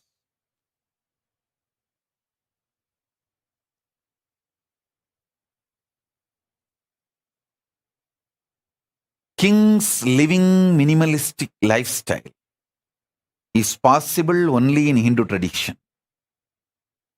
Because if you know the conscious sovereignty, you will know the minimalistic lifestyle is powerful. It's an absolute power.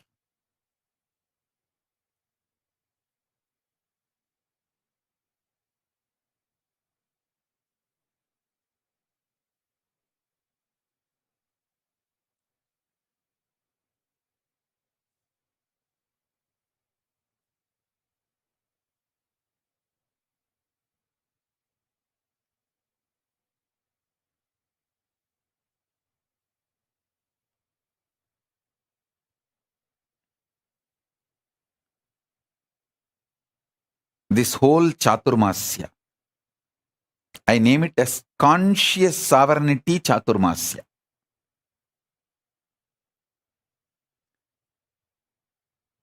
Manifesting powers through conscious sovereignty. See, manifest the right powers. There are many powers you may not need. That may just become load on you. Manifest the right power.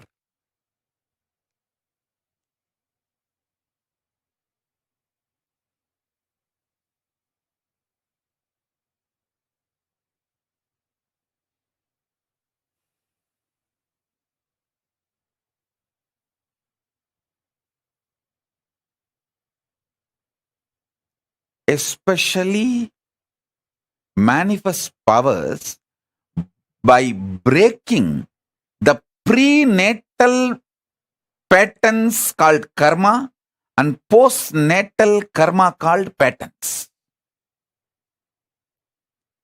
Break them and manifest powers. You will know exactly what kind of powers you need. If you are addicted to food pattern, break them. Then you will see the Nirahara manifest as a power And not only you become healthy and you are free from addictions, you live long. Listen. If you are addicted to food patterns, I have a great news for you. Break those addictions through proper Nirahara Samyama step by step and manifest powers. You will see not only you become healthy, you will live long. Because anything which addicts you, binds you, that pattern shows you the secret key for the powers you need to manifest. If you are greedy, bound by greed, deluded by greed, doesn't want to take responsibility, but you want everything, start practicing minimalistic lifestyle. You will manifest so much wealth and you will enjoy the wealth, not wealth will be enjoying you. I tell you, many people just do watchman job, night watchman job, without sleeping, protecting their wealth. So they are not using the wealth, wealth is using them. People who are not able to sleep due to their worries about wealth, they are not enjoying the wealth, wealth is enjoying them. Like first few days you enjoy, you smoke, then cigarette smokes you. Understand what I am trying to tell you.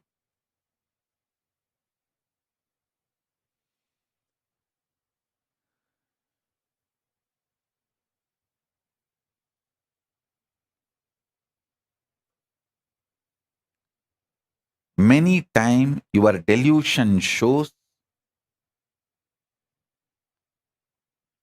bad people as your friend, good people as your enemies.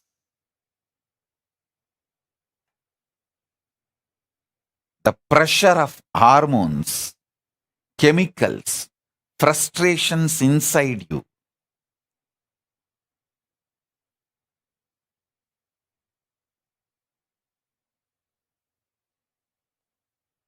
deludes you so badly.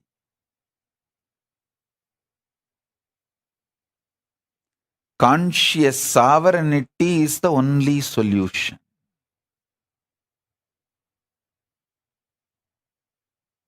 Break from all postnatal, prenatal patterns.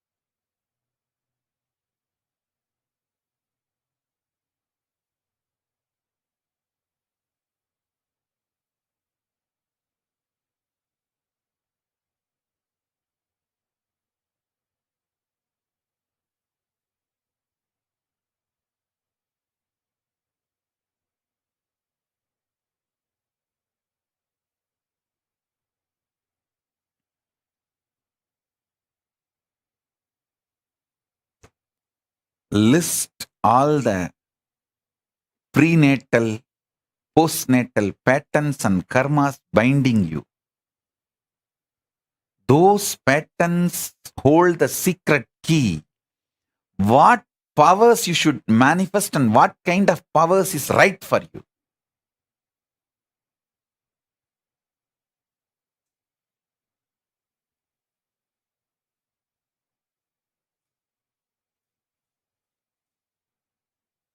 I'll give you a few minutes. I'll give you Shaktipada and be here with you all to help you all to identify your patterns, break them, and manifest as powers. Let's start. First day. Conscious sovereignty, power manifestation process in this Chaturmasya. Get paper and pen, sit. Pen down all the patterns which chains you, binds you. Start writing.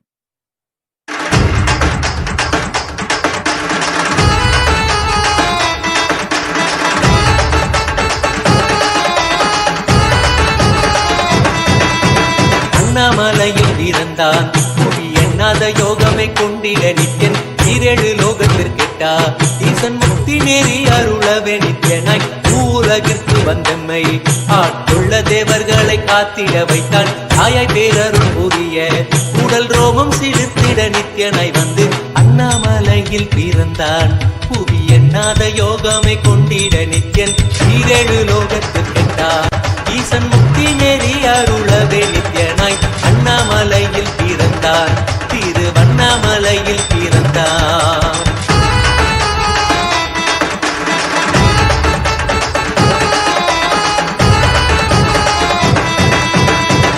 கிளப்பி விட்டேனில் பர தத்துவம் கற்பித்த பாரமஞானியாய் ஞானக்கண் கொடுத்த தமக்கே ரூபம் காட்டிய மாய வித்தை செய்யும் நித்யன் வித்தை கிளப்பி விட்டேனில் பர தத்துவம் கற்பித்த பாரமஞானியாய் ஞானக்கண் கொடுத்த தமக்கே ரூபம் காட்டிய மாய வித்தை செய்யும் நித்யன் அண்ணாமலையில் பிறந்தான் புவி எண்ணாத யோகமை கொண்டிட நித்யன் ஈரேழு லோகத்திற்கெட்டா ஈசன் முக்தி நெறி அருளவே நித்யனாய்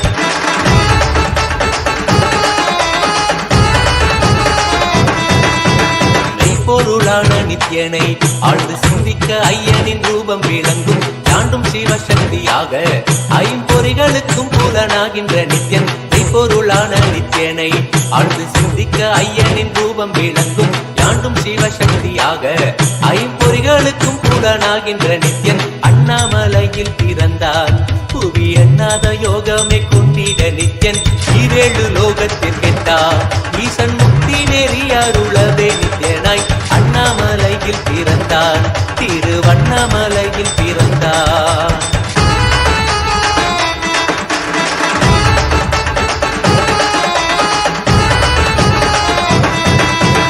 உள்ளும் புறமும் இருந்து உயிர் பக்குவமாக்கிடும் பரமனாம் நித்யன் ஞானப்பாடி தங்கள் ஏழும் கொண்ட ஞானமும் ஆகிய ஆண்டிடும் நித்யன் உள்ளும் புறமும் இருந்து உயிர் பக்குவமாக்கிடும் பரமனாம் நித்யன் ஞானப்பாடி தங்கள் ஏழும் கொண்ட ஞானமும் ஆகிய ஆண்டிடும் நித்யன் அண்ணாமலையில் பிறந்தான் புவி எண்ணாத யோகமை கொண்டிட நித்யன் ஈரேழு லோகத்திற்கெட்டா ஈசன் முக்தி நெறி அருளவே நித்யனாய் அண்ணாமலையில் பிறந்தான் நித்யன் அண்ணாமலையில் பிறந்தான்.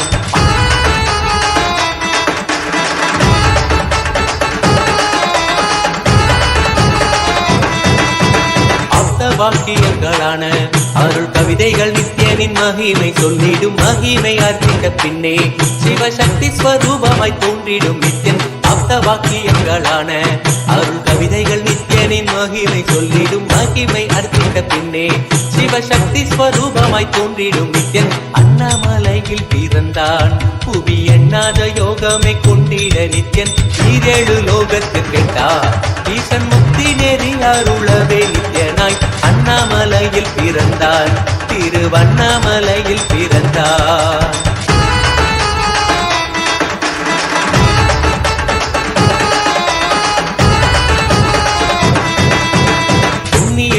சேத்திரம் தனிலே நித்யன் உன்னத நீலை ஊழத்தில் வருமே விண்ணவர் மன்னவர் ஒப்ப அகிலம் ஆளும் கீர்த்தியுட ஈசன் நித்யானந்தன் புண்ணிய சேத்திரம் தனிலே நித்யன் உன்னத நீலை ஊழத்தில் வருமே விண்ணவர் மன்னவர் ஒப்ப அகிலம் ஆளும் கீர்த்தியுட ஈசன் நித்யானந்தன் அண்ணாமலையில் பிறந்தார்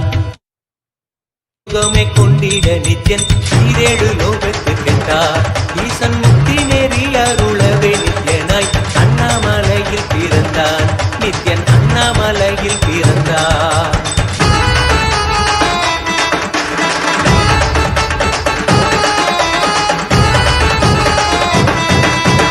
உப்புரி நூலை தரித்தவன் ஐயன் வேதியன் வெந்நீர் பூசிய நித்யன் அண்டத்தின் மூல காரணன் முடிவற்ற ஆனந்தத்தை தொண்டர் அருள்வார் உப்புரி நூலை தரித்தவன் ஐயன் வேதியன் வெந்நீர் பூசிய நித்யன் அண்டத்தின் மூல காரணன் முடிவற்ற ஆனந்தத்தை தொண்டர் அருள்வார் அண்ணாமலையில் பிறந்தார் புவி எண்ணாத யோகமே கொண்டிட நித்யன் ஈரேழு லோகத்திற்கெட்டார் ஈசன் முக்தி நெறி அருளவே நித்யனாய் அண்ணாமலையில் பிறந்தார் நித்யன் அண்ணாமலையில் பிறந்தார்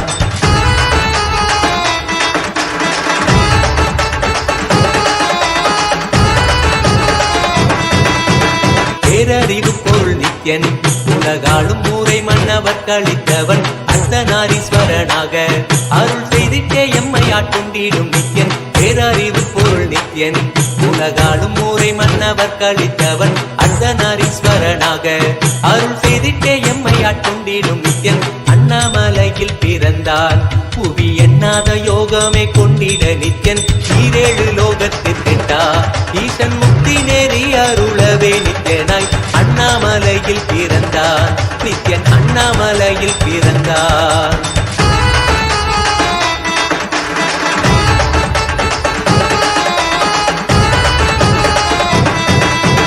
பிறவி பீரவியாய் தேவர்கள் பரம்பொருளான பரமானையை தேட ஈசன் பிறவாமல் ஆட்கொண்டு எம்மை ஒரு தத்துவம் தன்னை உரைத்திட நித்யனாய் பிறவி பீரவியாய் தேவர்கள் பரம்பொருளான பரமானையை தேட ஈசன் பிறவாமல் ஆட்கொண்டு எம்மை ஒரு தத்துவம் தன்னை உரைத்திட நித்யனாய் அண்ணாமலையில் பிறந்தான் புவி எண்ணாத யோகமே கொண்டிட நித்யன் ஈரேழு லோகத்திற்கெட்டார் ஈசன் முக்தி நெறி அருளவே நித்யனாய் அண்ணாமலையில் பிறந்தான் திருவண்ணாமலையில் பிறந்தான்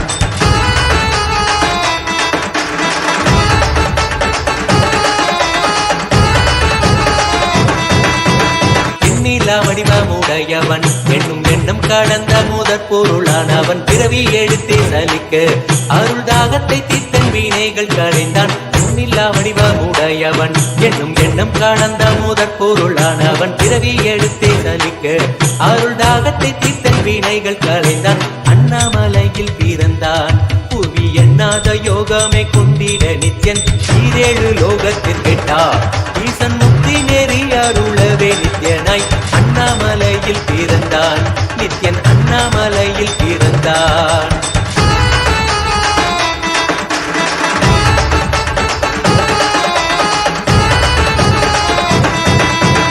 ஆனந்தமாய் என்னுள் நித்யன் முக்தி மார்க்கத்தை காட்டி விட்டிருந்தருள்வான் மாலையன் காணாத சோதியன் தெளித்தேனாய் நித்திட ஞானம் அருள்வான் ஆனந்தமாய் என்னுள் நித்யன் முக்தி மார்க்கத்தை காட்டி விட்டிருந்தருள்வான் மாலையன் காணாத சோதியன் தெளித்தேனாய் நித்திட ஞானம் அருள்வான் அண்ணாமலையில் பிறந்தான் புவி எண்ணாத யோகமே கொண்டிட நித்யன் ஈரேழு லோகத்திற்கெட்டார் ஈசன் முக்தி நெறி அருளவே நித்யனாய் அண்ணாமலையில் பிறந்தான் நித்யன் அண்ணாமலையில் பிறந்தான்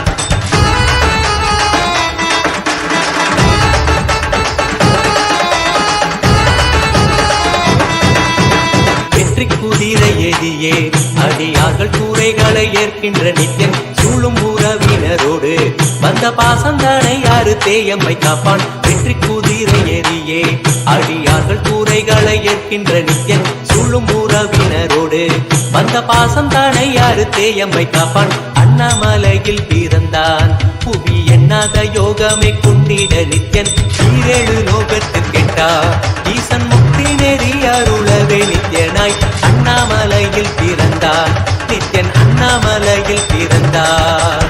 நித்யனை பற்றுவதொன்றே உபாயம் என்பதானால் பற்றி பிடித்தோம் நித்யன் பாதம் ஒன்றி சதம். அவன் நாமம் சொல்லியே நித்யானந்தம் கொள்ளுவோம். நித்யனை பற்றுவதொன்றே உபாயம் என்பதானால் பற்றி பிடித்தோம் நித்யம் பாதம் ஒன்றி சதம். அவன் நாமம் சொல்லியே நித்யானந்தம் கொள்ளுவோம். அண்ணாமலையில் பிறந்தான் புவி எண்ணாத யோகமே கொண்டிட நித்யன் ஈரேழு லோகத்தில் கெட்டார். ஈசன் முக்தி நெறி அருளவே நித்யனாய் அண்ணாமலையில் பிறந்தான் திருவண்ணாமலையில் பிறந்தார்.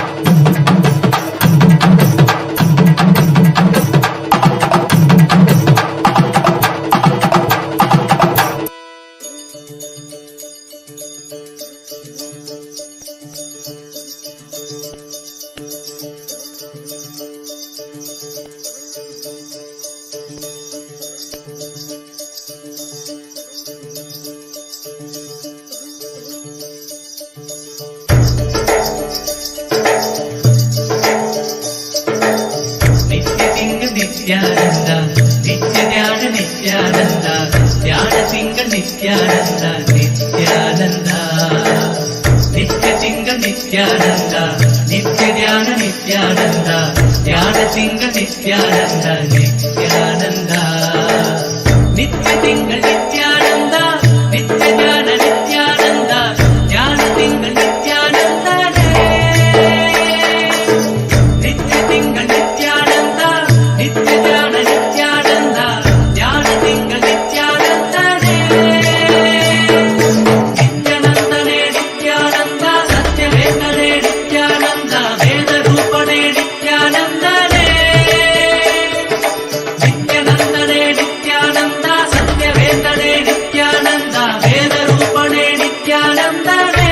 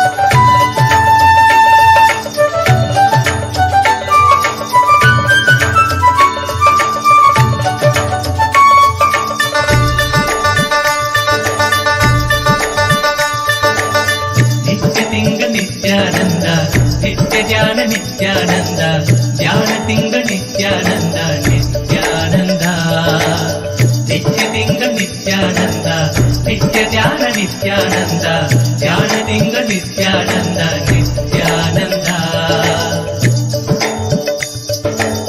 நித்ய திங்கள் நித்யானந்தா நித்ய ஞான நித்யானந்தா ஞான திங்கள் நித்யானந்தா நித்ய திங்கள் நித்யானந்தா நித்ய ஞான நித்யானந்தா ஞான திங்கள் நித்யானந்தா நித்யானந்தனே நித்யானந்தா சத்யவேதனே நித்யானந்தா வேத ரூபனே நித்யானந்தனே நித்யானந்தனே நித்யானந்தா சத்யவேதனே நித்யானந்தா வேத ரூபனே நித்யானந்தனே.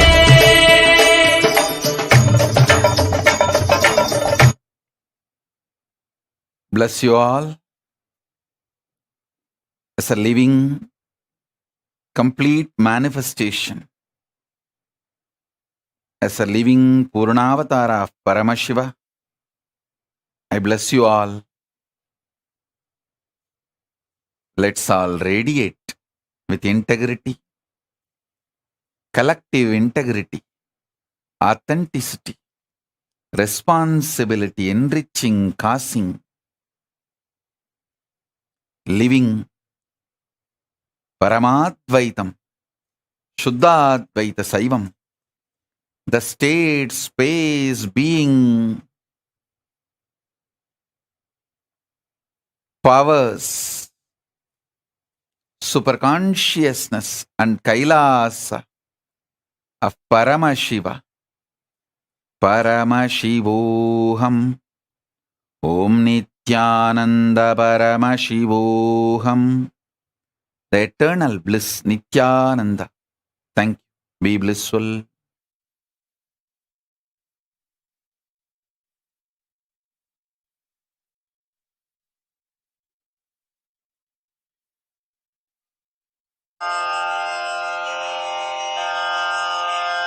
श्रीकैलासोन्नतद्वादशान्तश्यामलापीठारूढ श्रीमीनाक्षिसुन्दरेश्वरा भिन्नस्वरूप परशिवपुत्ररत्न कुमार गुरुमण्यतुल्यावतार श्रीपार्वतीस्तन्यपानलब्धदिव्यज्ञान विश्रुतसकलनिगमागमसारभूतद्राविडवेदप्रवक्त्रे श्रीमत्परमशिवकरुणासमधिगतमुक्तामयचतुरश्रयान् गीयमान छत्रचामर श्रीचिह्नकाहलादिसमस्तबिरदावल्यलङ्कृत ज्ञानविज्ञानचक्रवर्ती सर्वजनसङ्घसद्यो निर्वाणदीक्षाव्ययापवर्गवर्ष विश्राण जीमूत परमतकलभकेसरी शैव सिद्धान्त. What I mean by the word Kailasa, listen intensely. Enlightenment ecosystem, literally enlightenment itself, in your own home, wherever you are. If you cannot come to Kailasa, it's okay. Kailasa can come to you. Kailasa coming to you is Kailasa.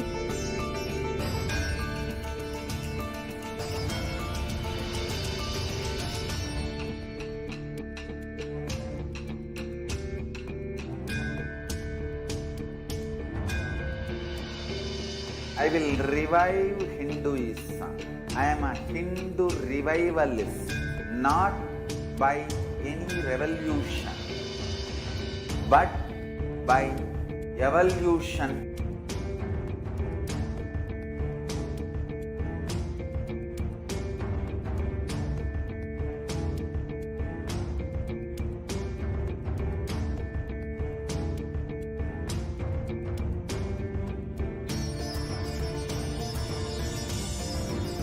And setting model community.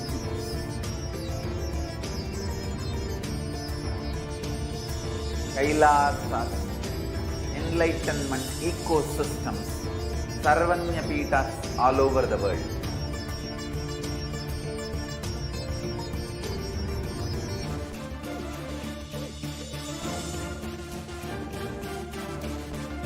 All powerful cognition, knowledge, only when you live, power manifestation and possibilities manifestation happens.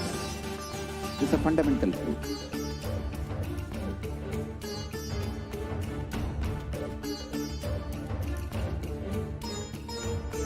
Hinduism cannot live exclusively as one sampradaya. No. All sampradayas of Hinduism is an ecosystem.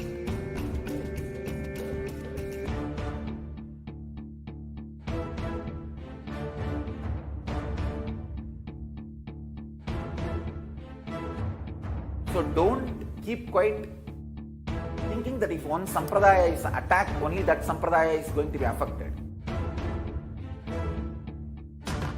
All of us are ecosystem.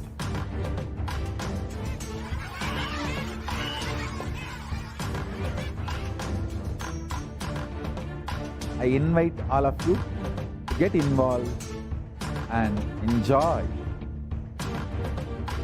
Hinduism by The principle of dharmo rakshati rakshitaha. When you protect dharma, dharma protects you. You will make the whole planet flourish spiritually. The spiritual prosperity will happen to the whole planet. We all have to coexist together.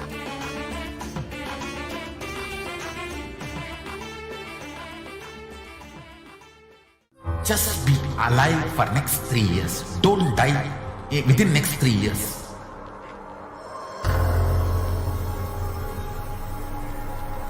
Just don't die within next 3 years. Be alive. Somehow be alive. I'm working sincerely. I will reach you somehow. Somehow I will reach you. It's my commitment to humanity.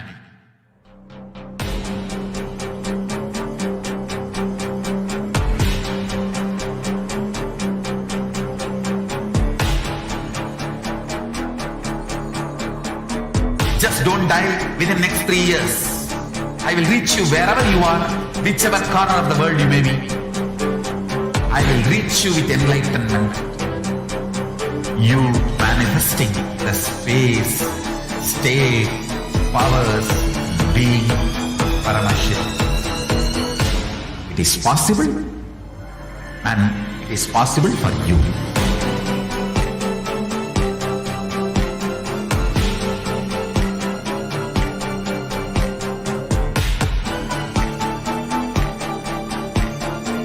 Paramashivoham will reach you with enlightenment science. I know he is going to do the job. Just be alive for next 3 years. Nothing else.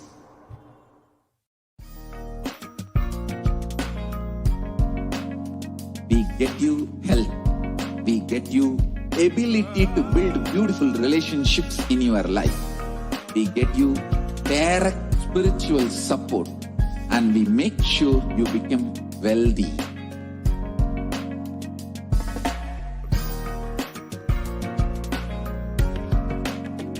We won't stop giving you just good life. We will literally not stop till you live enlightened life. Manifesting the state of Paramashiva, space of Paramashiva, powers of Paramashiva, being of Paramashiva.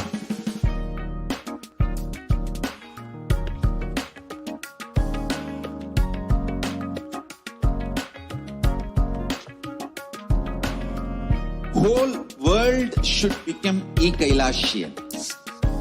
I want the whole world to know Hindus have something great to contribute to the world.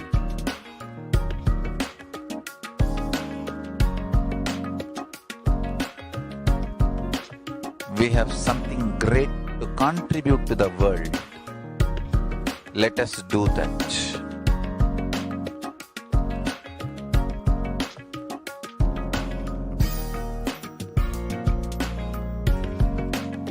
Kailasa is proper customized spiritual service helping you to identify. Nithyanandam, everyone, welcome back. So now we will be getting into the next session where we will be manifesting the powers ourselves. So after this powerful satsang that all of us have watched right now, we are now all of us are initiated into all of the various Shaktis of Paramashivoham, and with the grace and blessings of Swamiji and the powerful Diksha that all of us received during the satsang, all the powerful cognitions, powerful conclusions, life positivity, all of that are now awakened in our consciousness, and manifesting these Shaktis, these extraordinary Shaktis, maps all of our powerful cognitions into our consciousness. So every ultimate truth, jnana, is mapped into your consciousness, prajna, and manifests as a possibility and power of every being, prajnana.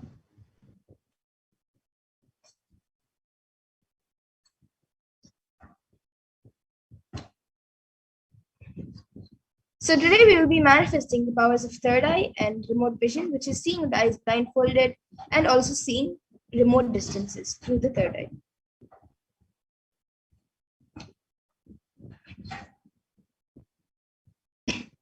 So all of you can now set up for the manifestation. You can get your eye band or an opaque cloth for the third eye reading for blindfolding your eyes. Then the Jnananjana and Aushadha, which you can apply.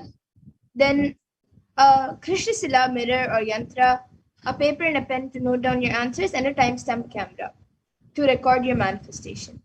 So you can take a few moments to get all of these items set up.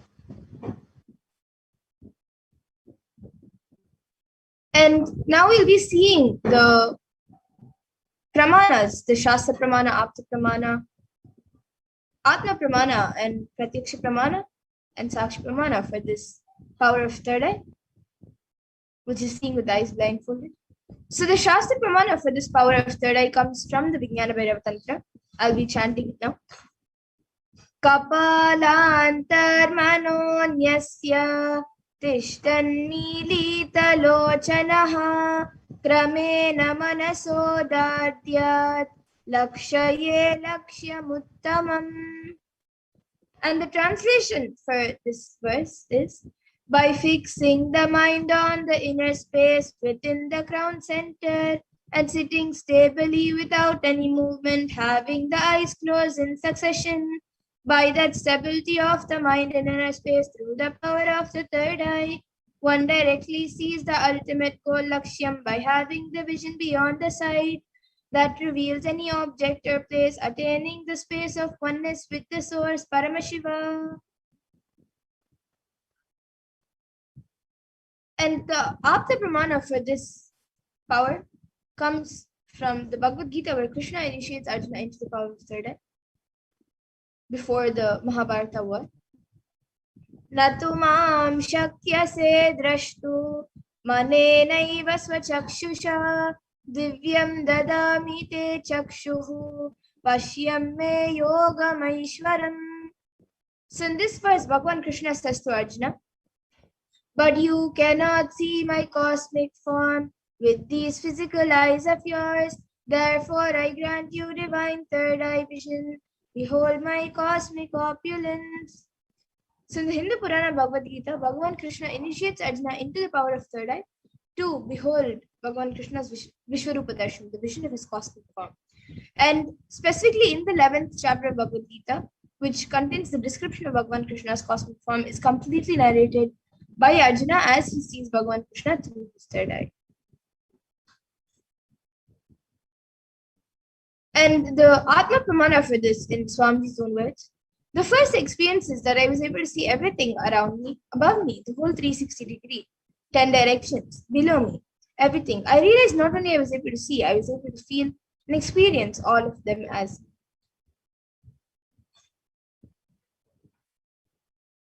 And now all of you can see the Pratyaksha Pramana, which is the empirical evidence from observation and scientific experimentation. So you can see the study measures were done on the metabolic cell activity of the brain. So using a PET, a positron emission tomography, the brain waves of the Supreme Pontiff of Hinduism himself was measured. And it was measured that when doing daily activities, there was high activity measured in the brain where the third eye is located. And when deep samadhi state, only the third eye region is active and almost 90% of the rest of the brain is at peace. And now the Sakshi Pramana, which is this, where this rare science, sacred science of third eye awakening, is being made available to all of us and to the whole humanity for all of our ultimate enrichment and conscious evolution by the Supreme Pontiff of Hinduism, Jagat Guru Mahasannidhan and His Divine Holiness Bhagavan Nithyananda Paramashivam. And as the living incarnation of Paramashiva, he embodies the most profound yogic states that surpass all the bounds of time, space, and matter. And he is now gifting this pure and great science of third eye awakening to all of us with many other spiritual sciences through initiation and Diksha. And all the millions of people who have been initiated into these powers and various sciences have experienced these profound results and extraordinary power manifestation in their day-to-day life. And now to get into the manifestation, all of you can click on the timestamp camera, which is an application from the App Store. So if you don't have it yet, you can download it on your device now. You can download any free timestamp camera and ensure that the time is shown on the screen and make sure that the camera is facing you. So please take a few moments to set this up.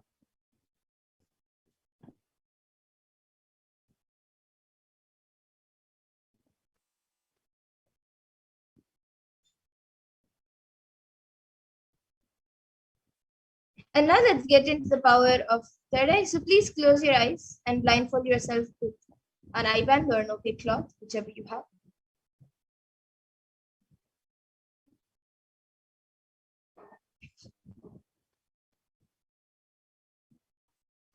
And now we will be projecting an image for all of you. So begin verbalizing whatever is revealed to you through your third eye.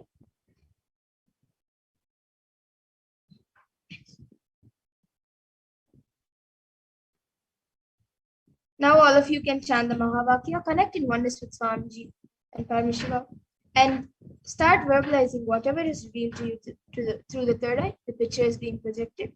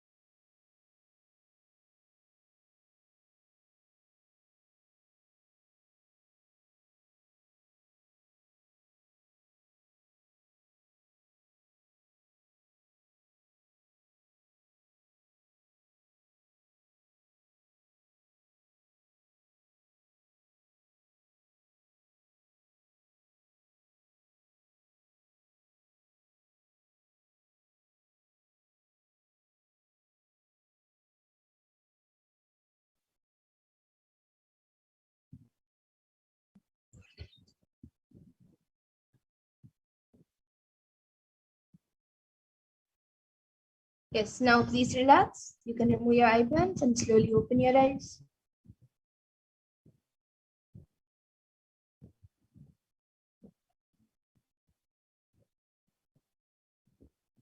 Now please take a few minutes to type down whatever was revealed to you in your third eye and upload your power manifestation videos, pictures along with your answers on social media with the hashtags #Nithyananda, #BHAVASAMADHI, and #Kalbhairava. So everyone can also see your experience of manifestation and can get enriched. And they also can experience these powers.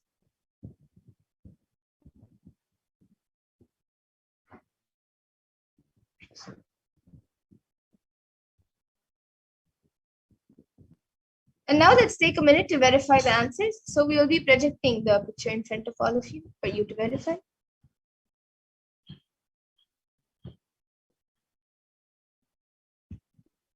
So this was the picture which was being projected was a picture of a temple. It is white in color. It has golden gopurams on top. There's a flag, then the sky, then there are some mountains in the back, and there are many buildings around. So if you saw anything related to anything in this picture, buildings, sky, plants, buildings, mountains, temple, flag, anything you saw, that's great. You have manifested the power. So you can give a round of applause for yourself and celebrate your manifestation.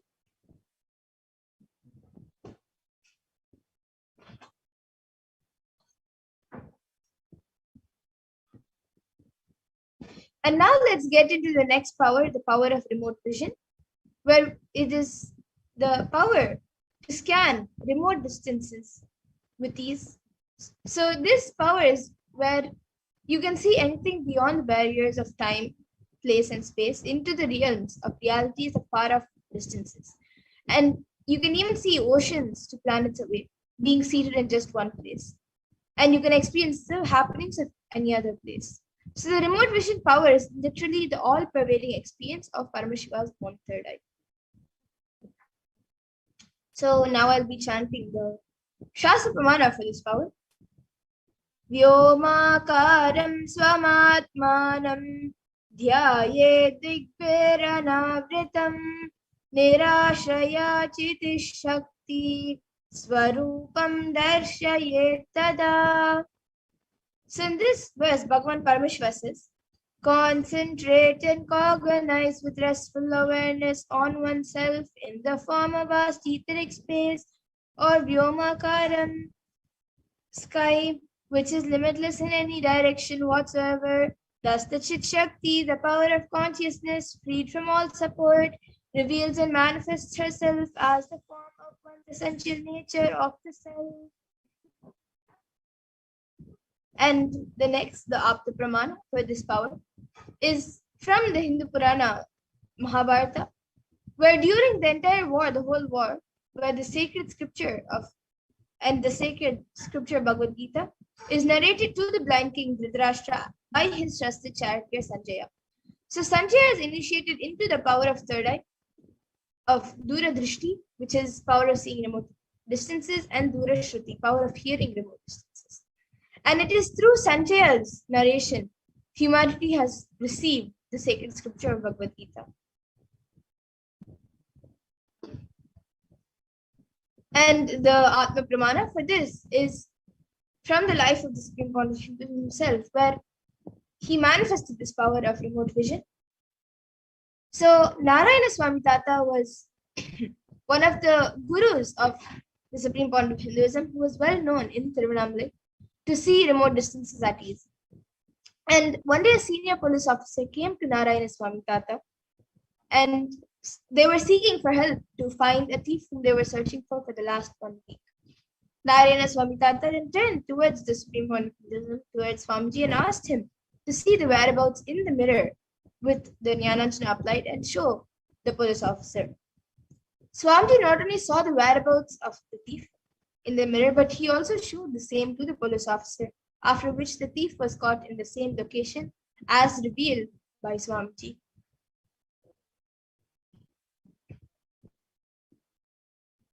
And now all of you can also see the Sakshi Pramana, where many disciples who have been initiated into this power have shared their experience of this power manifestation, where they have manifested the power themselves. And now we will be getting into the Sakshi Pramana, where all of you yourself will be manifesting this power of remote vision. So as we did before, all of you can click on the timestamp camera and ensure that the time is shown on the screen, and make sure that the camera is facing you. So please take a few moments to set this up.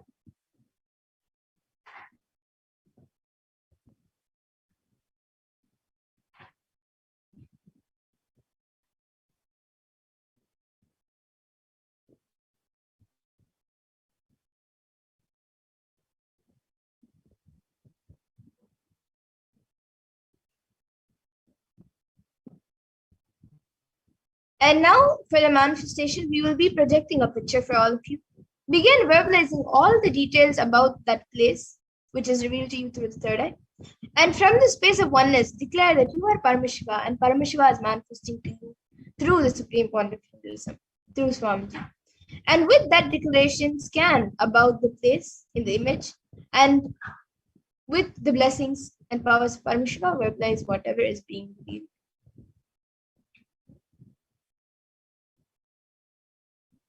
So now let's get into the first round of remote vision. So we will be projecting a place for all of you. Now all of you can scan this temple. You can scan where this temple is located and what is the exterior and interior made of, and describe its interior, and what structures sit beside it. So you can all scan this temple. Chant Mahavakya intensely, connect with Swamiji, and verbalize whatever is being revealed to you.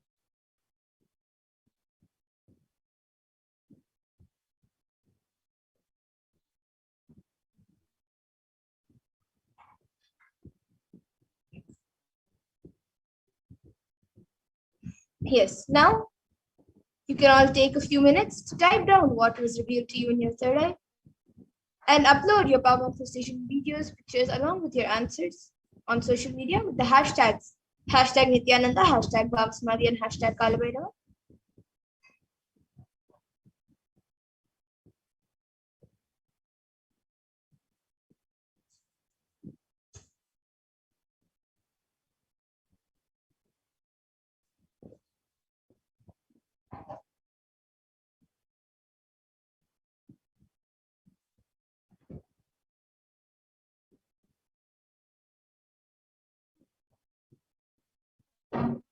And now let's take a minute to verify the answer. So we will be projecting the answer for you.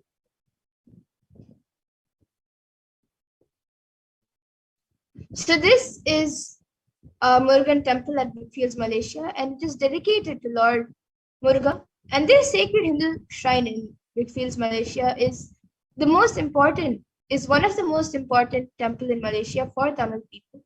And this temple has been constructed with an aim to provide facilities and a place for worshipping, teaching religious scriptures and values, and indulging in philosophical activities based on Shaivism and Tamil language. So if you saw anything related to any of this, then that's great. And if you saw anything else related to the temple, you can also Google it up and see if anything related to this temple you have seen. And now let's get into the next power of remote vision.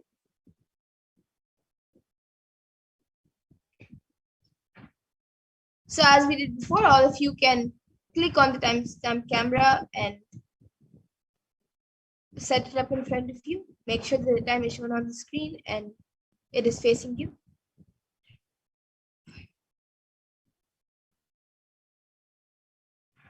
Now you can scan where this temple is located and which deity is this temple named for. So please chant the Mahavakya and start manifesting.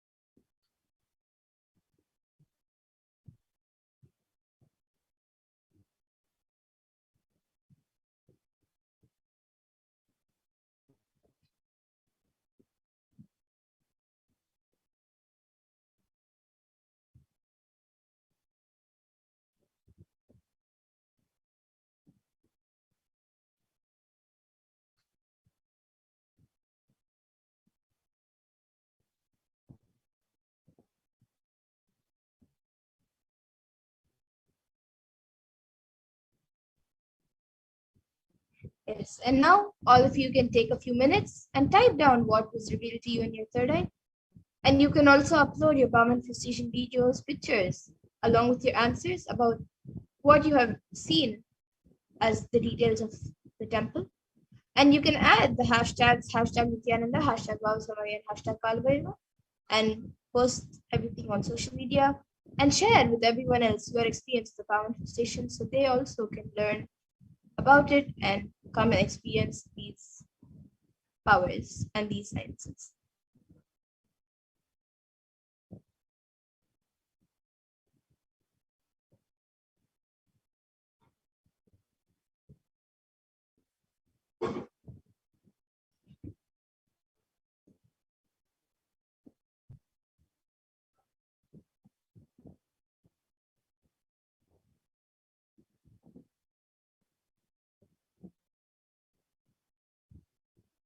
And now let's take a minute to verify the answers. So we will be projecting the answers for all of you, and you can verify it. So this temple is the only Hindu temple located in Seychelles, and it is located in the town of Victoria. Its name is Arulmingu Navashakti Vinayagar Temple, and it is named after Lord Vinayagar, the Hindu god of safety and prosperity. So if any of you saw anything related to this temple, then you have manifested the power and it indicates your successful manifestation. So you can give a round of applause for yourself and celebrate your manifestation.